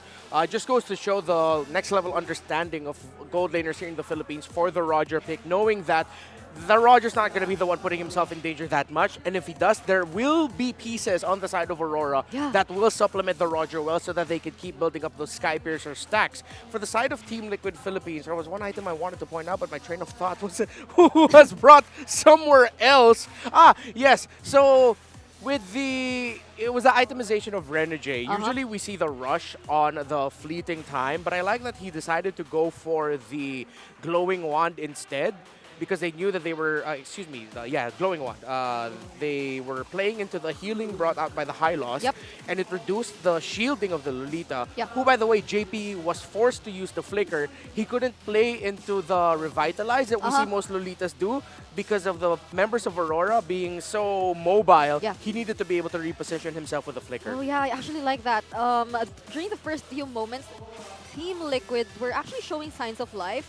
Sanford was having a great time, I'd say, on the high loss, almost being able to survive every now and then, especially when he's accompanied by his other teammates. But when it came to a point that, okay, so it wasn't just the other members of Aurora MLBB who already had items to counter the sustain, even Renegade. So whenever he decides to use the Heart Guard on Demonkite, who keeps just going in, so Yes. they immediately affect the sustain that Team Liquid Philippines is capable of offering. So we weren't really able to see them pull off the idea of their lineup simply because they had to look here, look at their backlines, look at their front, and I mean, Aurora MLBB, they just seem so scattered in that entire game, but it really worked well. So I feel like they really learned a lot from, as you've mentioned, Fnatic Onic and even their own identities and adapted well. And it's something that took Team Liquid by surprise because they themselves didn't expect that they were actually capable of doing this. Yeah, and I think one of my suspicions has been confirmed about Zask, especially here in MPL Philippines. Seems like Zask has fallen out of priority for a lot of the teams because teams have realized, hey, we can just ignore him. Just draft heroes that will ignore the Zask. Actually, there was one time... Don't give a damn about the Zask. Just leave him be. I agree. There was one time that Team Liquid, it felt like they were too much focused on taking down the spawn, the Zask. So that was enough time for Aurora MLBB to just penetrate and go after the members who were running away, because those who stayed behind and tried to take down the Zask, the Dominator's Descent, eventually were taken down anyway. So I'm curious to see how the comms were going through that entire game. So let's listen in some mic checks here for Aurora MLBB, the recent winning team. I love these. I love these mic checks. I love these too.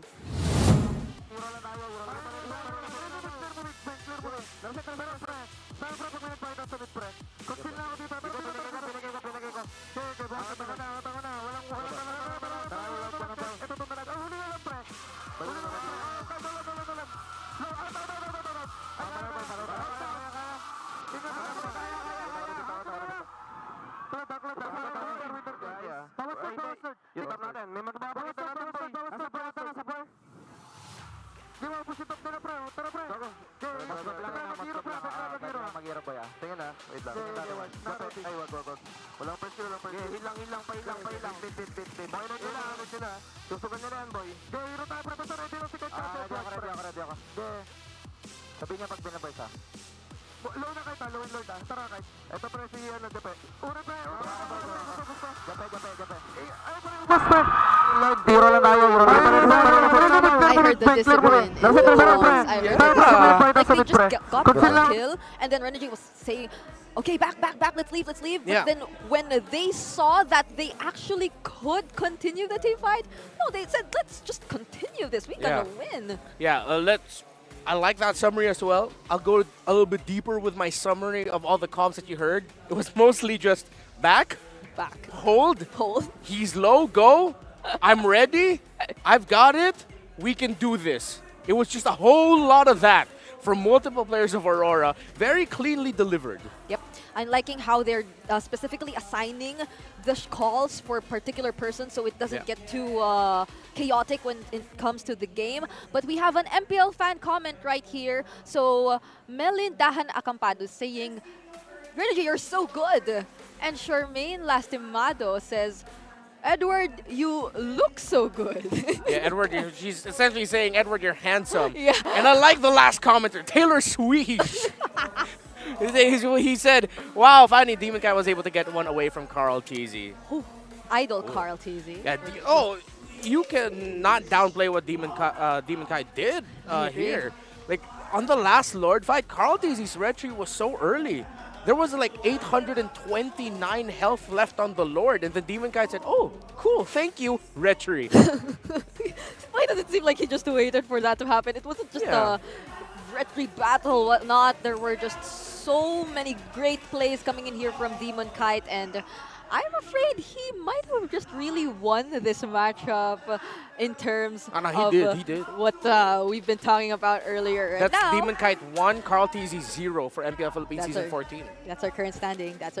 Don't forget, but we're looking out for the next rematch, which will happen in the second half of the season. But before that, Do you want to win up to 90,000 diamonds? If you are in the Philippines, just head here to the MPL Arena and post your live experiences on Facebook and TikTok with the hashtags #MPL Season 14 Live Experience. Just make sure it's on public and don't forget to tag the official pages of MPL Philippines so you get a chance to win these diamonds. You know, even if you're not in the Philippines, as long as it's the financially responsible choice, just spend money and come here.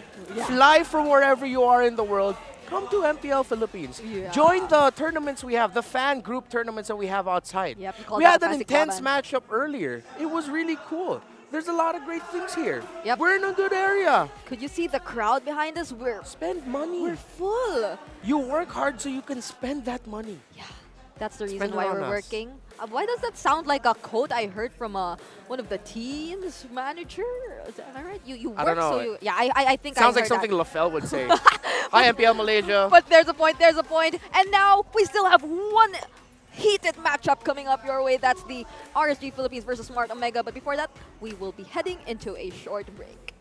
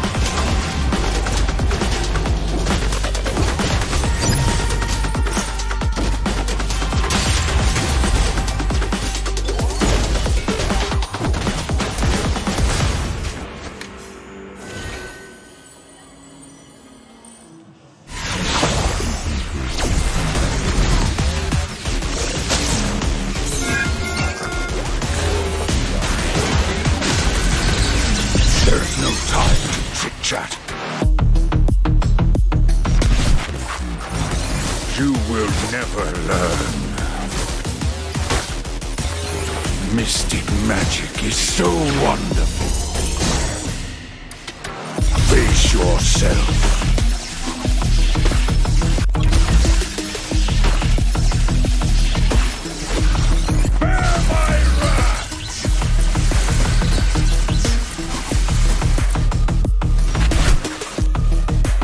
Imagination is the driving force of the energy.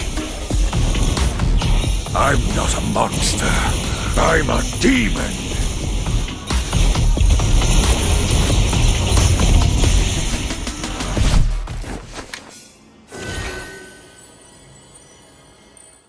Get 8 gigabytes of all-access power. To do it all. Plus only TikTok to scroll and share non-stop. Power, work, life, and more. With Smart Power all-access data now up to 90 days. Load now. No signal, no fun. If only you could switch in an instant. But wait, you can with the Smart eSIM. Backed up by nationwide coverage. Get your Smart eSIM now.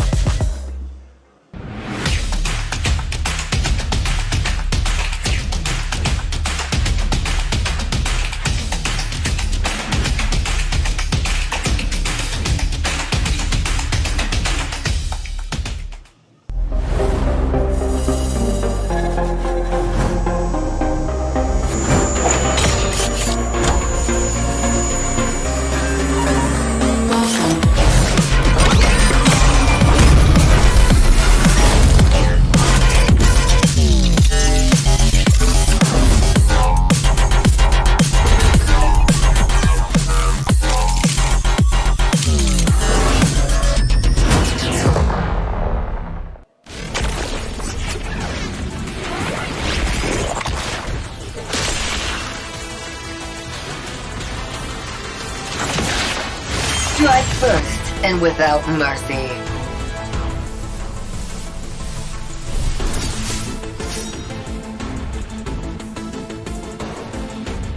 Where I tread, death follows. Enjoy your last breath. Deploying smoke. Going dark.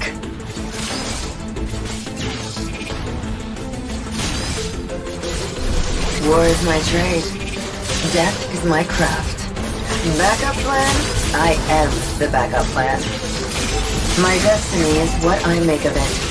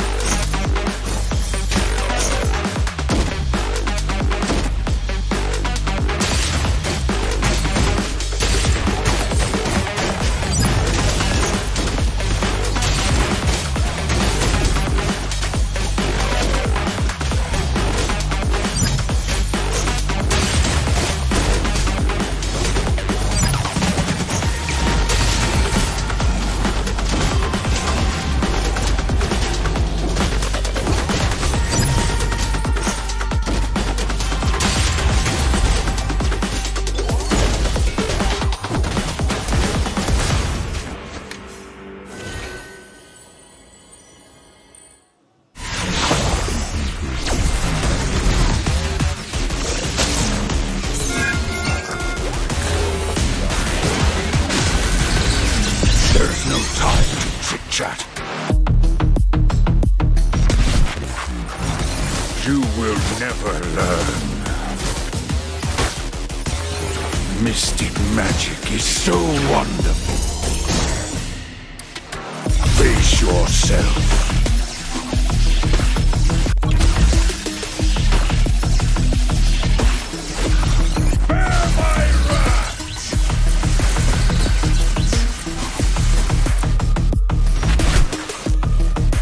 Imagination is the driving force of the energy. I'm not a monster. I'm a demon.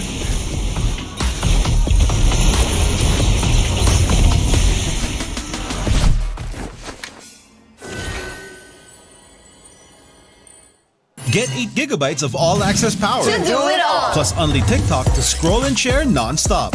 Power, work, life, and more. With Smart Power all-access data now up to 90 days. Load now.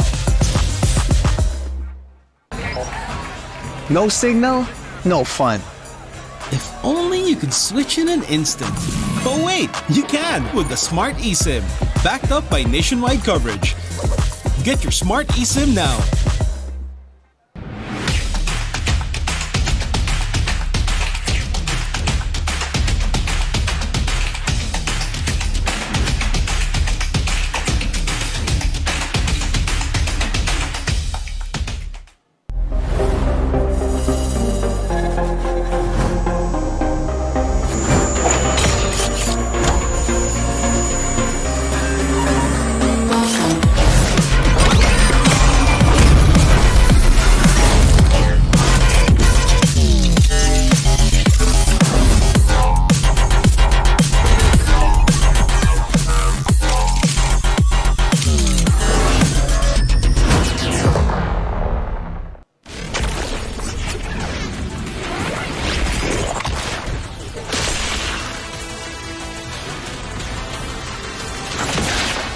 Strike first and without mercy.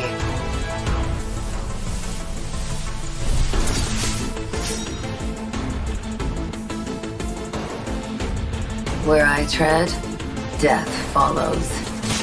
Enjoy your last breath. Deploying smoke. Going dark.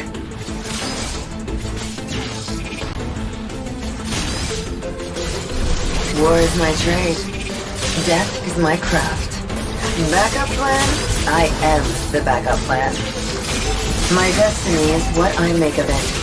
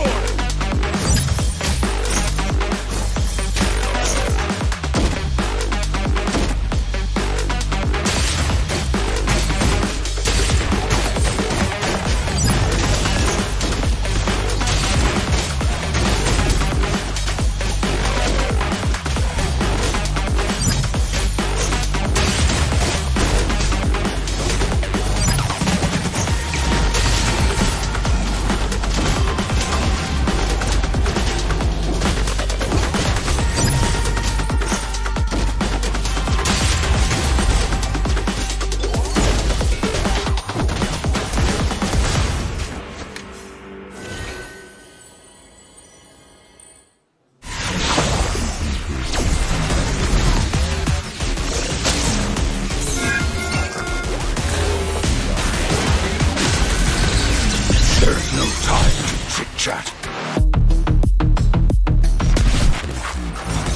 You will never learn. Mystic magic is so wonderful. Face yourself.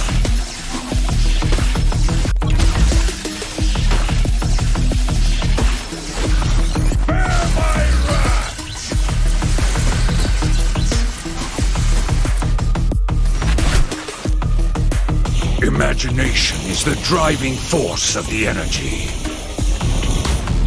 I'm not a monster. I'm a demon.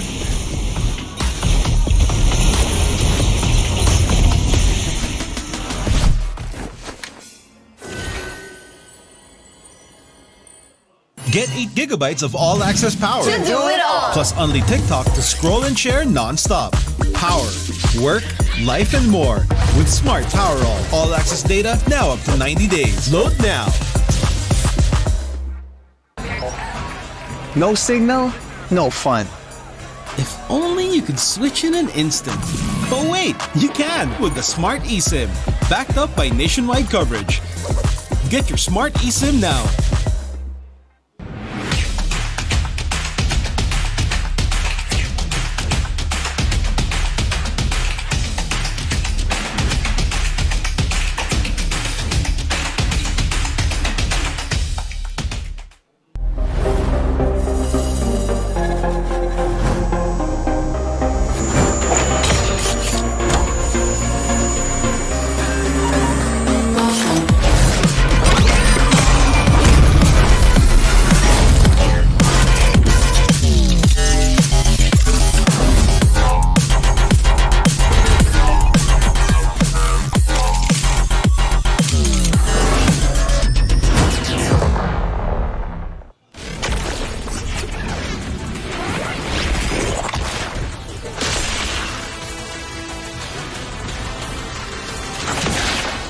Strike first and without mercy.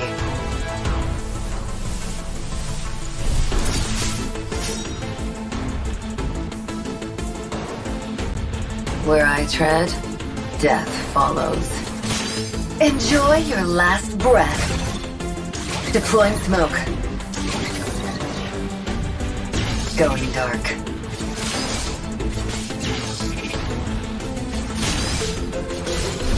War is my trade. Death is my craft. Backup plan? I am the backup plan. My destiny is what I make of it.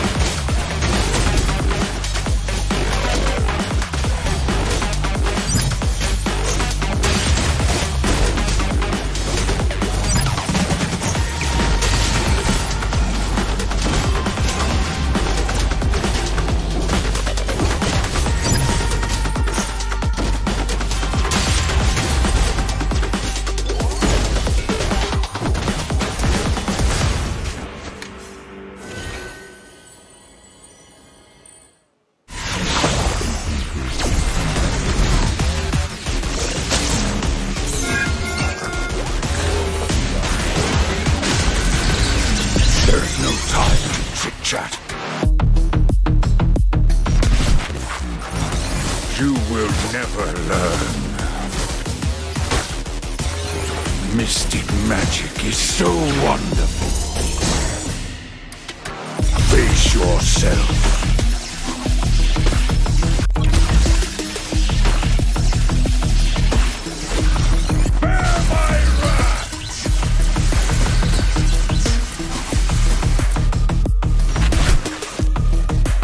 Imagination is the driving force of the energy.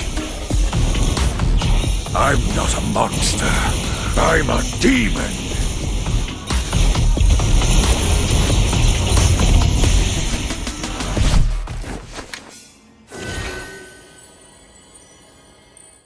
Get 8 gigabytes of all-access power. To do it all. Plus only TikTok to scroll and share non-stop. Power, work, life, and more. With Smart Power all-access data now up to 90 days. Load now. No signal, no fun. If only you could switch in an instant. But wait, you can with the Smart eSIM. Backed up by nationwide coverage. Get your Smart eSIM now.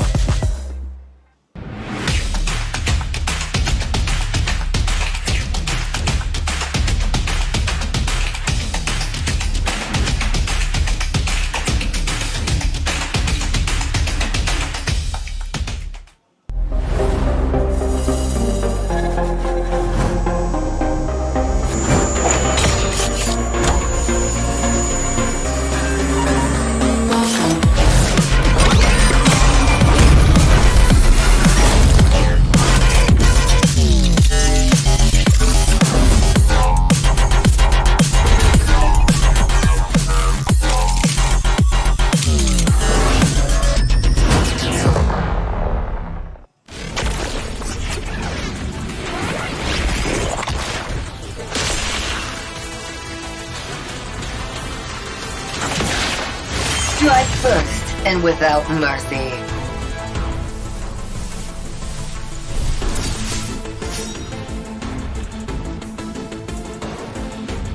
Where I tread, death follows. Enjoy your last breath. Deploying smoke. Going dark.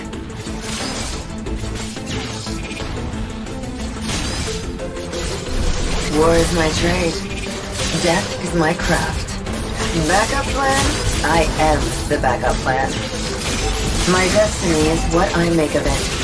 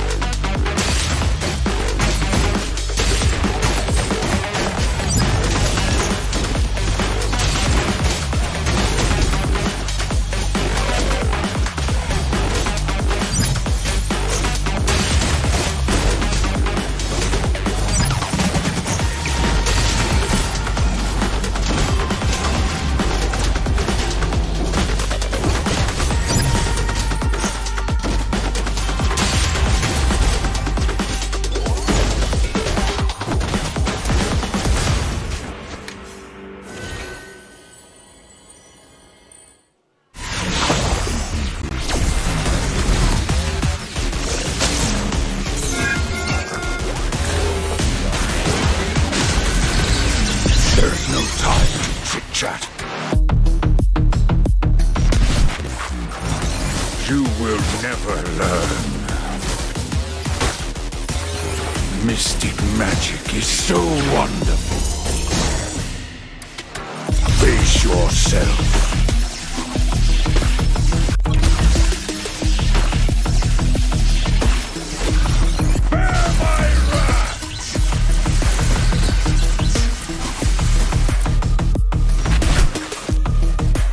Imagination is the driving force of the energy. I'm not a monster. I'm a demon.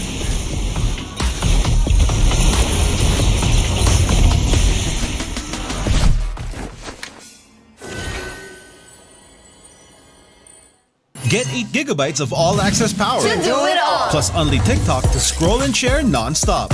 Power, work, life, and more. With Smart Power all-access data now up to 90 days. Load now. No signal, no fun. If only you could switch in an instant. But wait, you can with the Smart eSIM. Backed up by nationwide coverage. Get your smart eSIM now.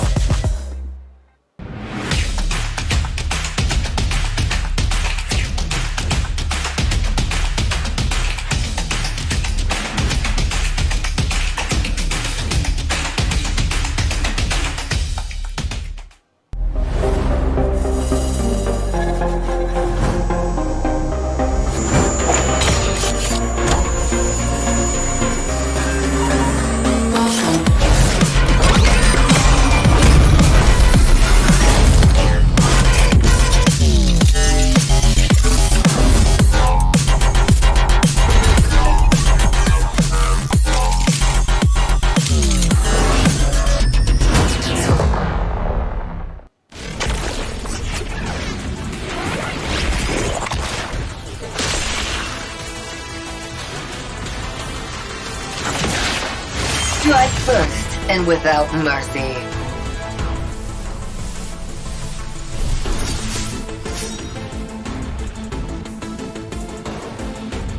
Where I tread, death follows. Enjoy your last breath. Deploying smoke. Going dark.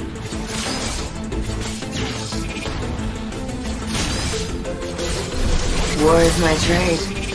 Death is my craft. Backup plan? I am the backup plan. My destiny is what I make of it.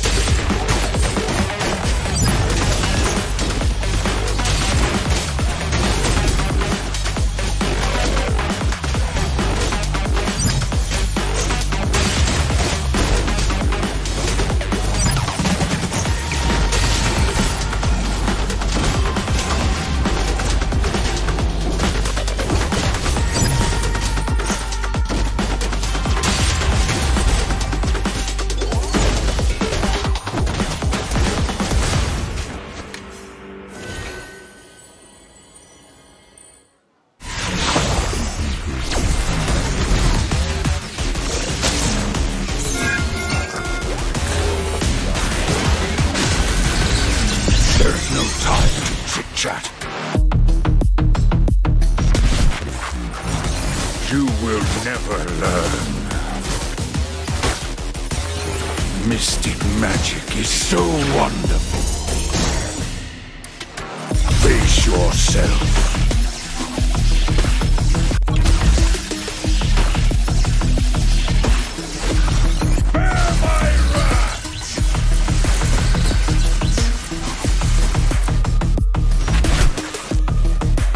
Imagination is the driving force of the energy. I'm not a monster. I'm a demon.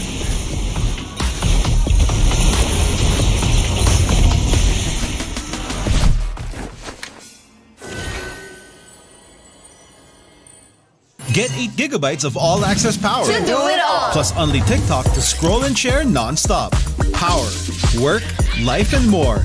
With Smart Power all-access data now up to 90 days. Load now. No signal, no fun.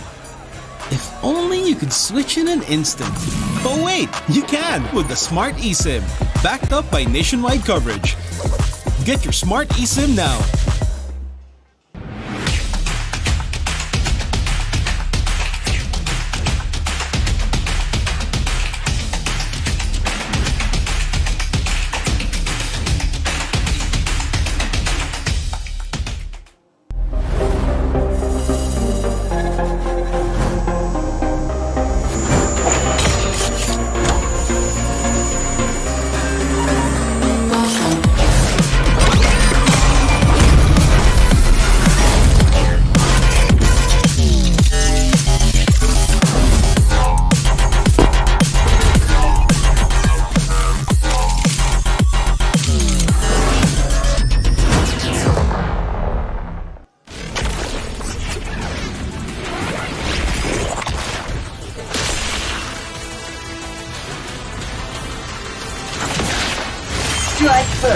and without mercy.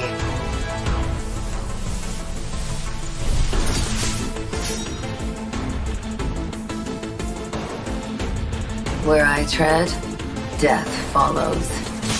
Enjoy your last breath. Deploying smoke. Going dark.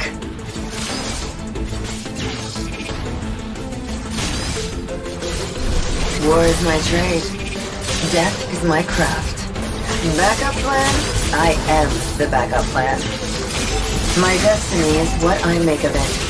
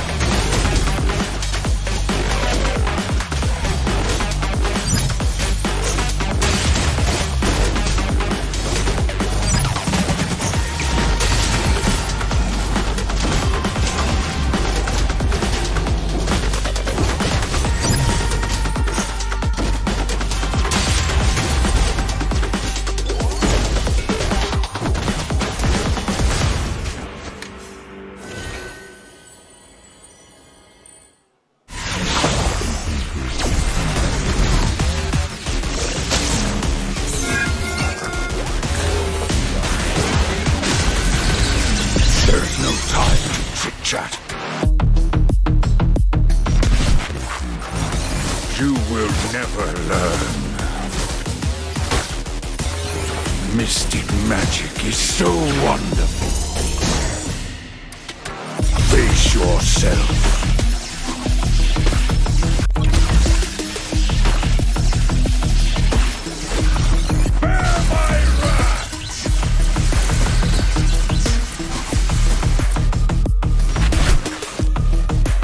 Imagination is the driving force of the energy.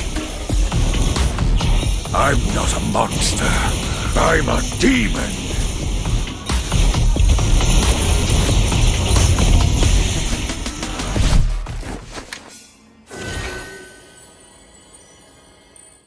Get 8 gigabytes of all-access power. To do it all. Plus only TikTok to scroll and share non-stop. Power, work, life, and more. With Smart Power all-access data now up to 90 days. Load now. No signal, no fun. If only you could switch in an instant. But wait, you can with the Smart eSIM. Backed up by nationwide coverage. Get your Smart eSIM now.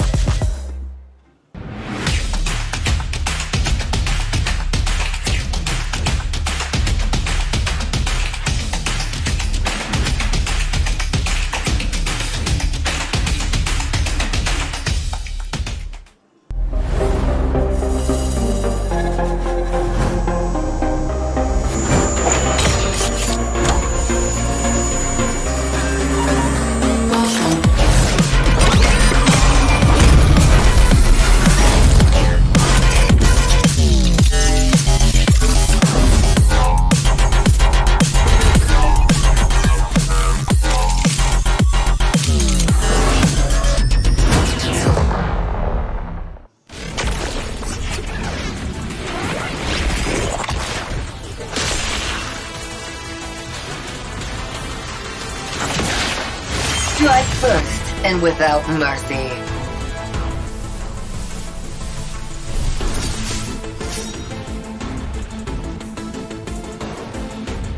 Where I tread, death follows. Enjoy your last breath. Deploying smoke. Going dark.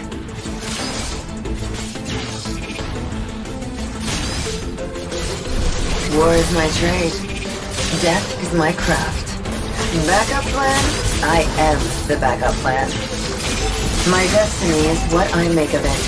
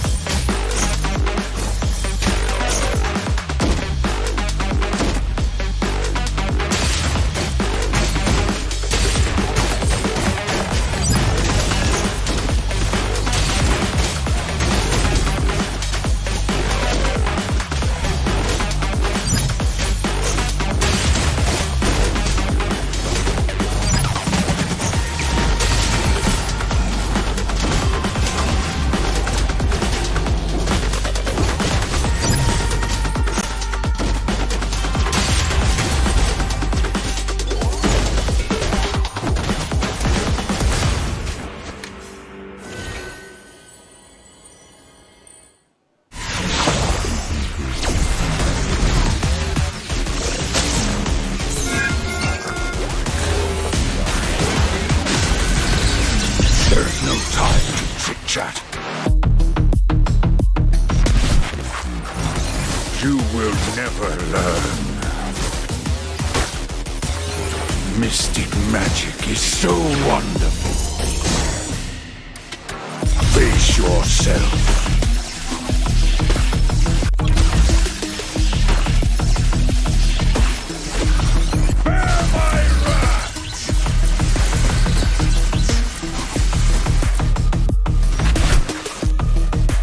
Imagination is the driving force of the energy. I'm not a monster.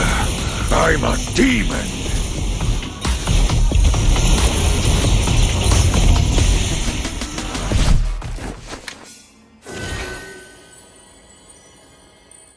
Get 8 gigabytes of all-access power. To do it all. Plus only TikTok to scroll and share non-stop. Power, work, life, and more.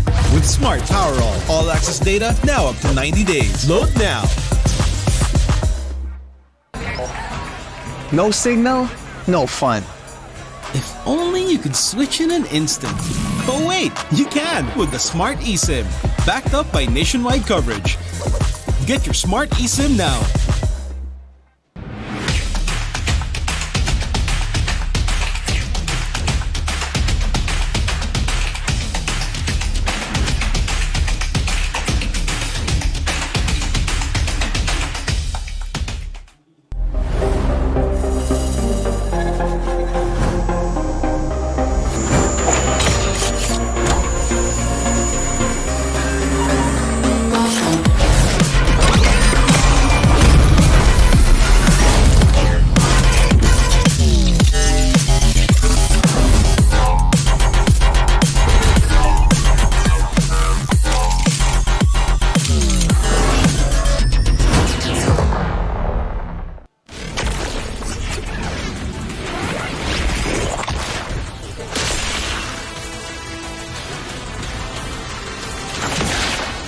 Strike first and without mercy.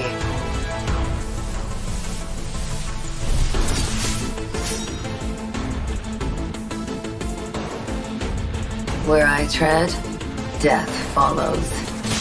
Enjoy your last breath. Deploying smoke. Going dark.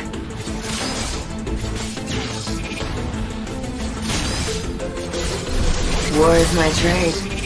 Death is my craft. Backup plan? I am the backup plan.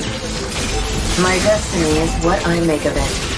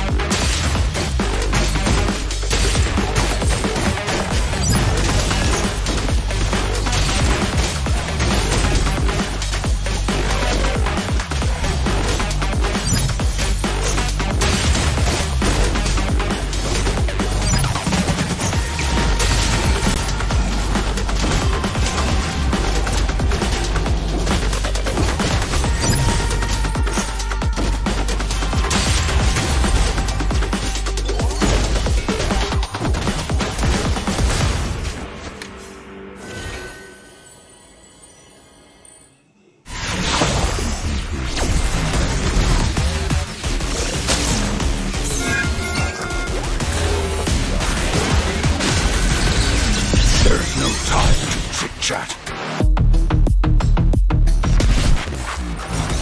You will never learn. Mystic magic is so wonderful. Face yourself.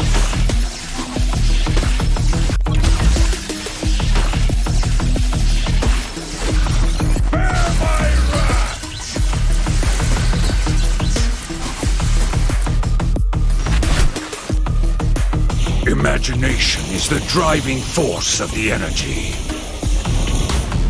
I'm not a monster. I'm a demon.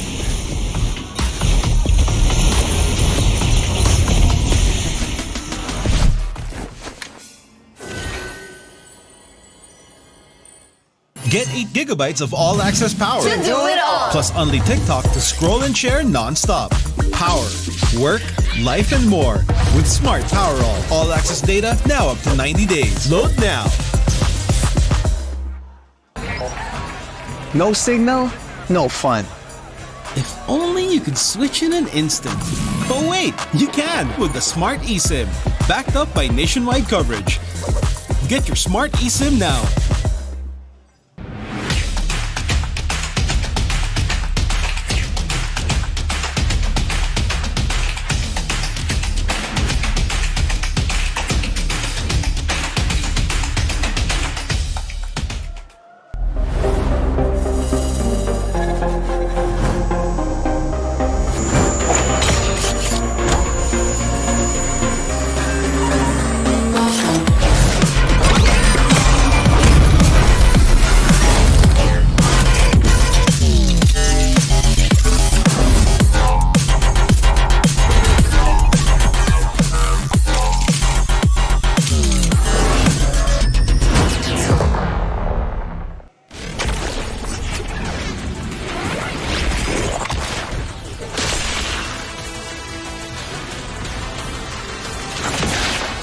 Strike first and without mercy.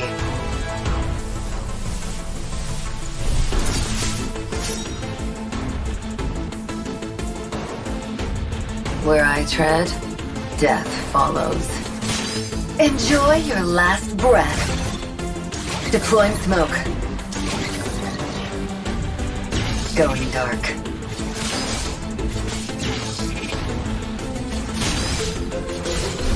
War is my trade. Death is my craft. Backup plan? I am the backup plan.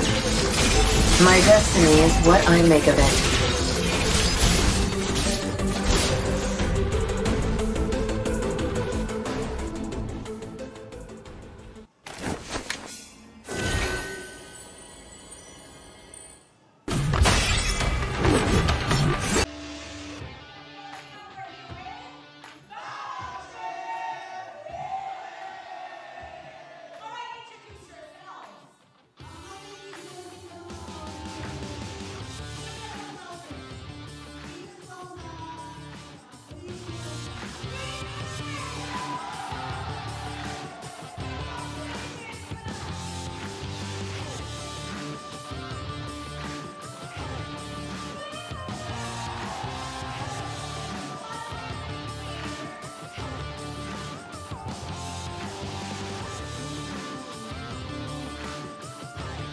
Nagsagot lang kami ng minigame din. Ayun, may chance na kami manalo. Tapos, ayun, nandito na kami. Nanalo kami!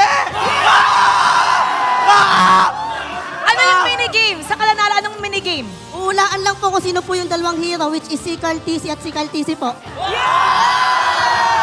Okay, kamusta ang experience dito sa MPL Arena? Ngayon po, since first time ko po dito sa Battle Trip, napakasaya po nung tour. May, may libreng tour din, may libreng lunch din po. Then, ayun po, lahat, buong game po, napanood po namin. And, napaka-intense po ng laro. May mga balloons pa po. Tapos yun po, katulad po sa RORA, napakagaling. And, ayun po. Ayun! Okay ko naman! Okay, kamusta yung experience para sa'yo? Masarap po yung pagkain! Ano pa? Ano pa? Ang ganda po ni Chantel. Okay, kung kayo ay magtatrabaho dito sa MPL, anong gusto nyong gawin? Ako po gusto ko rin po maging pro player katulad po ni KarlTzy. So gusto mong TLPH? Yes po. Oh, manawagan ka sa TLPH. Baka hiring sila ng pro player. Hello po, TLPH. Kung gusto niyo po ng substitute kay KarlTzy, nandito po ako. Pwede! O ikaw, anong gusto mong gawin sa MPL? Coach po, tapos Tagalinis. Pwede na yun. Oy, pwede yun kasi kung coach ka, baka puro sweep. Anong team? Saang team mo gustong mag-coach? Onyx po. What time is it? What time is it? It's Onyx time! Okay, so imbitahan naman natin lahat ng ating mga manonood para sumali sila sa battle trips para maging masaya katulad nyo. Ngayon po, follow lang po ulit kayo dun sa MSL, CH, and MPL. Then yun, magsagot po kayo doon forms. Then sagutin nyo lang po yung minigame. May chance na po kayo manalo. And ito po kami, ang dami po namin ngayon. So get that chance and yes! Sabihin mo sa kanila kung gaano kasaya dito para naman ma-encourage sila na sumali sa battle trips. Sobrang saya at nakaka-enjoy! Ganyan kasaya dito sa battle trips at pati na rin sa MPL Arena. So stay tuned for more MLBB action.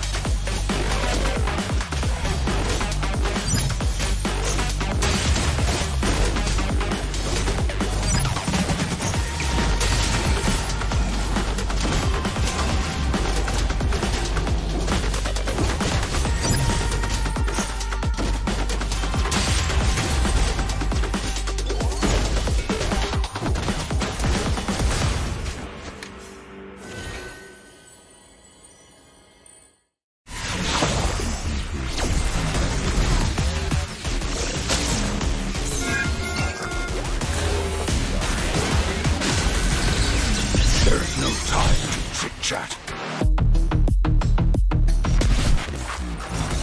You will never learn. Mystic magic is so wonderful. Face yourself.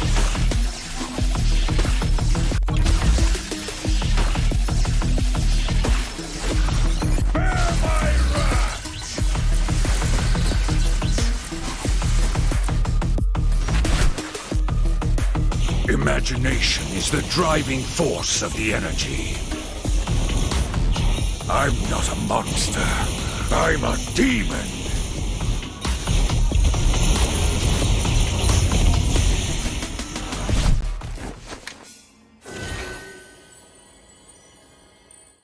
Get 8 gigabytes of all-access power. To do it all. Plus only TikTok to scroll and share non-stop. Power, work, life, and more with Smart Power All. All-access data now up to 90 days. Load now. No signal, no fun. If only you could switch in an instant. But wait, you can with the Smart eSIM. Backed up by nationwide coverage. Get your Smart eSIM now.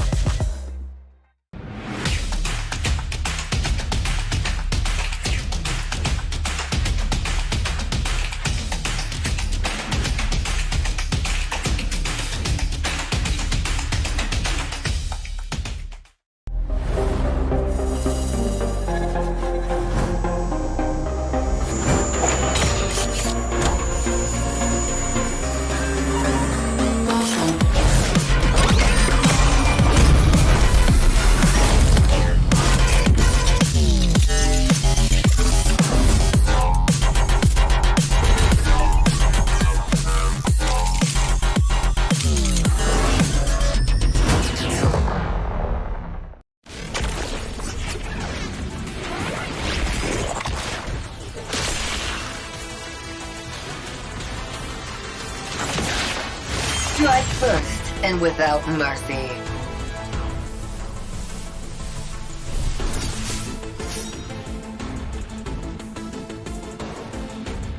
Where I tread, death follows.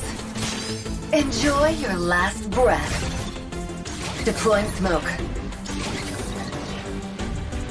Going dark.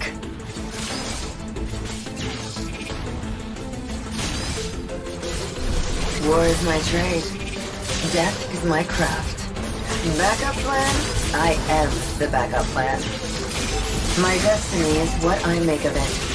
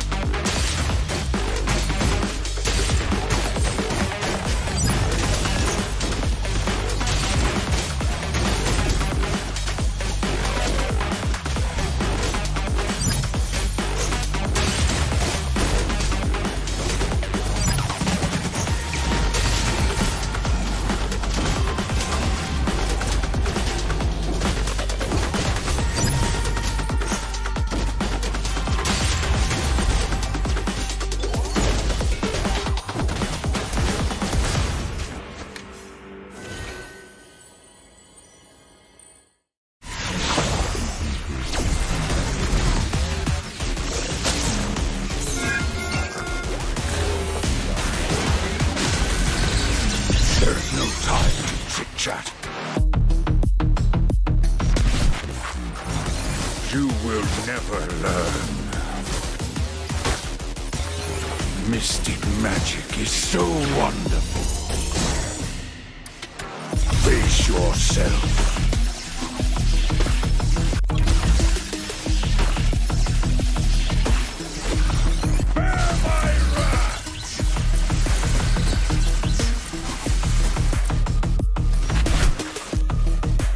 Imagination is the driving force of the energy. I'm not a monster. I'm a demon.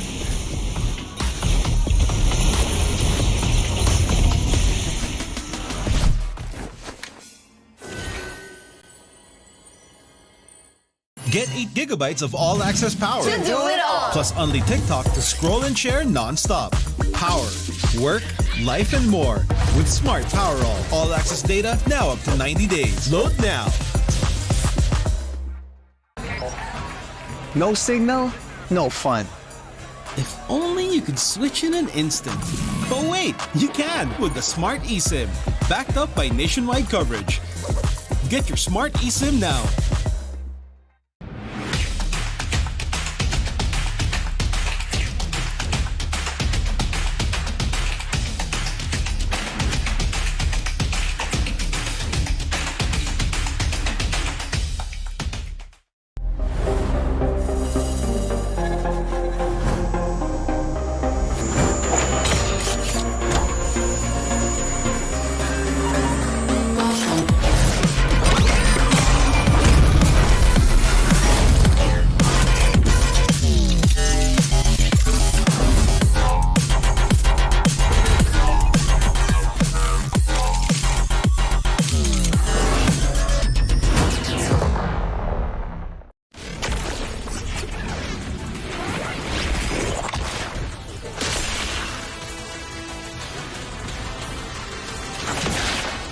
Strike first and without mercy.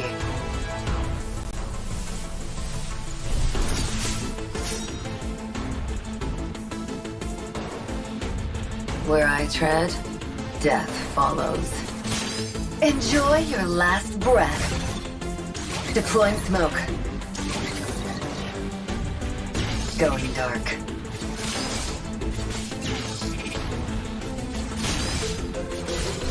War is my trade. Death is my craft. Backup plan? I am the backup plan. My destiny is what I make of it.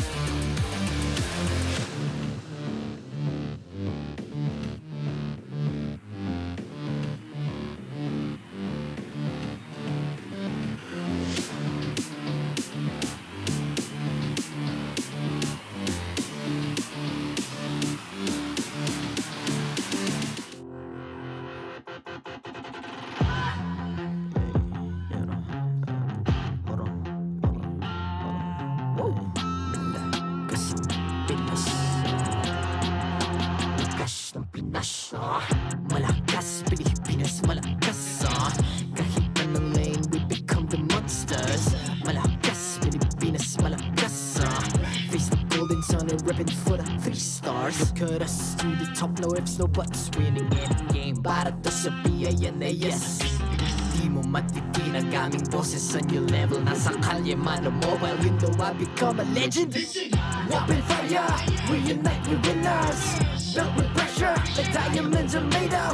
Switch na lane na parang gera, HP racing, way reset up. Built like a tank, buhat ni Hilda, full load SS parang Laila.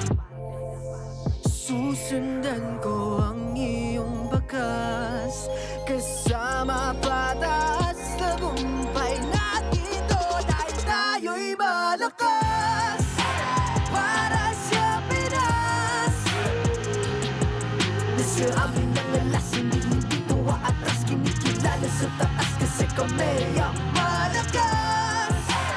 Para sa Pinas, nasa amin ang alas, hindi tuwa atras, kinikilala sa taas, ganito kami sa Pinas. Wow!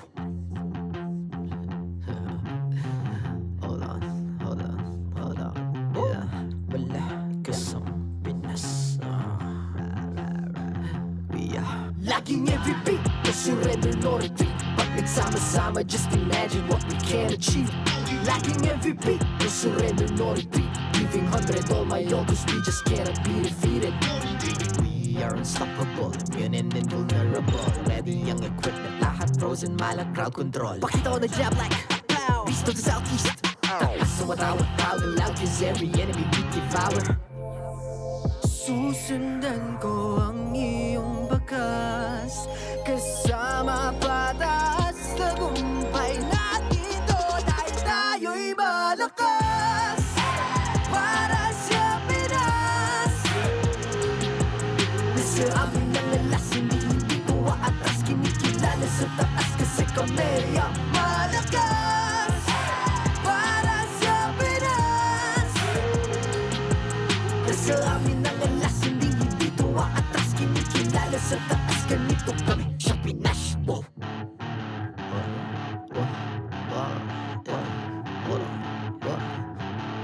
Malakas, Pilipinas, malakas kahit anong lane, we become the monsters. Malakas, Pilipinas, malakas face the golden sun and repping for the 3 stars.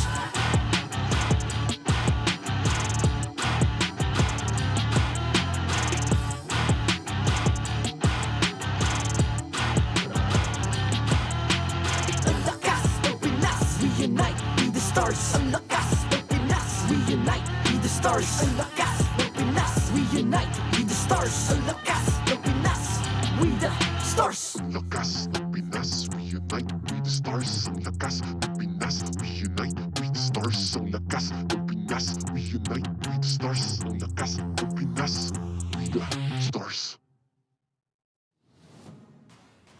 The 14th season of MPL Philippines is brought to you by the following sponsors.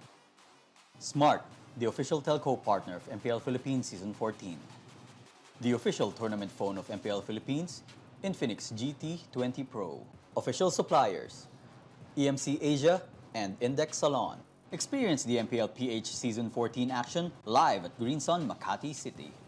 Grab your tickets now via official MPLPH website. Don't miss any MPL action by following our official Facebook and subscribing to our YouTube channel. Follow MPLPH on TikTok for more content. And to ensure the equality and fairness of our games, MPL Philippines is also monitored and supervised by the Games and Amusements Board.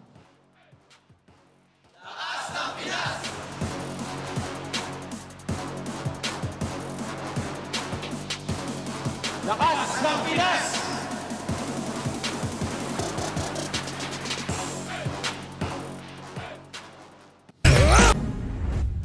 Welcome back to MPL Philippines Season 14. We're down to the last match of the night.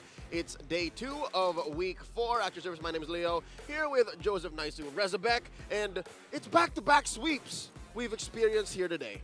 Which is crazy, because I didn't expect back-to-back sweeps when we came into match number 1 for the day. And so maybe this is the one where we get a 3-game series, I'm hoping, because against these two teams, RSG, Smart Mega ahead of us, I would want nothing more than 3 games. For sure. Real quick, Blacklist scores their first series win over TNC, followed up by an upset by Aurora. MLBB taking on the defending champions in Team Liquid Philippines. Both series, by the way, much to my pleasure, features a Bane that went ham. I am still tingling. The Crab Claw. Cannon. Is it the Crab Cannon? It's a C3. Yeah. Crab Claw Cannon. Crab Claw Cannon. And also, so he's had, is it 100% today? Today, yes. 2 wins, right? 2 wins.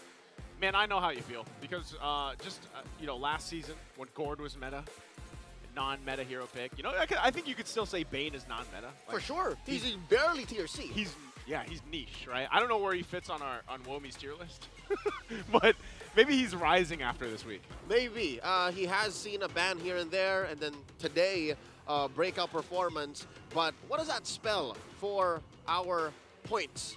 What our leaderboard says here is Aurora MLBB now propels themselves up to the 5-point range. Neck and neck with Falcons AP Bren. And of course, still Fnatic Onic PH, the top dog, or should I say top porcupine in the league? Yep. Top porcupine. I think I can go with that. But for these two, like I said, it's the middle of the standings are neck and neck. And at this point in the regular season, this is where things kind of really start to fall in place. And I would say, if you look across the board in week 4, at least for now, and let's as well. But the main thing I would say is the improvements for all the teams up to this point, and they're only going to continue to improve here. And I think now that you have these teams in the middle of the standings, this is where it gets really iffy, like spicy. And this win right here can really set things up for the rest of the regular season. And not just that, the points and the leaderboard, it may move, it may shift, yeah, like tectonic plates, if you will. But even the metagame, even the hero picks and the bans, you couldn't say exactly what's up. And to make ends meet and to make odds and ends make sense, let's throw over to Renmar and Brigida.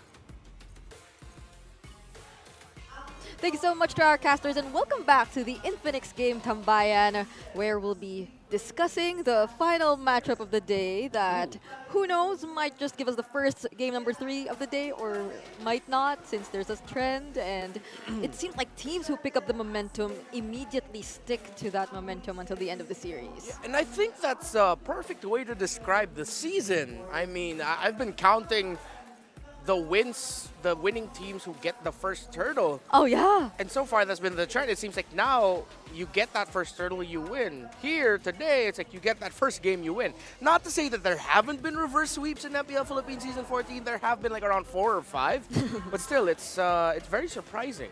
Yeah. I really thought I was ready to go 9 games today. I mean, I'm here. You're always ready to max out the day. Yeah, and Chantel's on the other broadcast. So, like, we were assuming that the...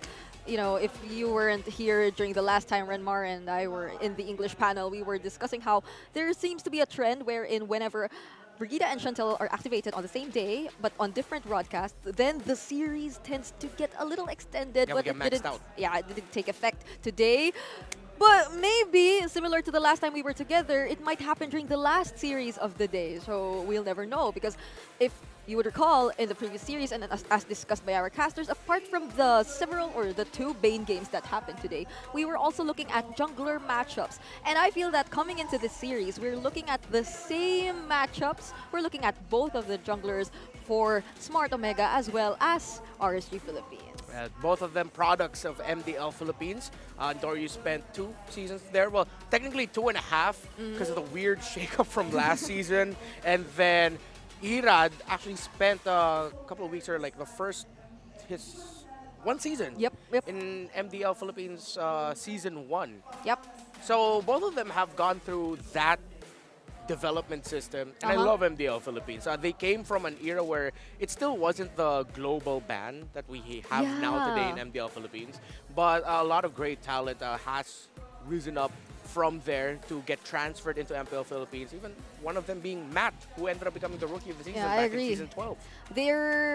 Smart Omega, to be exact, is a team known to actually undergo quite some changes mid-season in the MPL. We've seen a lot of jumps here and there, especially for Andoryuuu. He's been part of the MDL, and then eventually later on we'll be seeing him in MPL. So it means a lot for these players that their skills and their capacities are actually recognized, and that they are given this opportunity to play in the MPL. And now they're actually the mainstay junglers for their respective teams. And looking at their statistics put together, not quite significant differences, I'd say.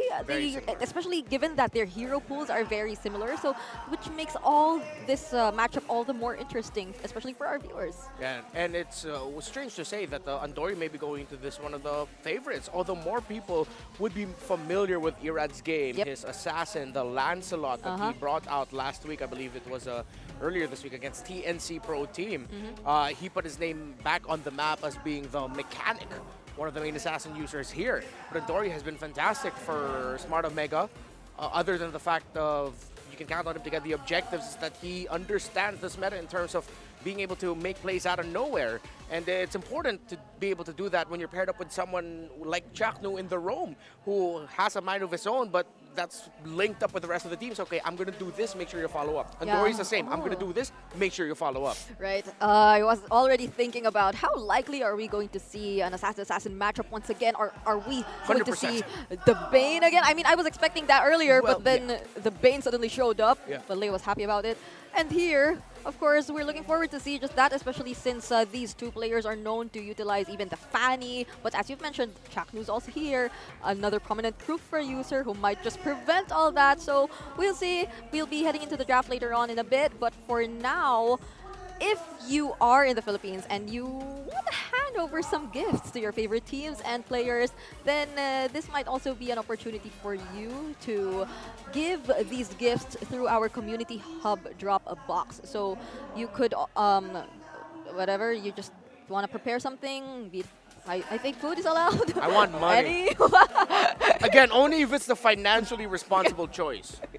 You have money to spare, sure. I'd be okay with that. So you see here, they have a community hub drop box, whatever you want to hand over to your favorite teams if you're in the Philippines. But as mentioned by Renmar earlier, if you want to fly out, then that's okay too. You could drop them yourselves personally and meet your idols. The venue of MPL Philippines is in a hotel. So this is like the perfect chance for you to fly all the way to the Philippines if you're watching from abroad. Join us here for like a weekend, because you'll already be in a hotel anyway. You're not that far from the airport. No cap. Go ahead. Yeah, I think you can see Brigida in person. I'm suggesting the playoffs maybe.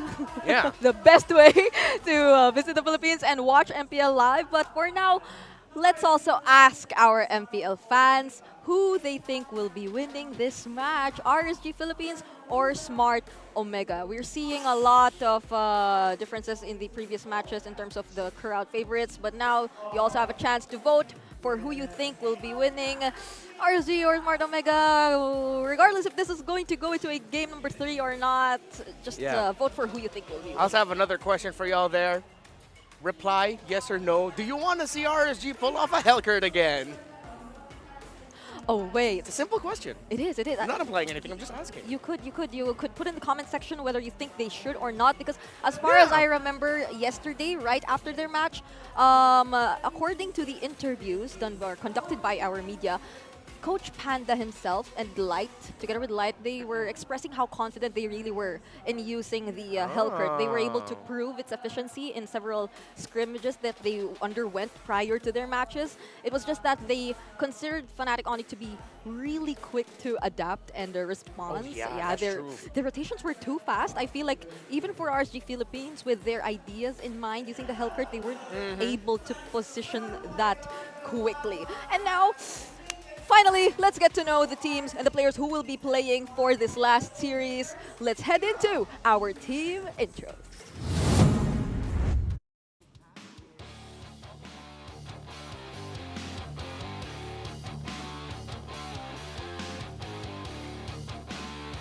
Ito na nga ang ating mga marshals. It's Jeff, Joshua G, Pat, and Wilbert.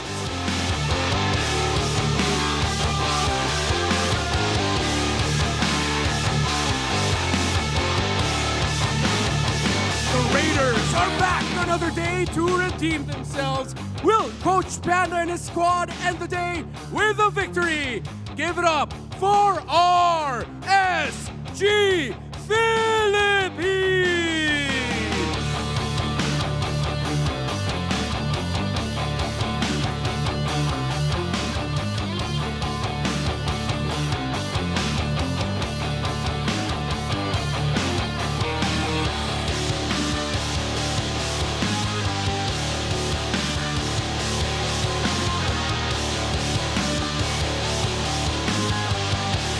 Introducing their opponents.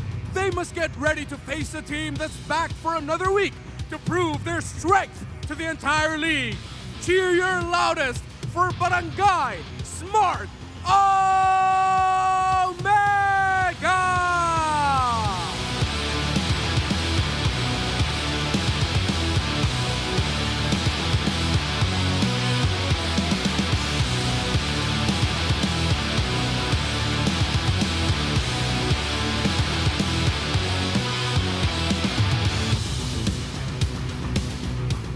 And their coaches for RSG Philippines, Coach Handa.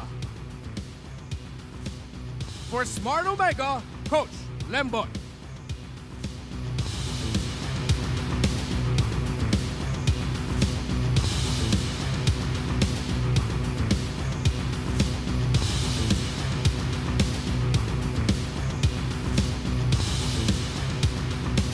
It's time for the face-off. Irad, Andoryuuu, step forward.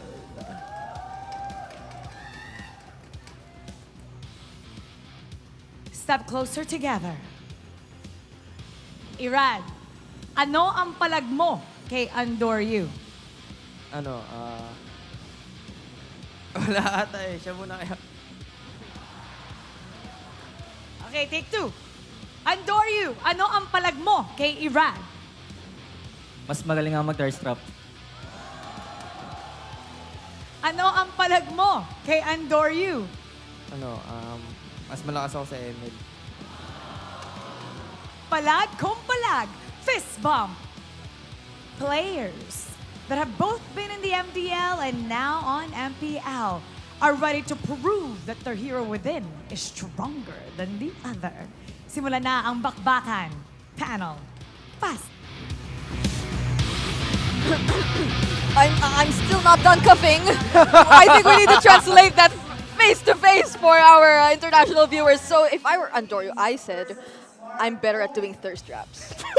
That sounds so weird coming from me. Why did I say that? I don't know why. You're the one who said it, but okay. Okay. And then Irad just responded with, well, I'm stronger with playing Mobile Legends Bang Bang. Oh, yeah. And this is the lineup for RSG Philippines. It's the standard, of course, again, Nibor filling in. Not filling in. He is the main EXP leader now for RSG Philippines. And all I'm going to say for this is I just hope they work on their timings. If they were confident with bringing the Hellcurt, that means a lot of thought goes into the drafts that they bring in, and I do not doubt that. But they're up against Smart Omega, who are rocking with the lineup that we've seen them rock since the latter half of Season 13, now heading into Season 14. Well, they have their work cut out for them because they have been good. They've been shaky at times. They have dropped series, but they have been able to take games away from top teams such as RORA, while they were able to beat Falcons AP Brand at the start of the season, so don't forget about that. What a way to start the season, right? I think a lot of us are really looking out for Smart Omega and the amazing developments they've been showing us throughout the first few weeks of the regular season. But now looking at our team head-to-head significantly, Smart Omega seems to cover a lot more compared to RSG, apart from, I guess, the Lord control towards the lower left side of our graph. But simply put, I think RSG Philippines, they really have to watch out for Smart Omega's aggression, because they're known to be a team that's really great in terms of especially surprises. So now looking at our Infinix keys to victory for RSG, it's really important that they support Irad's hero pool with a frontliner that could go head-to-head with probably Chak Mamba. And for Smart Omega, sustain the early to mid-game advantage, because we all know that they're capable of securing that. Yeah, and pace yourselves. Play to your strengths. And make sure you just do it cleanly. And I like we're highlighting Nibor and Ryota to be the front and the face for the keys to victory right now, because the EXP lane pick is going to be important. Your trade The Edith. Yo, Ryota, come on, Ryota, come on. Oh, man, he got the thumbs up instead of the heart.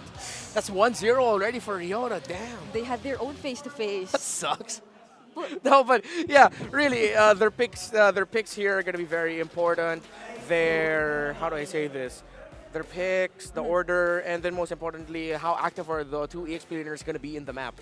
They need to be active here to supplement their junglers, their assassins. Yep, so which leads me to probably wonder about how will RSG Philippines head into the draft, since it's very clearly stated in our keys to victory that you need to provide a reliable front or a reliable perhaps, it can go into the XP lane, but in instances wherein Smart Omega could potentially overwhelm RSG Philippines with a lot of damage, how do they respond to that, similar to what happened yesterday? So now, RSG, they will proceed to secure the blue side. So, I wonder what they're going to be prioritizing here, or if Smart Omega even will be considering opening up some of those assassins, since I'm hoping that this matchup will likely allow us to encounter another assassin-assassin matchup for both our junglers. Why are you talking as if that won't be the Because case? the Bane's been showing up today. Okay, yeah, that's fair.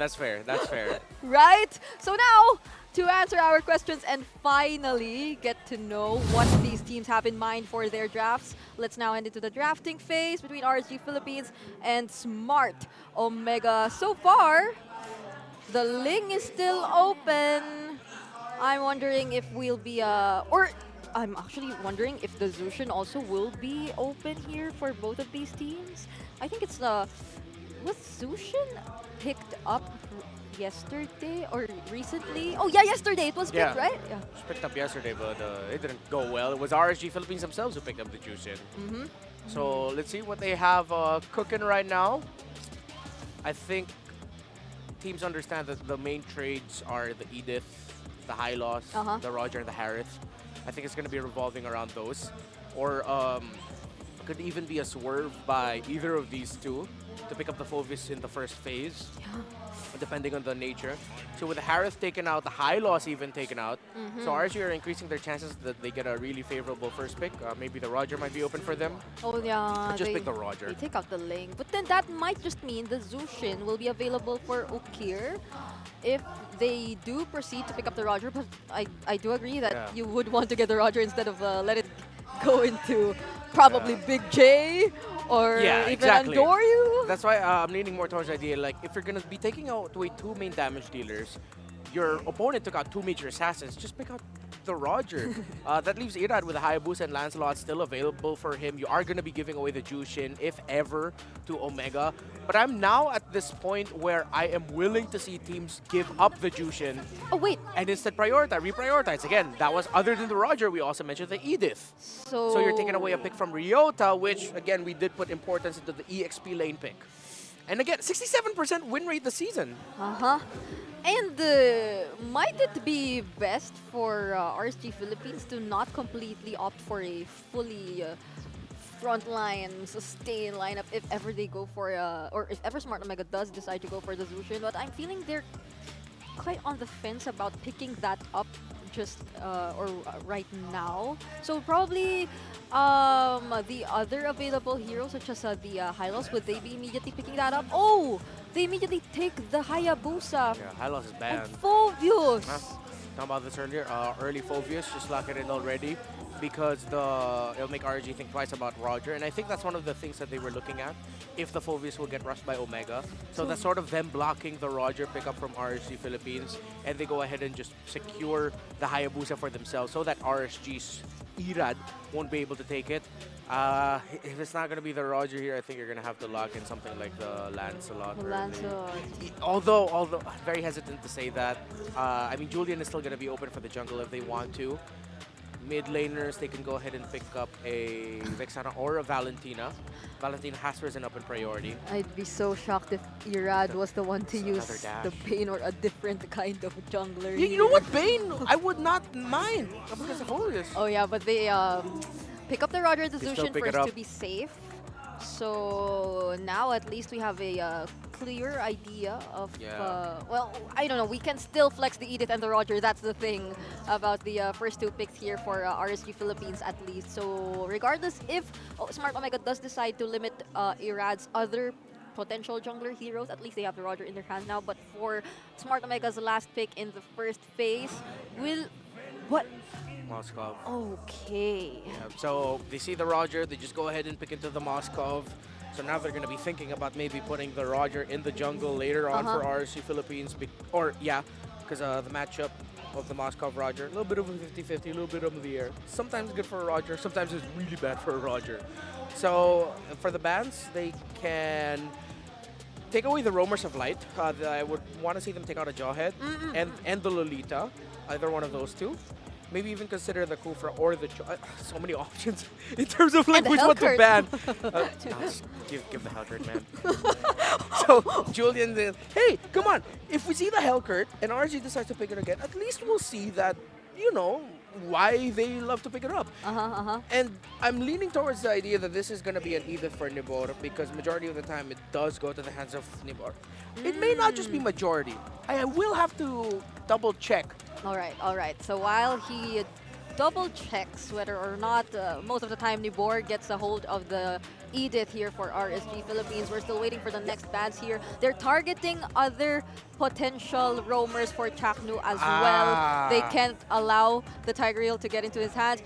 Might they I'm feeling the Kufra would work as well here, but then it's Smart Omega who'd pick first, right? Yeah. After the banning phase, so it might be tricky to let that pass as well. Yeah, that guy's drawing. Did he get something good? Did he? What was that? Oh, he got Obi-Wan. Oh! Hello there. Congrats. That's right, we have the Star Wars collaboration back for him. 56 days. So, taking away the TIG, could be two things. One, because RSG's main damage dealers, or at least one of them, is dive heavy. That's the Roger. So he can be a little bit more free to enter. Oh, Jaw. They take away the Jawhead, which means RSG now will be more than happy to go for either Grok, Cho, or Kufra. Yep. And not just that, Omega might actually lean in on that too, but Chaknu's Lolita is also open. And Omega have shown that they are already comfortable playing with that as their roamer. If ever they can pick their mid laner fourth, and then just pick the roamer last, and just adjust depending on what light picks up. So that way you go into it with a way more favorable roam pickup for Chaknu. Oh, I see. So it's not immediately picking up whatever is left available Possibility. here. Although you would avoid the threat of let's say, the Kufra for the Hayabusa, so... Oh, wait. Sorry, I just realized Faramis of Vokir is still also open. But Valentina is also still open. So lots of things to consider for the mid laner trade as well. The Valentina at this point, oh yeah, there's an Edith here for RSG Philippines that might look like a great pickup. But then Kufra, Lolita, they're both available as well here for Smart Omega and RSG. What do they want to trade for that? I think Lolita here, and then Faramis or Valentina later, depending on what RSG picks up. Not to say that they are for sure gonna pick that. Okay, wait. What's the stat? Oh my God! Yes! It's gonna be a Rome Garakatcha! Finally! We're seeing an avatar of Guardian! Yeah, we saw it. We saw it in MPL Indonesia. Hello, Beloyski. So Beloyski might be like looking at this like, hey, y'all picked my Hellcurt yesterday, now y'all picking my Garakatcha? Dang. Why are we seeing a lot of similarities in terms of Beloyski's playstyle happening now? You know, put the Roger in the jungle, get a carry. Oh yeah, which reminds me, I heard that Light also was asking Beloyski recently, like for how advice? do you actually play, let's say, the Hellcurt? So what approach do we do whenever we pick up these kinds of roamers? So will RSG still go for a hard tank, the Kufra, the Lolita? Oh, wait. So it's an Edith roam, and they secure the Terizla for their XP lane. Yeah, I think they decided to swerve it because they saw the Garakatcha. So they both have magic type roamers. For the mid, I'm iffy on the Valentina because you're up against a Jushin. Yep. Faramis? The Faramis? Would it work here? Faramis over here. Or the Lilia. Okay, yeah. Slow front to back against the Edith, the Lilia, and you're up against a carry as well. It's a great last pick by Omega. their 2 out of 3 of their main picks in the middle of the map are both magic damage dealing, similar to RSG Philippines. It's a Hayabusa versus the Roger. I think I'm going to be seeing at how Kusei and Jomar are actually going to be handling their gold lane. That might be the X factor here. And how well Nibor times his entries. I think we're about to see some crazy team fights take place here. Some Avatar of Guardians here and there, and some Glooms scattered all over the place. So it might be a little tricky here for RSG Philippines to pick wherever they want to commit their team fights. But at least for them, they have the Zushin, they have the Terizla, they have some AoE to partner up with all those damage dealers that they have in their hands. But we'll see how they will be scaling and how fast will that happen in this game. Let's head it over, or hand it over to our casters. And we will receive, thank you so much, Brigida and Renmar Santa Cruz. Welcome to Mobile Legends! Coming from our Infinix game tambayan, it's Leo and Nice to at your service. Calling this matchup. How'd you like that, Gatot? You know what? I'm just loving the fact that we have all these kind of fun picks coming up. And I know Renmar mentioned it, you know. It's appeared in other parts of the world for the MPLs, but it's great to just see the meta in a position where you can have this and it works out, you know, whether that's the Hellcurt, whether that's the was it Boxio roll? We don't talk about that. Well, it's still there. It showed up. It showed up. The Banes, now the Gatakacha. It's great to see. And mainly, maybe because of this Gatot Kacha pick alone, RSG had to swerve their XP and their jungle picks. And so far, not much action because, again, both teams are checking their range. Both teams are adjusting what the lane-to-lane matchup looks like. This is one that Renmar mentioned, Big J versus Kusei. Yeah. Taking a look at the emblems. Looking at it so far, what do you put on a Gatot? It's just full tank, man. He's full tank. And you know what's funny? Before he was actually like picked up in MPLs, when I was forced to roam in my own RGs, I like to pick Gatakacha. Reluctantly. I'd be like, you know what? I'll pick him. Okay. All right. So we got some more time for the story. What makes the Gatot work? What is it? What is it about the Gatot? Well, one, he's fun to play. Like, let's be honest. Heroes Landing, you're right. The Avatar of the Guardian. AOG. It's one of the funnest abilities in the game. I'd say, right? Yeah. It's also just it's obviously a great setting tool. Like, it's actually very useful. So is his taunt Unbreakable, but what makes it fun is because of the way that you can build him. It works great against the Mozcovs, you know, all the, you know, typical gold laners, other than like the Harith. Full reflect build. Full reflect at that point.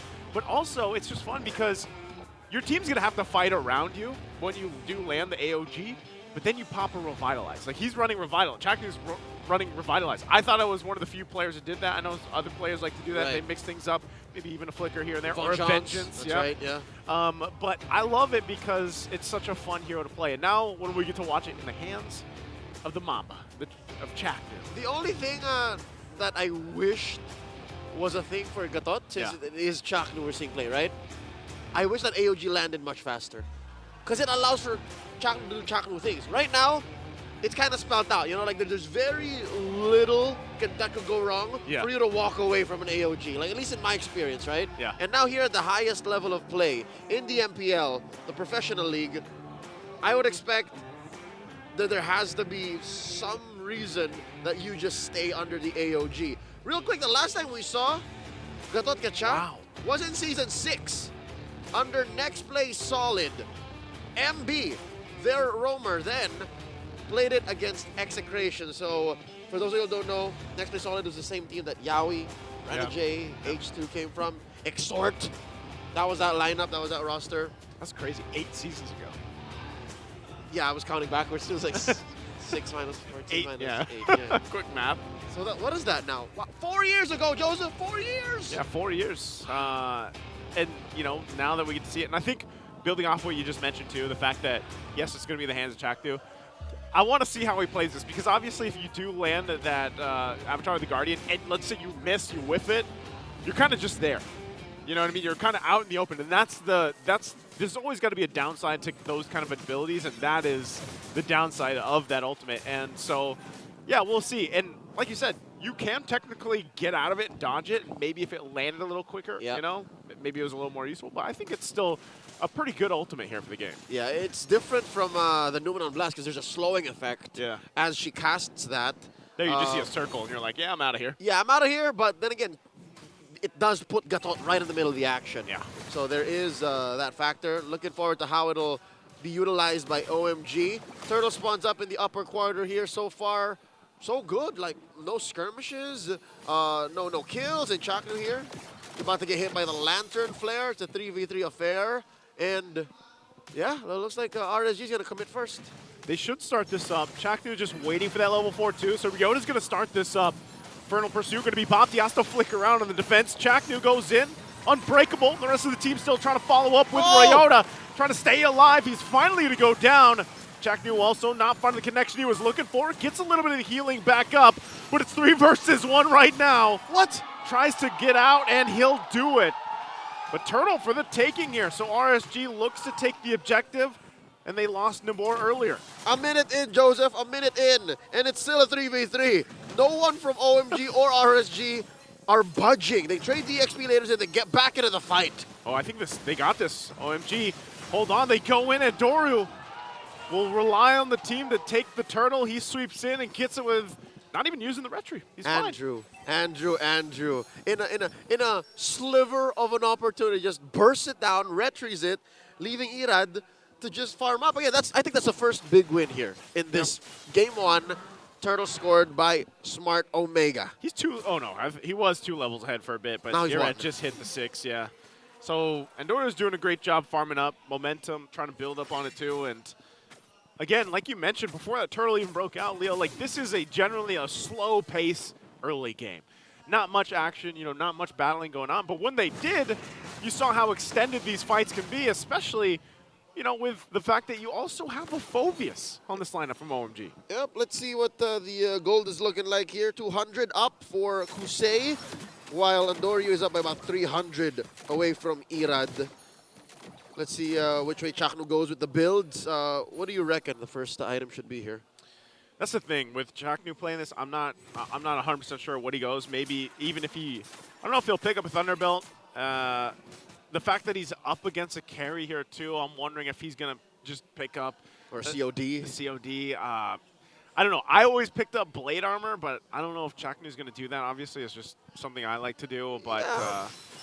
We'll see how he ends up playing it. Aqua is going to be, okay, he's fine. Pop the beacon too. Andoryuuu just showing the damage potential of the Shadow Kill. All right, early COB answered by the Shadow Kill. What would you pick up? Looking at the lineup here? Yeah. From RSG, I'd say Blade Armor is in order. Because again, you're bouncing back damage from Irad and Kusei, the course. Radiant Armor maybe? I don't know. Radiant Armor from Aqua and Light, sure. I doubled down on Thunderbelt. I think, especially if Omega are able to snowball from here, score the second turtle, that might be the go signal. Just keep snowballing. Like stack up on the hybrid defense. Yeah. And I know some people like to get concentrated energy too, just because like it's insane when he gets the passive off. That's what makes him so good, is because he's both an offensive and a defensive kilt. Amazing work here. Now Omega playing footsies with RSG, slight advantage to the Raiders. All right, once again, it all comes down to battling for the objectives, it looks like. There's no fights are going to break out before this. Total half health, Namor at the front of it. Taking some shots from Yoda with the Infernal Pursuit. Will slam down a little bit. There's the penalty zone down now. Namor could be in trouble. Jome just pushing down the wave as well. Ukir doesn't survive. Still going to be fighting for it. Turret finally taken down. And now they're going to crash down on Ryota, toss him up. Spear's not going to land, not find the connection as Chaknu finally falls. But Ryota still alive and well, forcing on Irad. But he finally goes down. A big exchange again. Turtle now can finally be focused by RSG. It looks like the Raiders are going to score big this time around as the SOD from Big J misses its mark. There it is, Joseph, the Thunderbolt. How different would it be if maybe the SOD hit? Is because I think that's what... Whoa, Shadow Kill. All right, close. If it would have hit, that would have turned the other way. Yeah, definitely, because you got these two tanky dudes, basically Ryota and Chaknu, just holding down the front line, causing a lot of focus on them. And if Jome could have...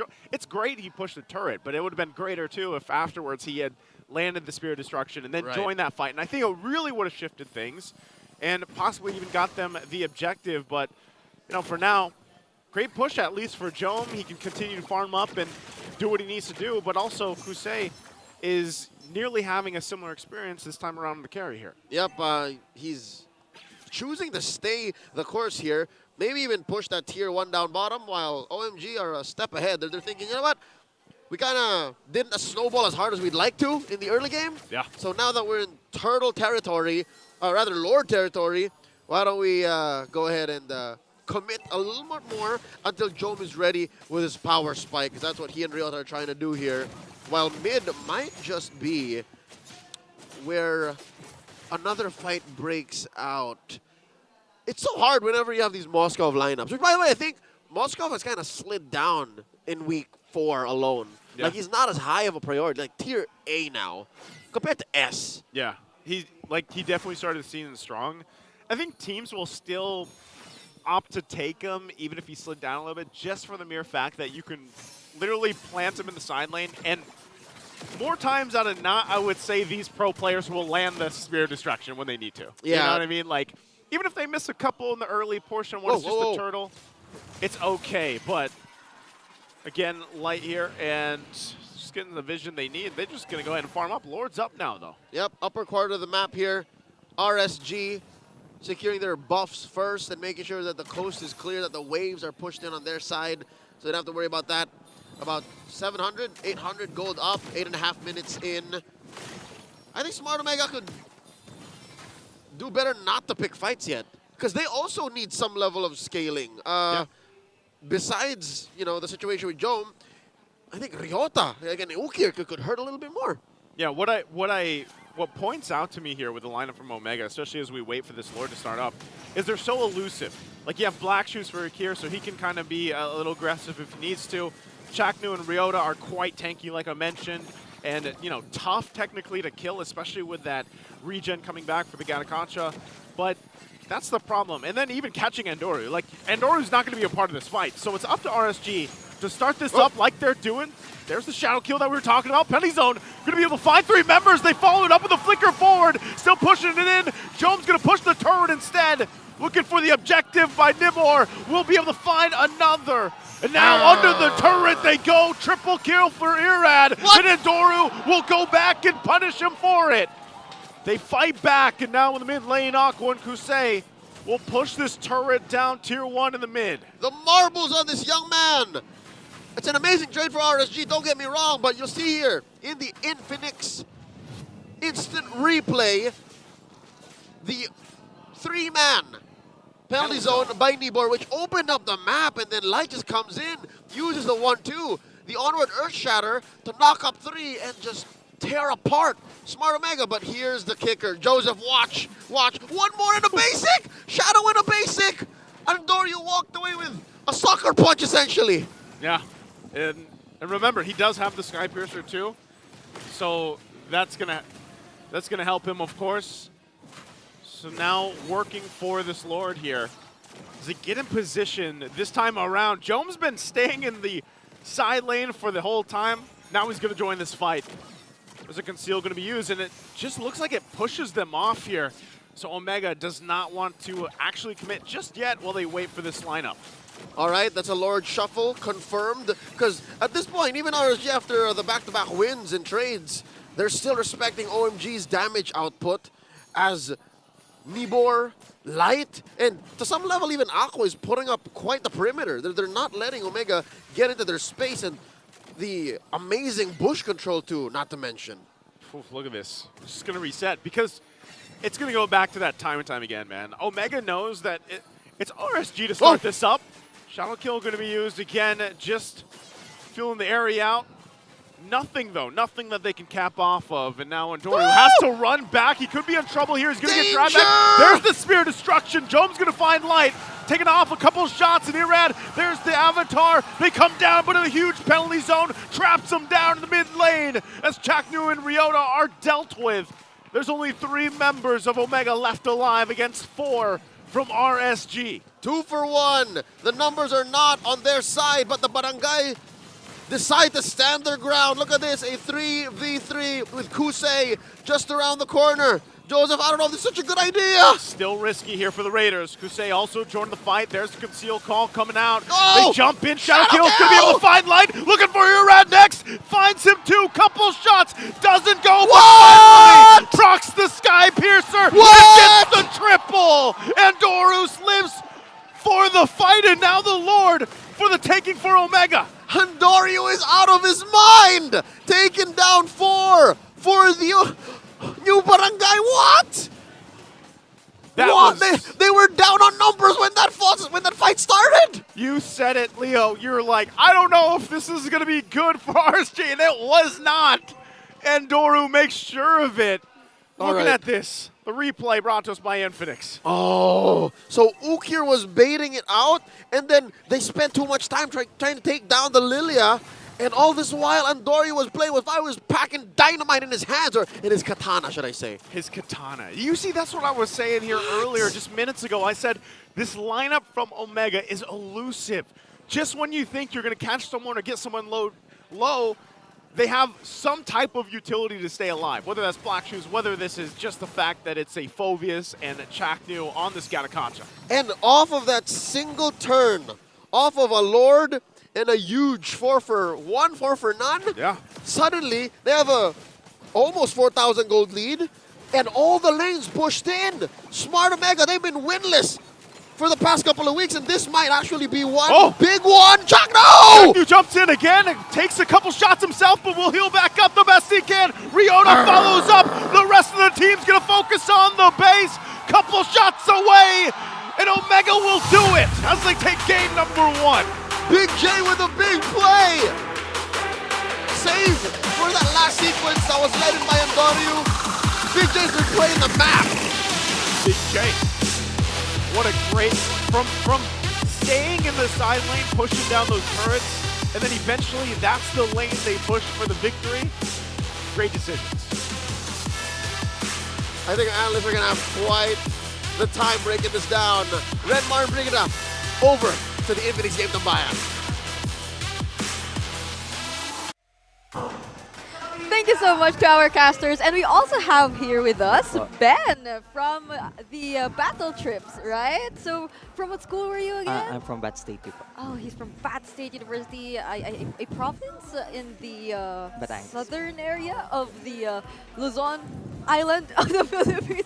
What am I saying? Focus on the game instead of the geography. Okay. Weakness right now. Let's just focus on the game and break that down for everyone, because I think that was an intense back and forth, and one of the standout players definitely is going to be Andoryuuu on that Hayabusa.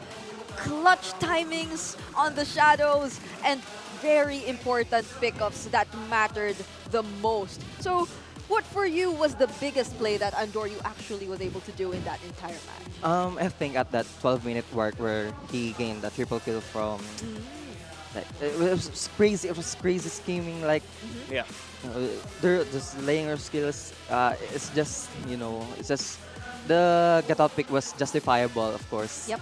But RSG handled it well. But it's Omega, right? It's Omega. Renmar, what do you think mattered the most in this game, where we thought that at some point RSG was actually taking control of it already? Yeah, I'm glad that we highlighted Irad and Andoryuuu, because you could clearly see that it became about them. And not just specifically them as individuals, but how each team plays with their jungle. How Nibor would set things up for RSG Philippines if it wasn't light, and how Andoryuuu would how Irad would follow. While for Omega, once they finally got the hang of playing around that Gatakacha, once eventually they were pressuring RSG more because Jome was pressuring the opposite sides of the map, then how Andoryuuu would respond to that with some really great entries, shadow kills, the triple kill that Ben pointed out was a key turnaround for Omega, and he was deathless in this game, which was important for a team playing around that Gatakacha, because Hayabusa is what gives what we call the instant gratification. Because the rest of the damage of Omega is just like, all right, bring it down low, bring it down low. Hayabusa is the one who can really go in and say, yeah, no, I'm taking away a chunk of their health right away. Yep, and unlike the first few moments in the game, in that last sequence particularly,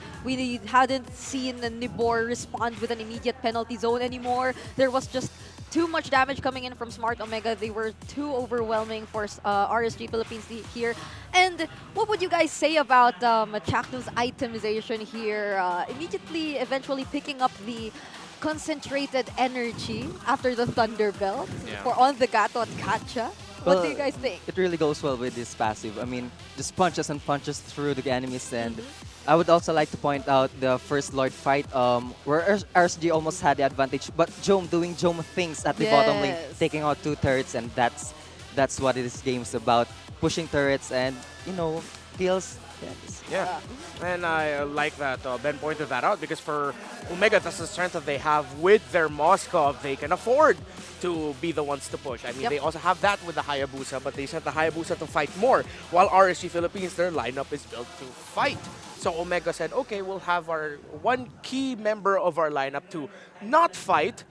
We're going to be pushing your tower, and eventually that came back to haunt RSG. But when Big J also decided to join the fight, it was a disaster for RSG Philippines. We haven't seen them being able to pull off the Aqua takes charge of the zoning here. He just makes his presence felt for the members of Smart Omega. And Light, it seemed impossible for him to complete a full combo on the Edith because there were just so many interruptions and there were so many things that he had to think about on the Edith throughout the entirety of that team fight. I even think the member here with the highest damage dealt, Ukir, went nearly unnoticed, but that was just how great he was in doing his job of poking the members of RSG Philippines here. And I think being able to dish out the necessary pokes was a very important matter for both of these teams, because we've seen moments where in Smart Omega, when they were really low on HP, Irad could do his job.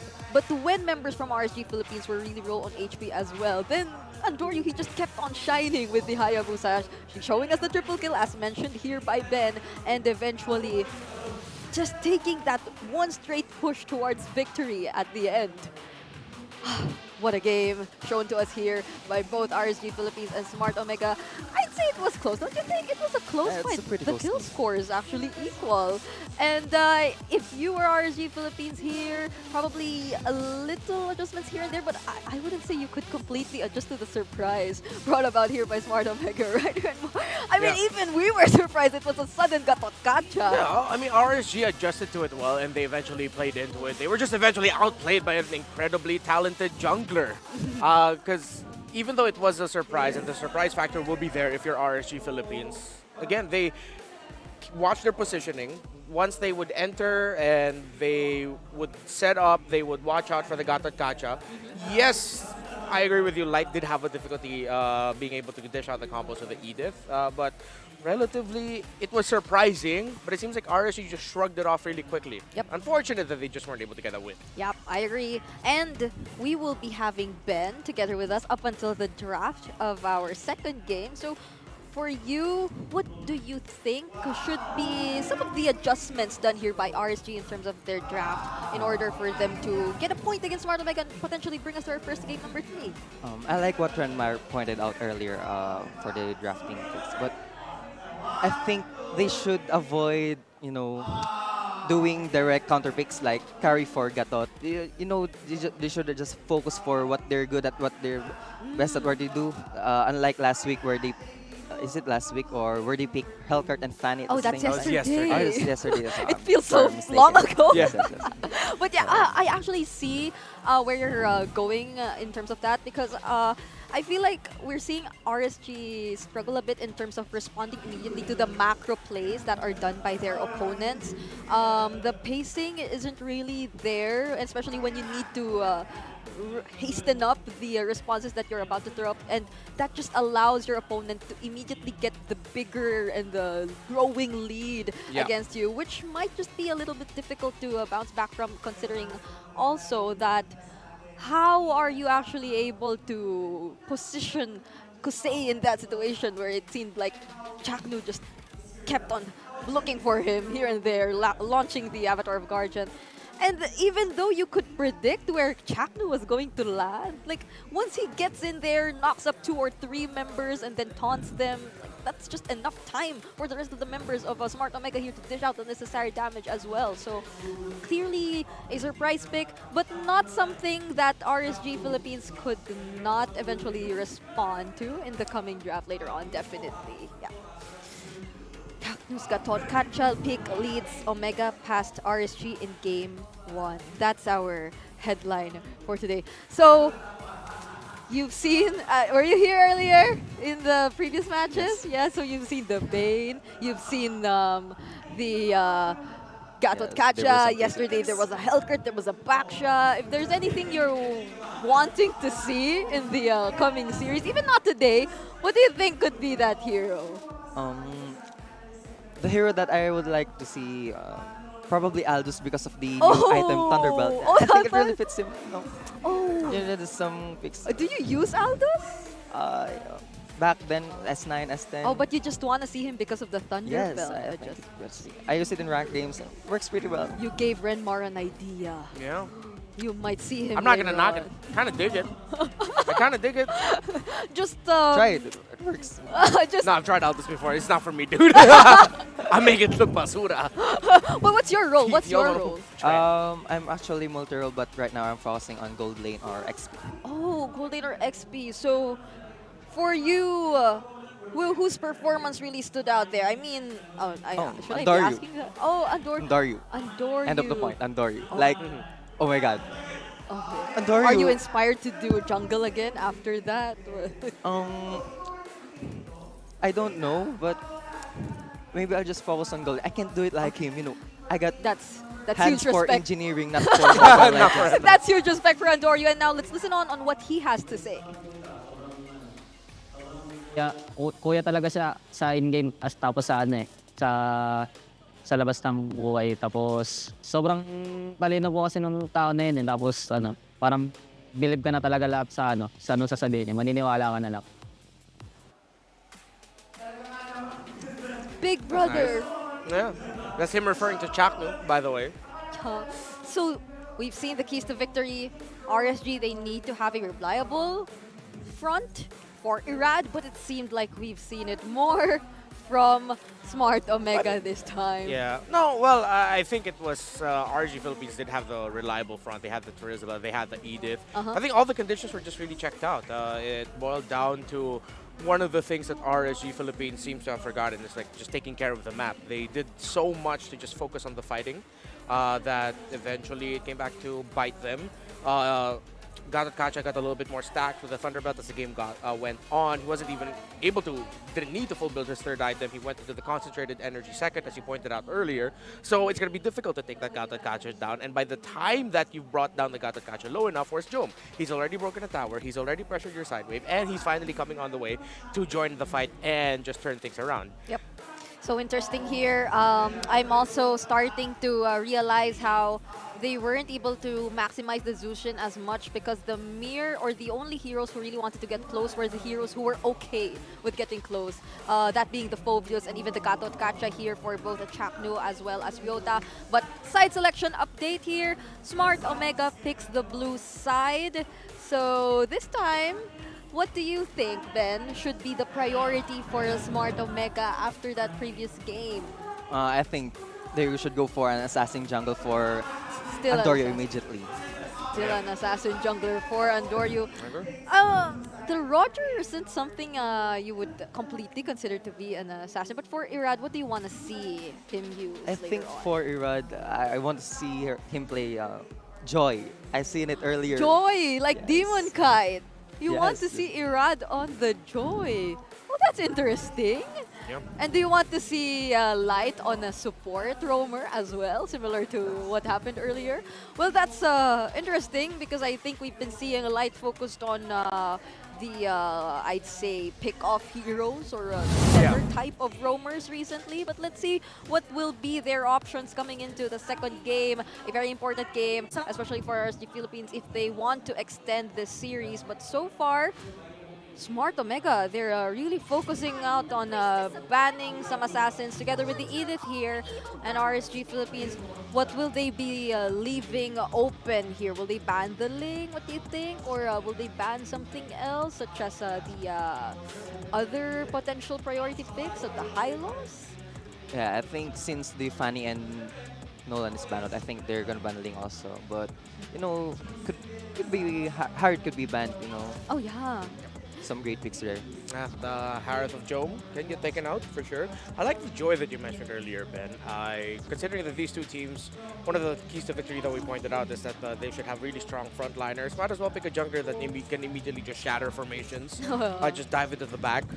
But they will need to supplement that with support, with the healing. Oh. So lots of assassins open. The Ling is available. Roger, Harith in the gold. They're going to be trading power picks.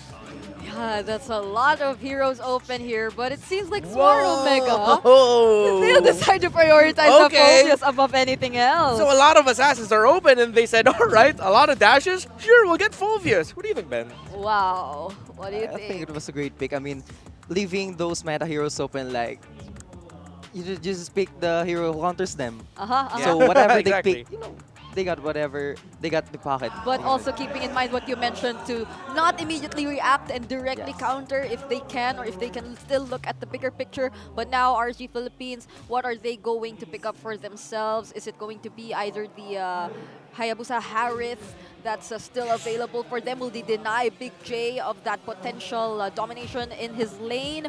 Or will they have other options in mind?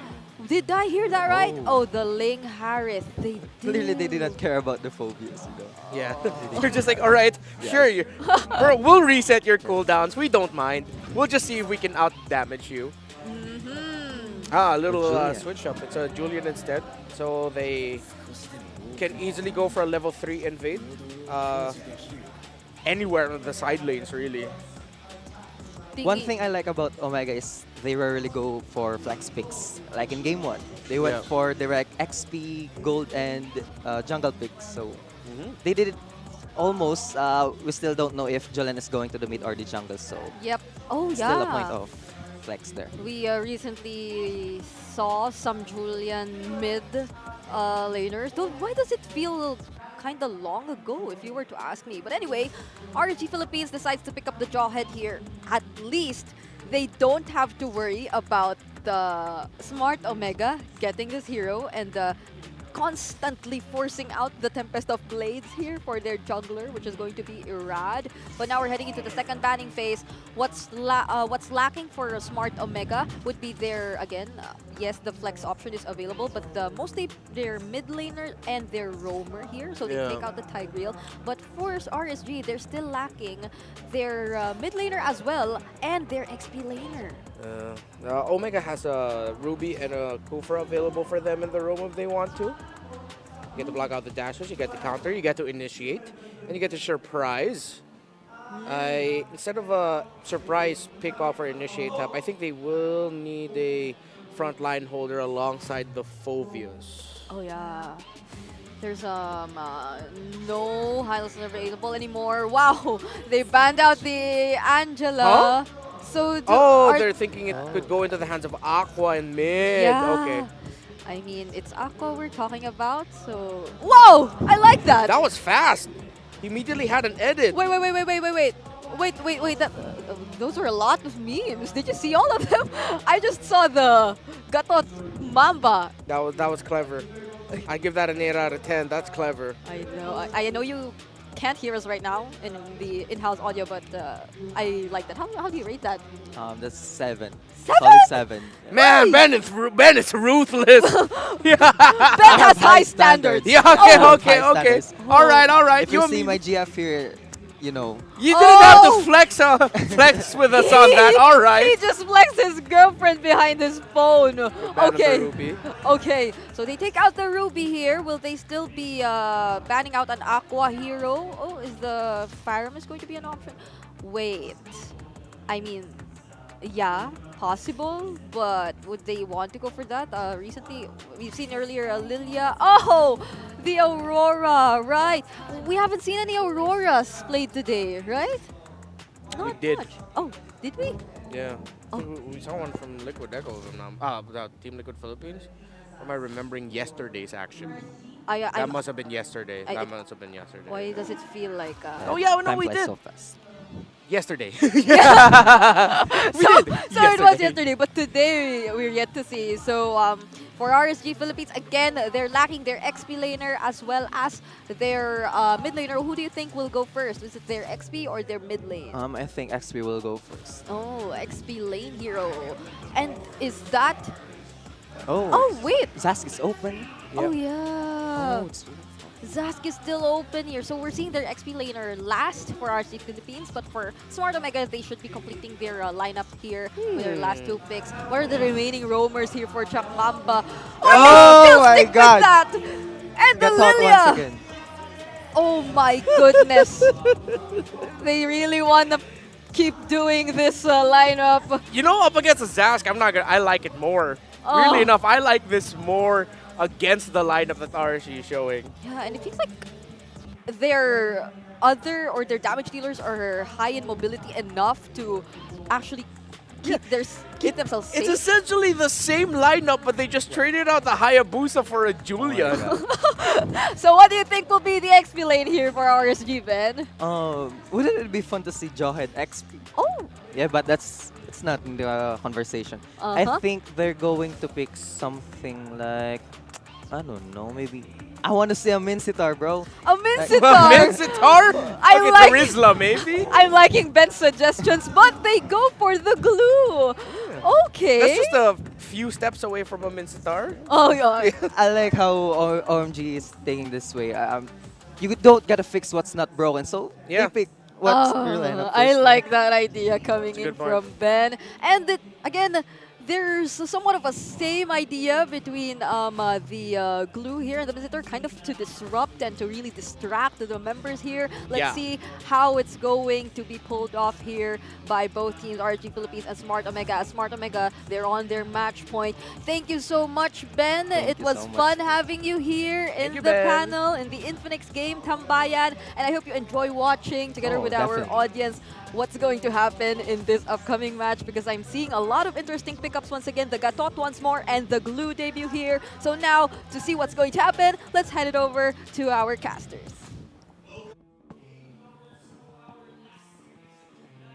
The Gatot Kacha Welcome to shows Mobile itself Legends. again. Welcome to Game 2. Smart Omega at match point. Joseph, if you thought Game 1 was just a one-time showing, how's about the Mamba does it again? Did you see that in the audience earlier? Someone is already Gatot Mamba. That was Rayash. That was Rayash. way too powerful with the editing.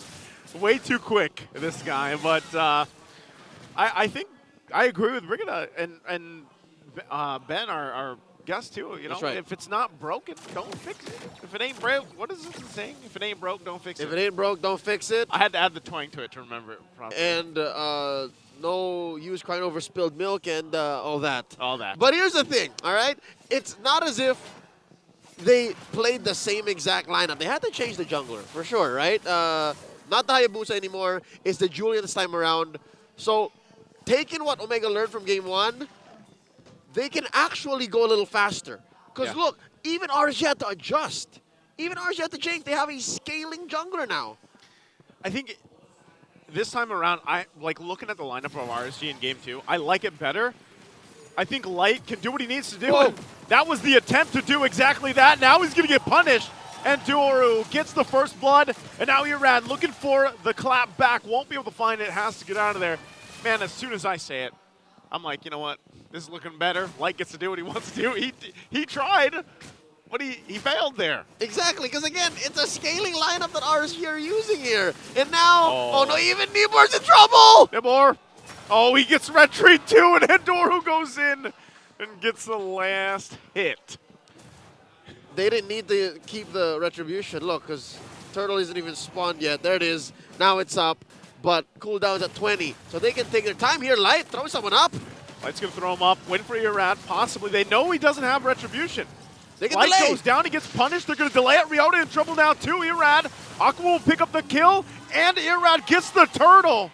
Omega will have to just deal with that. Again, Andoryuuu used the Retribution earlier on to kill Nibor, which I think was still worth it. But in the end, RSG, specifically Irad, the mechanic, smelled blood in the water, saw the opportunity, and again, there's a call. Hey, use Retri. Yeah. And then he just stands in the wall, dives in. Now, Chaknu versus Light. What is this matchup like, Joseph? Have you ever played Gatot in the face of a Jawhead? Because for the first time today, I think Jawhead was left open. Yeah, I haven't personally played it or seen it in that matchup against, 1v1 for the Roamers, but I would say they both serve their purposes. The thing is, Jawhead's very singular. Like, you're going off for a pick-off potential. Right. The one pick, whereas the Gattacacha, you get an opportunity to hit multiple members with the Avatar of the Guardian, and then even the Unbreakable. Like, if you multiple taunt people too, yeah. So I would still give in the head-to-head in terms of heroes here, I still would opt for the Gattacacha because I think it's going to also work with this lineup much better, just like we saw in the previous game. Right. It's just that the Jawhead has the instant displacement, the confirmed displacement, especially off the ult, off of the Unstoppable Force. So there's that one thing that Light has, which I understand now more, why he was so aggressive in the early game, why he wanted to just, all right, flicker in, we're going to blast him with the smart missiles, and then we'll go from there. But so far, so good. Smart Omega responding with the same kind of tempo and aggression that they could do so with. Turtle spawning up in the upper corner once more. About 20 seconds before that begins. I'd reckon Andoryuuu goes for the purple first. Yeah, I think obviously he's going to need it before fighting for the objective. And just last little bit here with the whole Jawhead thing, I think it's great. The only problem is, even if you go for Chaknu and you flip him over, right, with the ejector, he's most likely, you're going to throw him into your team and put him in a perfect position to just hero landing on your team. He would very much like that. Hero landing. AOG might even be used to reposition. Exactly, and that could be the problem here. So Chaknu trying to be the front of it all. Black Shoes already getting popped too. Ryota jumping in with the Infernal Pursuit. Who's going to get the turtle? Looks like it was secured by Andoryuuu. Now for the fight. Chaknu in trouble, finally gets taken down, and now Ryota to follow. There's the enhanced chain's going to be used more. Whoa. Actually going to be fine. Andoryuuu doesn't follow anymore. So again, back and forth between the both teams here. All right, so there's one unfortunate turn of events for Bagong Barangay. You saw how Nibor looked very clearly for Chaknu. Yeah. He really did try to get the split and the grab onto the Gatot Kacha, which right now isn't as chunky as he would be in the mid-game to the late game. He's still on his way to his Thunderbelt, and you saw that he died first in that whole engagement, which kind of breaks apart what Omega's trying to do. Yeah, even this, holding down to this tier 1 on the top side, Ryota would be fine, and that's the thing for Nabor, like this glue isn't actually, it's an interesting pick because we don't see it often in the XP lane, but it serves a similar purpose, I would say, to an extent, like the Phoveus, where you're both running, Brave Smite even, you're both very tanky, you're kind of annoying for the other team to deal with. Look at this too, still, Ryota 1 versus 2, gonna force off the Irad. So now it's just Nabor and him just duking out once again. No one's gonna go down to this exchange, but that's the thing. That's the power of these two picks right now. It's just how much sustain they bring and how much annoyance they have to deal with.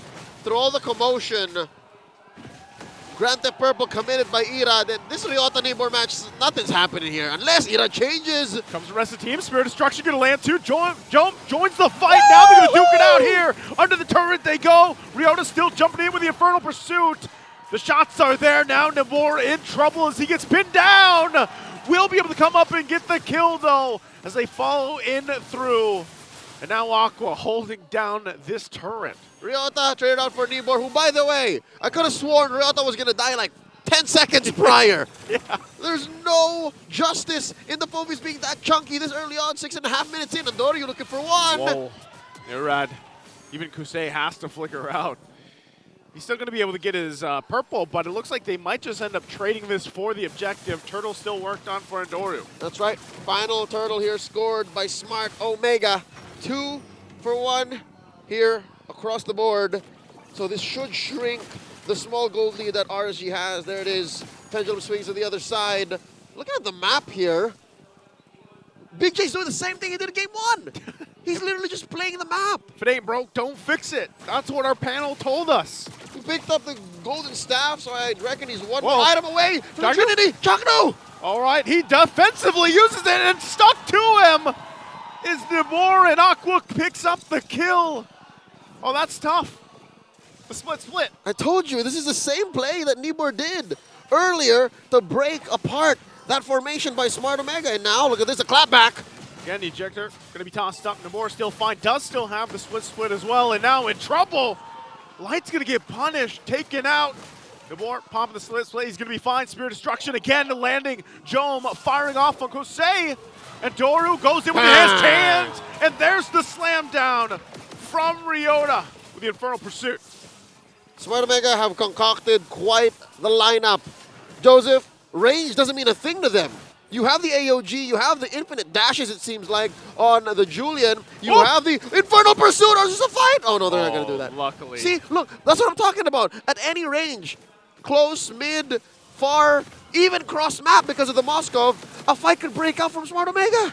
It can, and RSG's got to do something about it. There again, once the toss up, Tempest Blade's going to be used as well. Ryota facing two. We'll be able to find Irad. Now, just dunking on Light as well. No answer here, and on the backside, Jome firing off now, looking for Kosei. Zaman Force drops down. They try to sustain through it, but they can't as Kosei is taken down.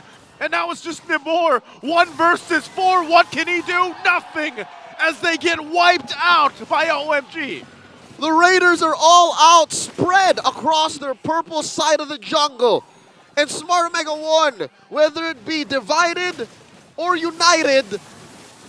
This lineup is straight up gas. Check out the Infinix instant replay. Started over here. No one down, so Irad is the first to go, and then a double kill by Ryota. And then all this while, they were just going off of Nibor, because look, at some point, Kosei couldn't even dance. Yeah. He couldn't. Look. He can't, you know? And the whole time as well, man, Jome was just doing his thing. They weren't able to get to Jome. You know what really, in my opinion, threw this over the top? What's that? After the Phoveus revamp, he now deals physical damage. Yeah. So imagine if he dealt magic damage. A single Radiant armor would have changed it, would have made it all the more bearable for RSG. But because he now deals physical, and he's building tank, by the way, mind you, right now. And because of Thunderbelt. Because of the TB. The true damage, you know, like, and then the Brave Smite, like, that's what I was saying. You know, both those heroes, the Phoveus and the Glue, are both annoying to deal with.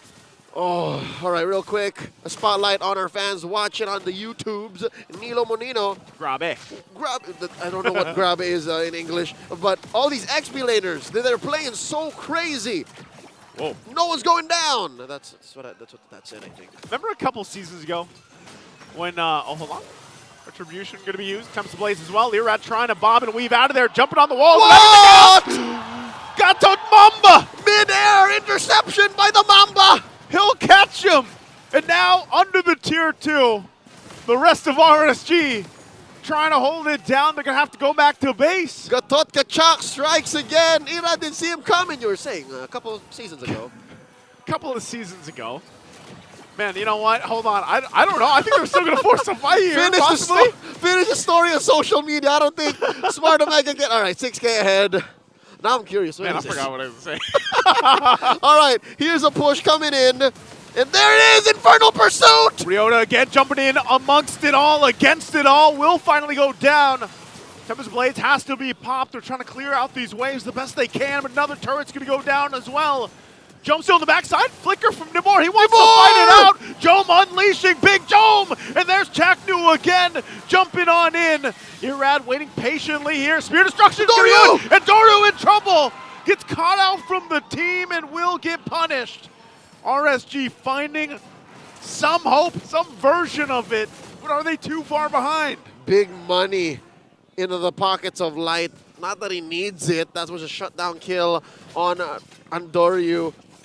You know what? Any kill, anything literally on the map right now, especially given what happened in the past 5 minutes, is something that the Raiders would be happy to get their hands on. Check it out once more. Andoryuuu a little in too deep. No punish coming in. I mean, the SOD did hit, but if you're Big J, you wouldn't go in there. So something tells me there's a small lapse in the mechanics and the communications. Yeah. But yeah, now looking back, it was all light. He really ejected Andoryuuu in. Like, there was nothing that Julian could have done. And I almost think when you look at this, what's across from light here, that might be the best target. Like, if you could somehow get to Andoryuuu, because the rest of them are too hard. You have to expend so much to get to the rest of the team. And like I said, it might be Chaknu, but then you put the team at risk as well, getting AOG down on. Now they're going to force a fight. Here There it is the Avatar of the Guardian. Now, once again, split used as well. Still fighting for this Lord, the space around it. Here, Rad goes in. Tempest Blaze looking for Ukir. Will be able to find him, but gets just torn apart. And now the Lord for the taking here. OMG will secure that. Do they follow up for some more? Ryota won't be able to follow up for that one, but they have the Lord. Worth it. It was not. Yoda skin for Cyclops, by the way, just out now. The Star Wars Redux on MLBB. Irad tried to get a kill, get a Lord, and now the engagement! Ryota!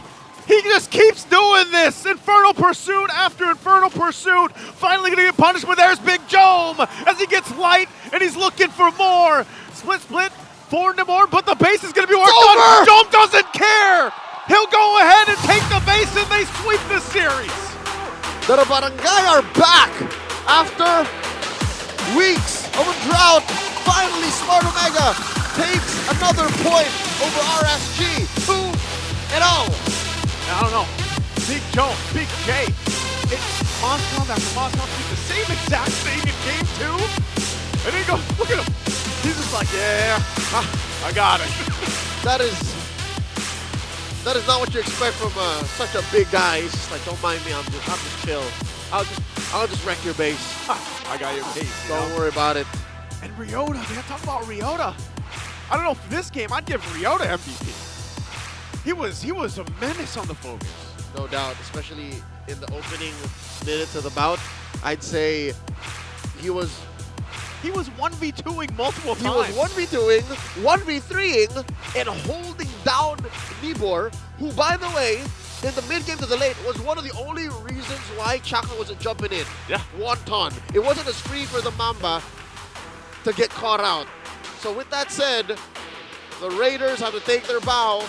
No points here. Not while Smart Omega stand guard as they walk off stage and leaving the barangay to celebrate. Amazing. Amazing. Again, the way things are falling into place, things are so competitive here, even at the midway point of the regular season. I can't wait to see what we have tomorrow. That's it for us here on desk. Nice one, Leo, at your service. We're throwing over to Mara Aquino. She's with Smart Omega on stage for the post-match interview. All right, let's make some noise for Smart Omega. Sabi nga ni Coach, we are back. Congratulations, Chaknu, with that sweep. Nagulat kami sa gatot ka. Actually, I think the last time na nakita natin to sa MPL was Season 6. Nakikita natin din to sa rank ngayon, but we see it in the XP lane. So what's the reason for you picking gatot? Ano kasi siya eh. Madaya kasi siya eh. Kumbaga, bilis sumesto. Tapos gusto ko talaga yung mga tumatalon. Gusto mo yung mga tumatalon? Ano naman yung mga advice mo para sa mga nag-RG dyan? Kasi sigurado kokopyahin ka nila. Oo, pwede niya naman kopyahin yan. Kumbaga, pwede rin naman maging meta yan eh. Kasi madaya talaga siya. O anong advice mo nga sa kanila? Ano, paano nila gagawin? Katulad mo, Chaknu style. Ano lang, practice lang. Grind lang, ganun. Ganun lang. Alam mo, tinanong namin yung mga teammates mo, pati na rin si Andoryuuu. Sabi nila, believe daw sila sa'yo bilang captain. Kasi daw, magaling ka, matalino ka daw. So, anong masasabi mo sa mga teammates mo naman? Sige, lilibre ko na lang kayo mamaya. Ano, lilibre mo sila ng? Pagkain. Si Andoryuuu, actually, siya yung nagsabi nun sa'yo. Andoryuuu, ikaw naman, alam mo, going from MDL, MPL, MDL, MPL, anong advice mo sa mga MDL players na talagang humahanga ngayon sa'yo and they want to do what you're doing and move here to the MPL? Anong advice mo sa kanila? Magtiwala lang sila sa process. Trust the process. I love that. And now, we're gonna announce our MVP. Can you guess who it is? Dami ko naririnig na names. Who? Okay. Tignan natin ang tamang sagot.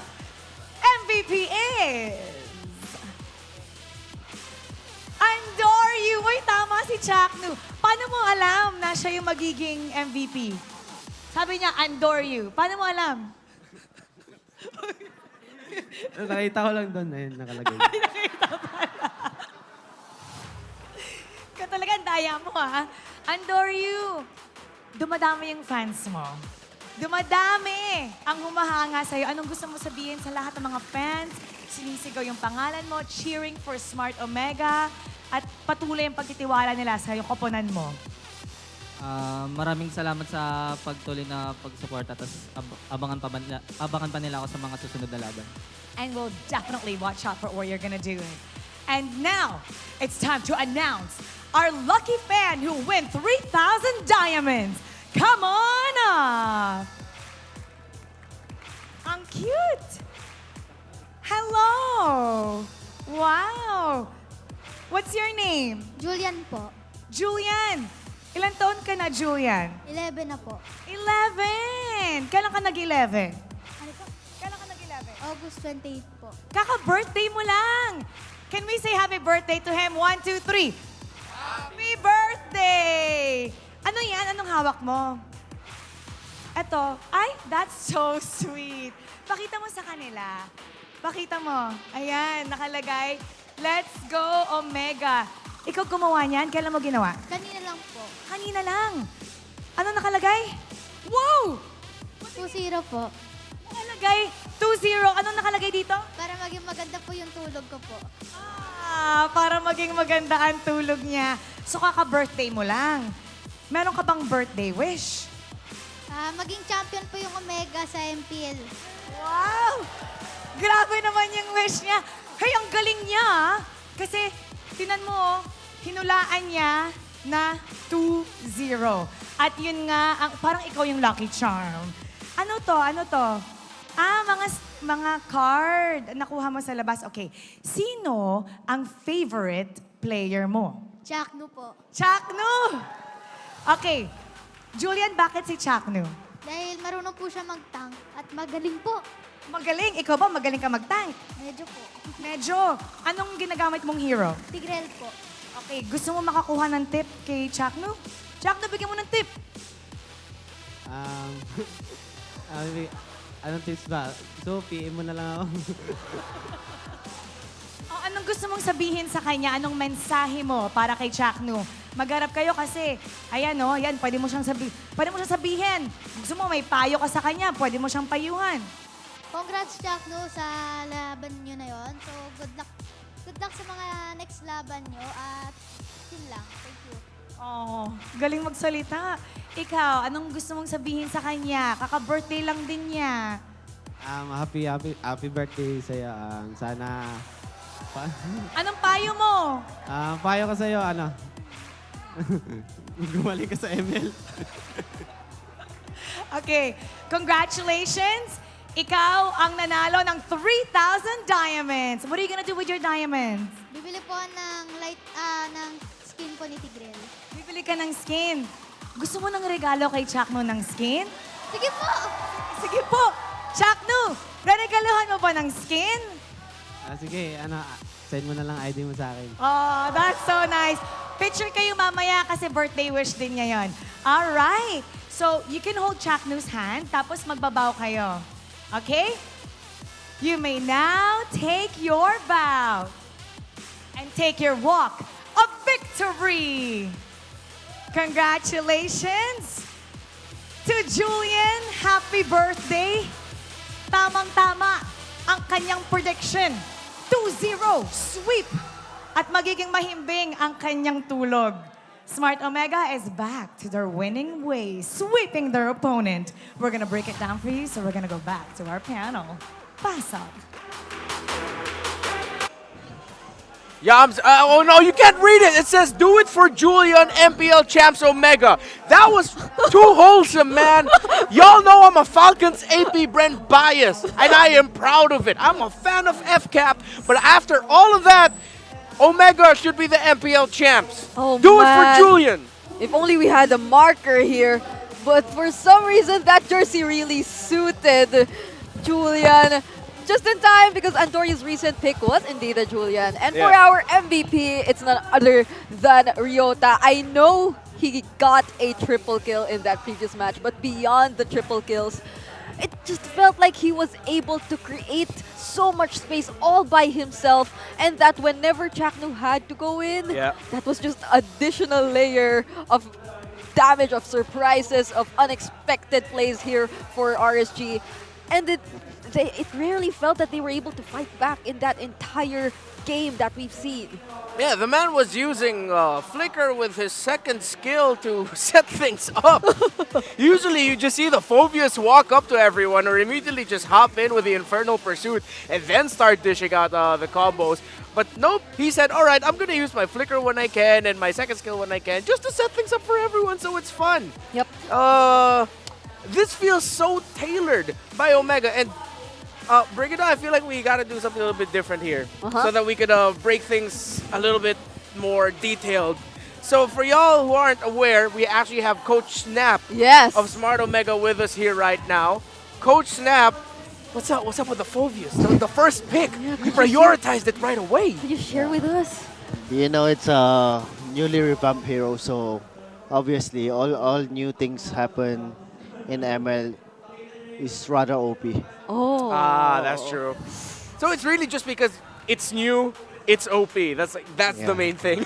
Wow. So they just really were spamming it. And how about what is your perspective on the Gatot Kacha, which Chaknu used 2 times in a row? Like, what were the reasons behind you deciding to go for this Gatot Kacha role? Chakno as a player really adapts to new heroes. Oh. So I think he's the only Romo here who has the largest hero pool.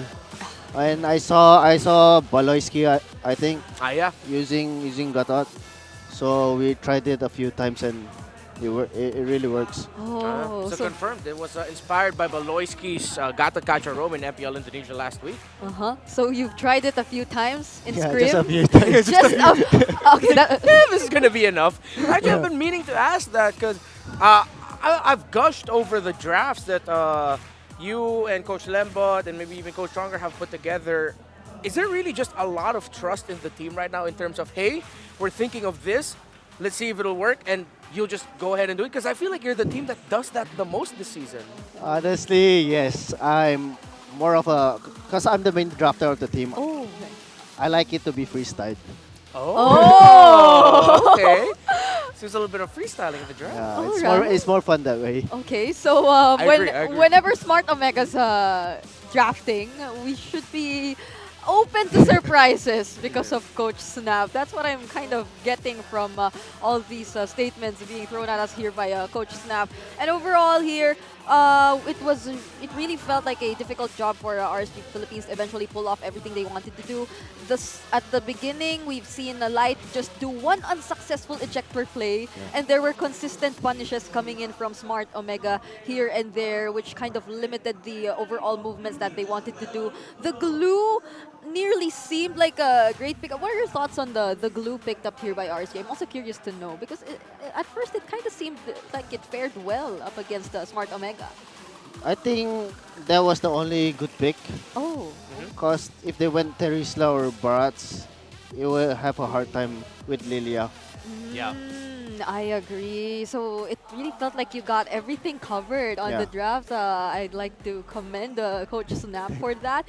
And Omega Coach Snap live at the Infinix Game Tambayan. Now that we're here, I wouldn't want to waste this opportunity. I want to actually bring back something from week 1. Okay. From week 1. Okay. So Coach Snap, I don't know if you would recall, but prior to the season, you mentioned something along the lines of you opening up the season against Blacklist International, right? Yeah. And you said you made this bold statement.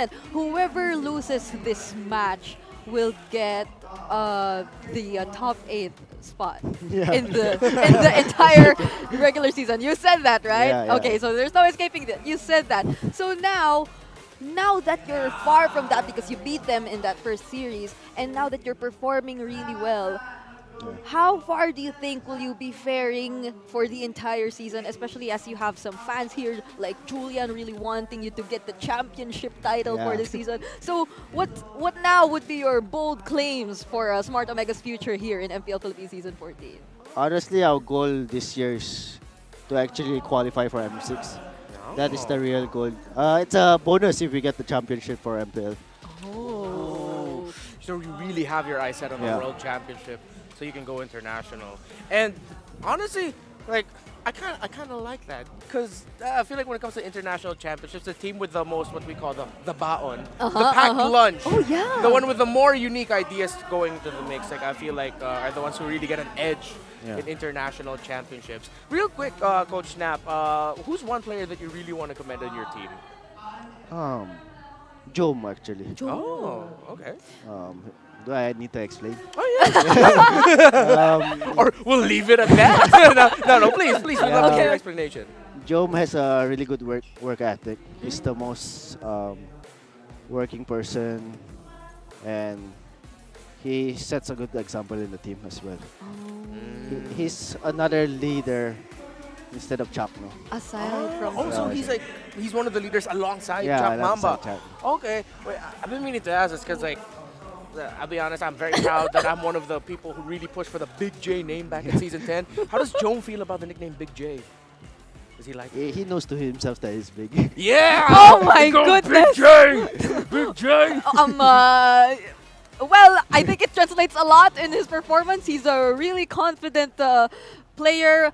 I could recall back in last season when he debuted, he was really going head-to-head against some of the best gold laners in terms of the laning phase, so that was a huge surprise to all of us. But now, it's really refreshing to see him perform this well together or alongside with Smart Omega, who again, according to Coach Snap, are actually aiming to qualify for the M6 World Championship. So we'll see about that.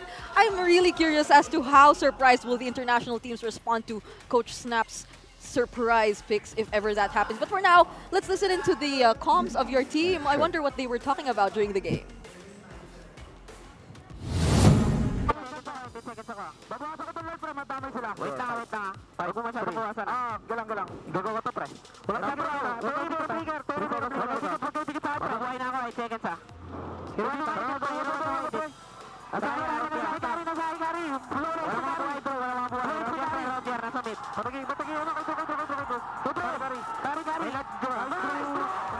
Pasok ako sa base, pasok na lang. Gugo ka na to ba? Gugo ka na, gugo ka na. Pwede po tiki, bro. Go. Ito sa Roger, nagpas-stop. Kari. Patay kari. Gugo ka na, gugo ka na. Buhat na. Tower na, pre.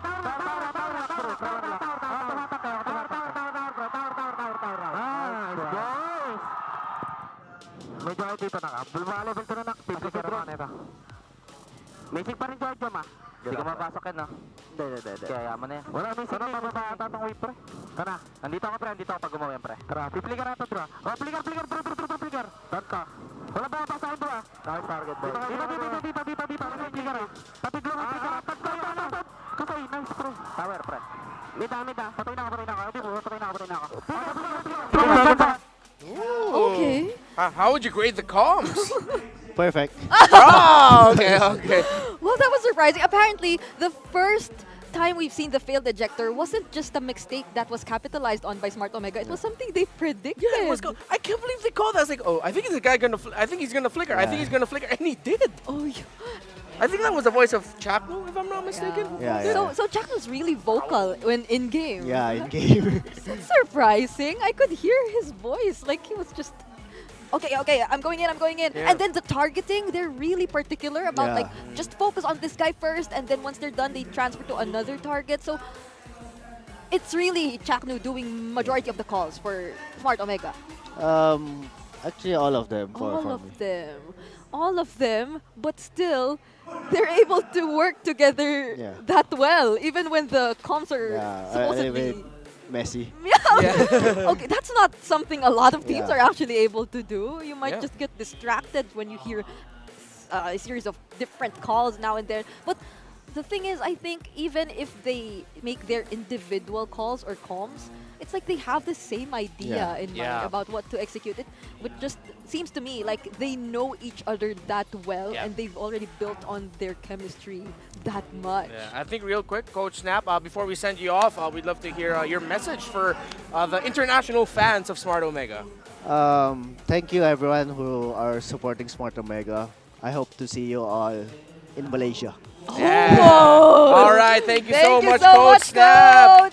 Enjoy. You deserve a celebration. Yes, and congratulations. Thank you. All right, so we've had a lot of information there from Coach Snap, but as we look at our updated regular season standings, again, we're in the second to the last day of our first half of the season. So this is pretty much majority of the matchups have, this is where majority of the matchups have already happened for the first half. And it seems like there's not much movement, I'd say, in terms of the top or the upper half. Yeah. Except for yesterday, the lower half moved quite a bit. The thing about this is now the top 5, I feel like it's where really it's a lot of things are contested. I mean, Team Liquid Philippines is still quite shaky, still trying to figure things out. But I think RSG Philippines was incredibly surprising in a not so positive light. Oh, yeah. I'm not. I realize now like the things that we'd hear growing up as children. And I feel like I'm gonna say this now to RSG Philippines. I'm not mad. I'm not disappointed, but I was just expecting something different. Yes. So they're still trying to find their footing. They're still trying to find their grounds. And again, which is understandable. RSG Philippines thrived in a specific meta. Yes. But now with something different, it does take time. I'd say we're still halfway through. There are still chances for them. We know RC to be a team that can adjust later on. Oh, yeah. But for now, we also have our updated Fancy Laban standings. So, interesting. The first and last series had opposite results for the Fancy Laban. Again, the Fancy Laban is a community event where the fans of their respective teams get to battle against the fans of the other teams. In the same schedule that their team, the team they're supporting, are actually going through for that particular day. So the standings are kind of flipped here for the Fancy Laban. Phoenix Army. Good for them. They need the W. I'm happy for them, And I got to watch the end of Aurora, the Aurora's versus Cavaliers game earlier. What happened? It was nuts. So Aurora was pushing. TLPH wiped them out. TLPH kept pushing, and then Aurora wiped them out, and then Aurora ended the game. That was so good, because when the Cavaliers got to sweep the Auroras, the Cavaliers were like, yeah, they were like trash-talking them, and then Aurora countered that. It was nuts. So Fancy Laban, if you come here in MPL Philippines, take time to watch that before the series happens, because it's so cool. Oh, yeah, or if you want to join yourselves, that could also be possible. You could head to the Green Sun Hotel Makati here in the Philippines, if you are in the Philippines. And if you also want to be an official MPLPH Season 14 streamer, you could just scan the Where is it? Oh, it's over right there. Here. The QR code beside Renmar there, and you can register to be able to share the action as well together with your viewers, and alongside us, spectate everything that's happening real time.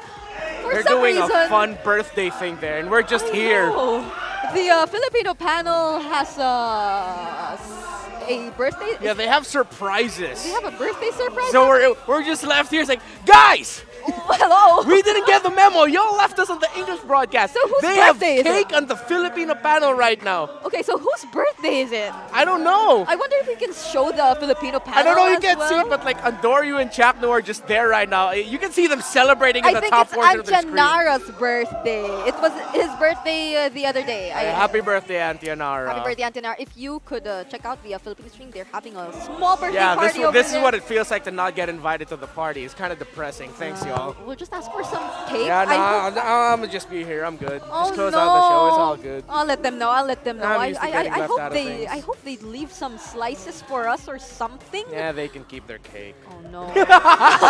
It's just so salty. They can keep their cake. When more salty.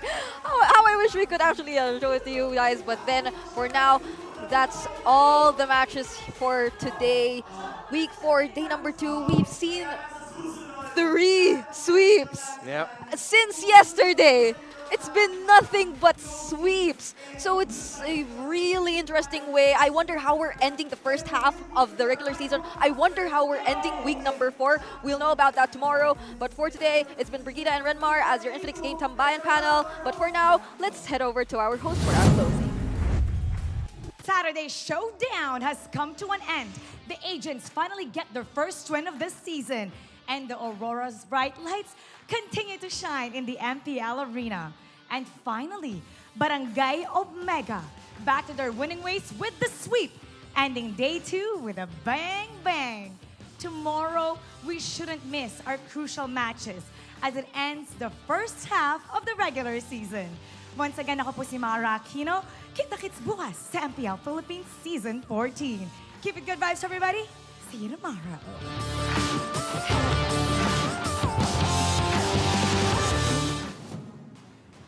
The 14th season of MPL Philippines is brought to you by the following sponsors. Smart, the official telco partner of MPL Philippines Season 14. The official tournament phone of MPL Philippines, Infinix GT20 Pro. Official suppliers, EMC Asia and Index Salon. Experience the MPLPH Season 14 action live at Green Sun, Makati City. Grab your tickets now via official MPLPH website. Don't miss any MPL action by following our official Facebook and subscribing to our YouTube channel. Follow MPLPH on TikTok for more content. And to ensure the equality and fairness of our games, MPL Philippines is also monitored and supervised by the Games and Amusements Board.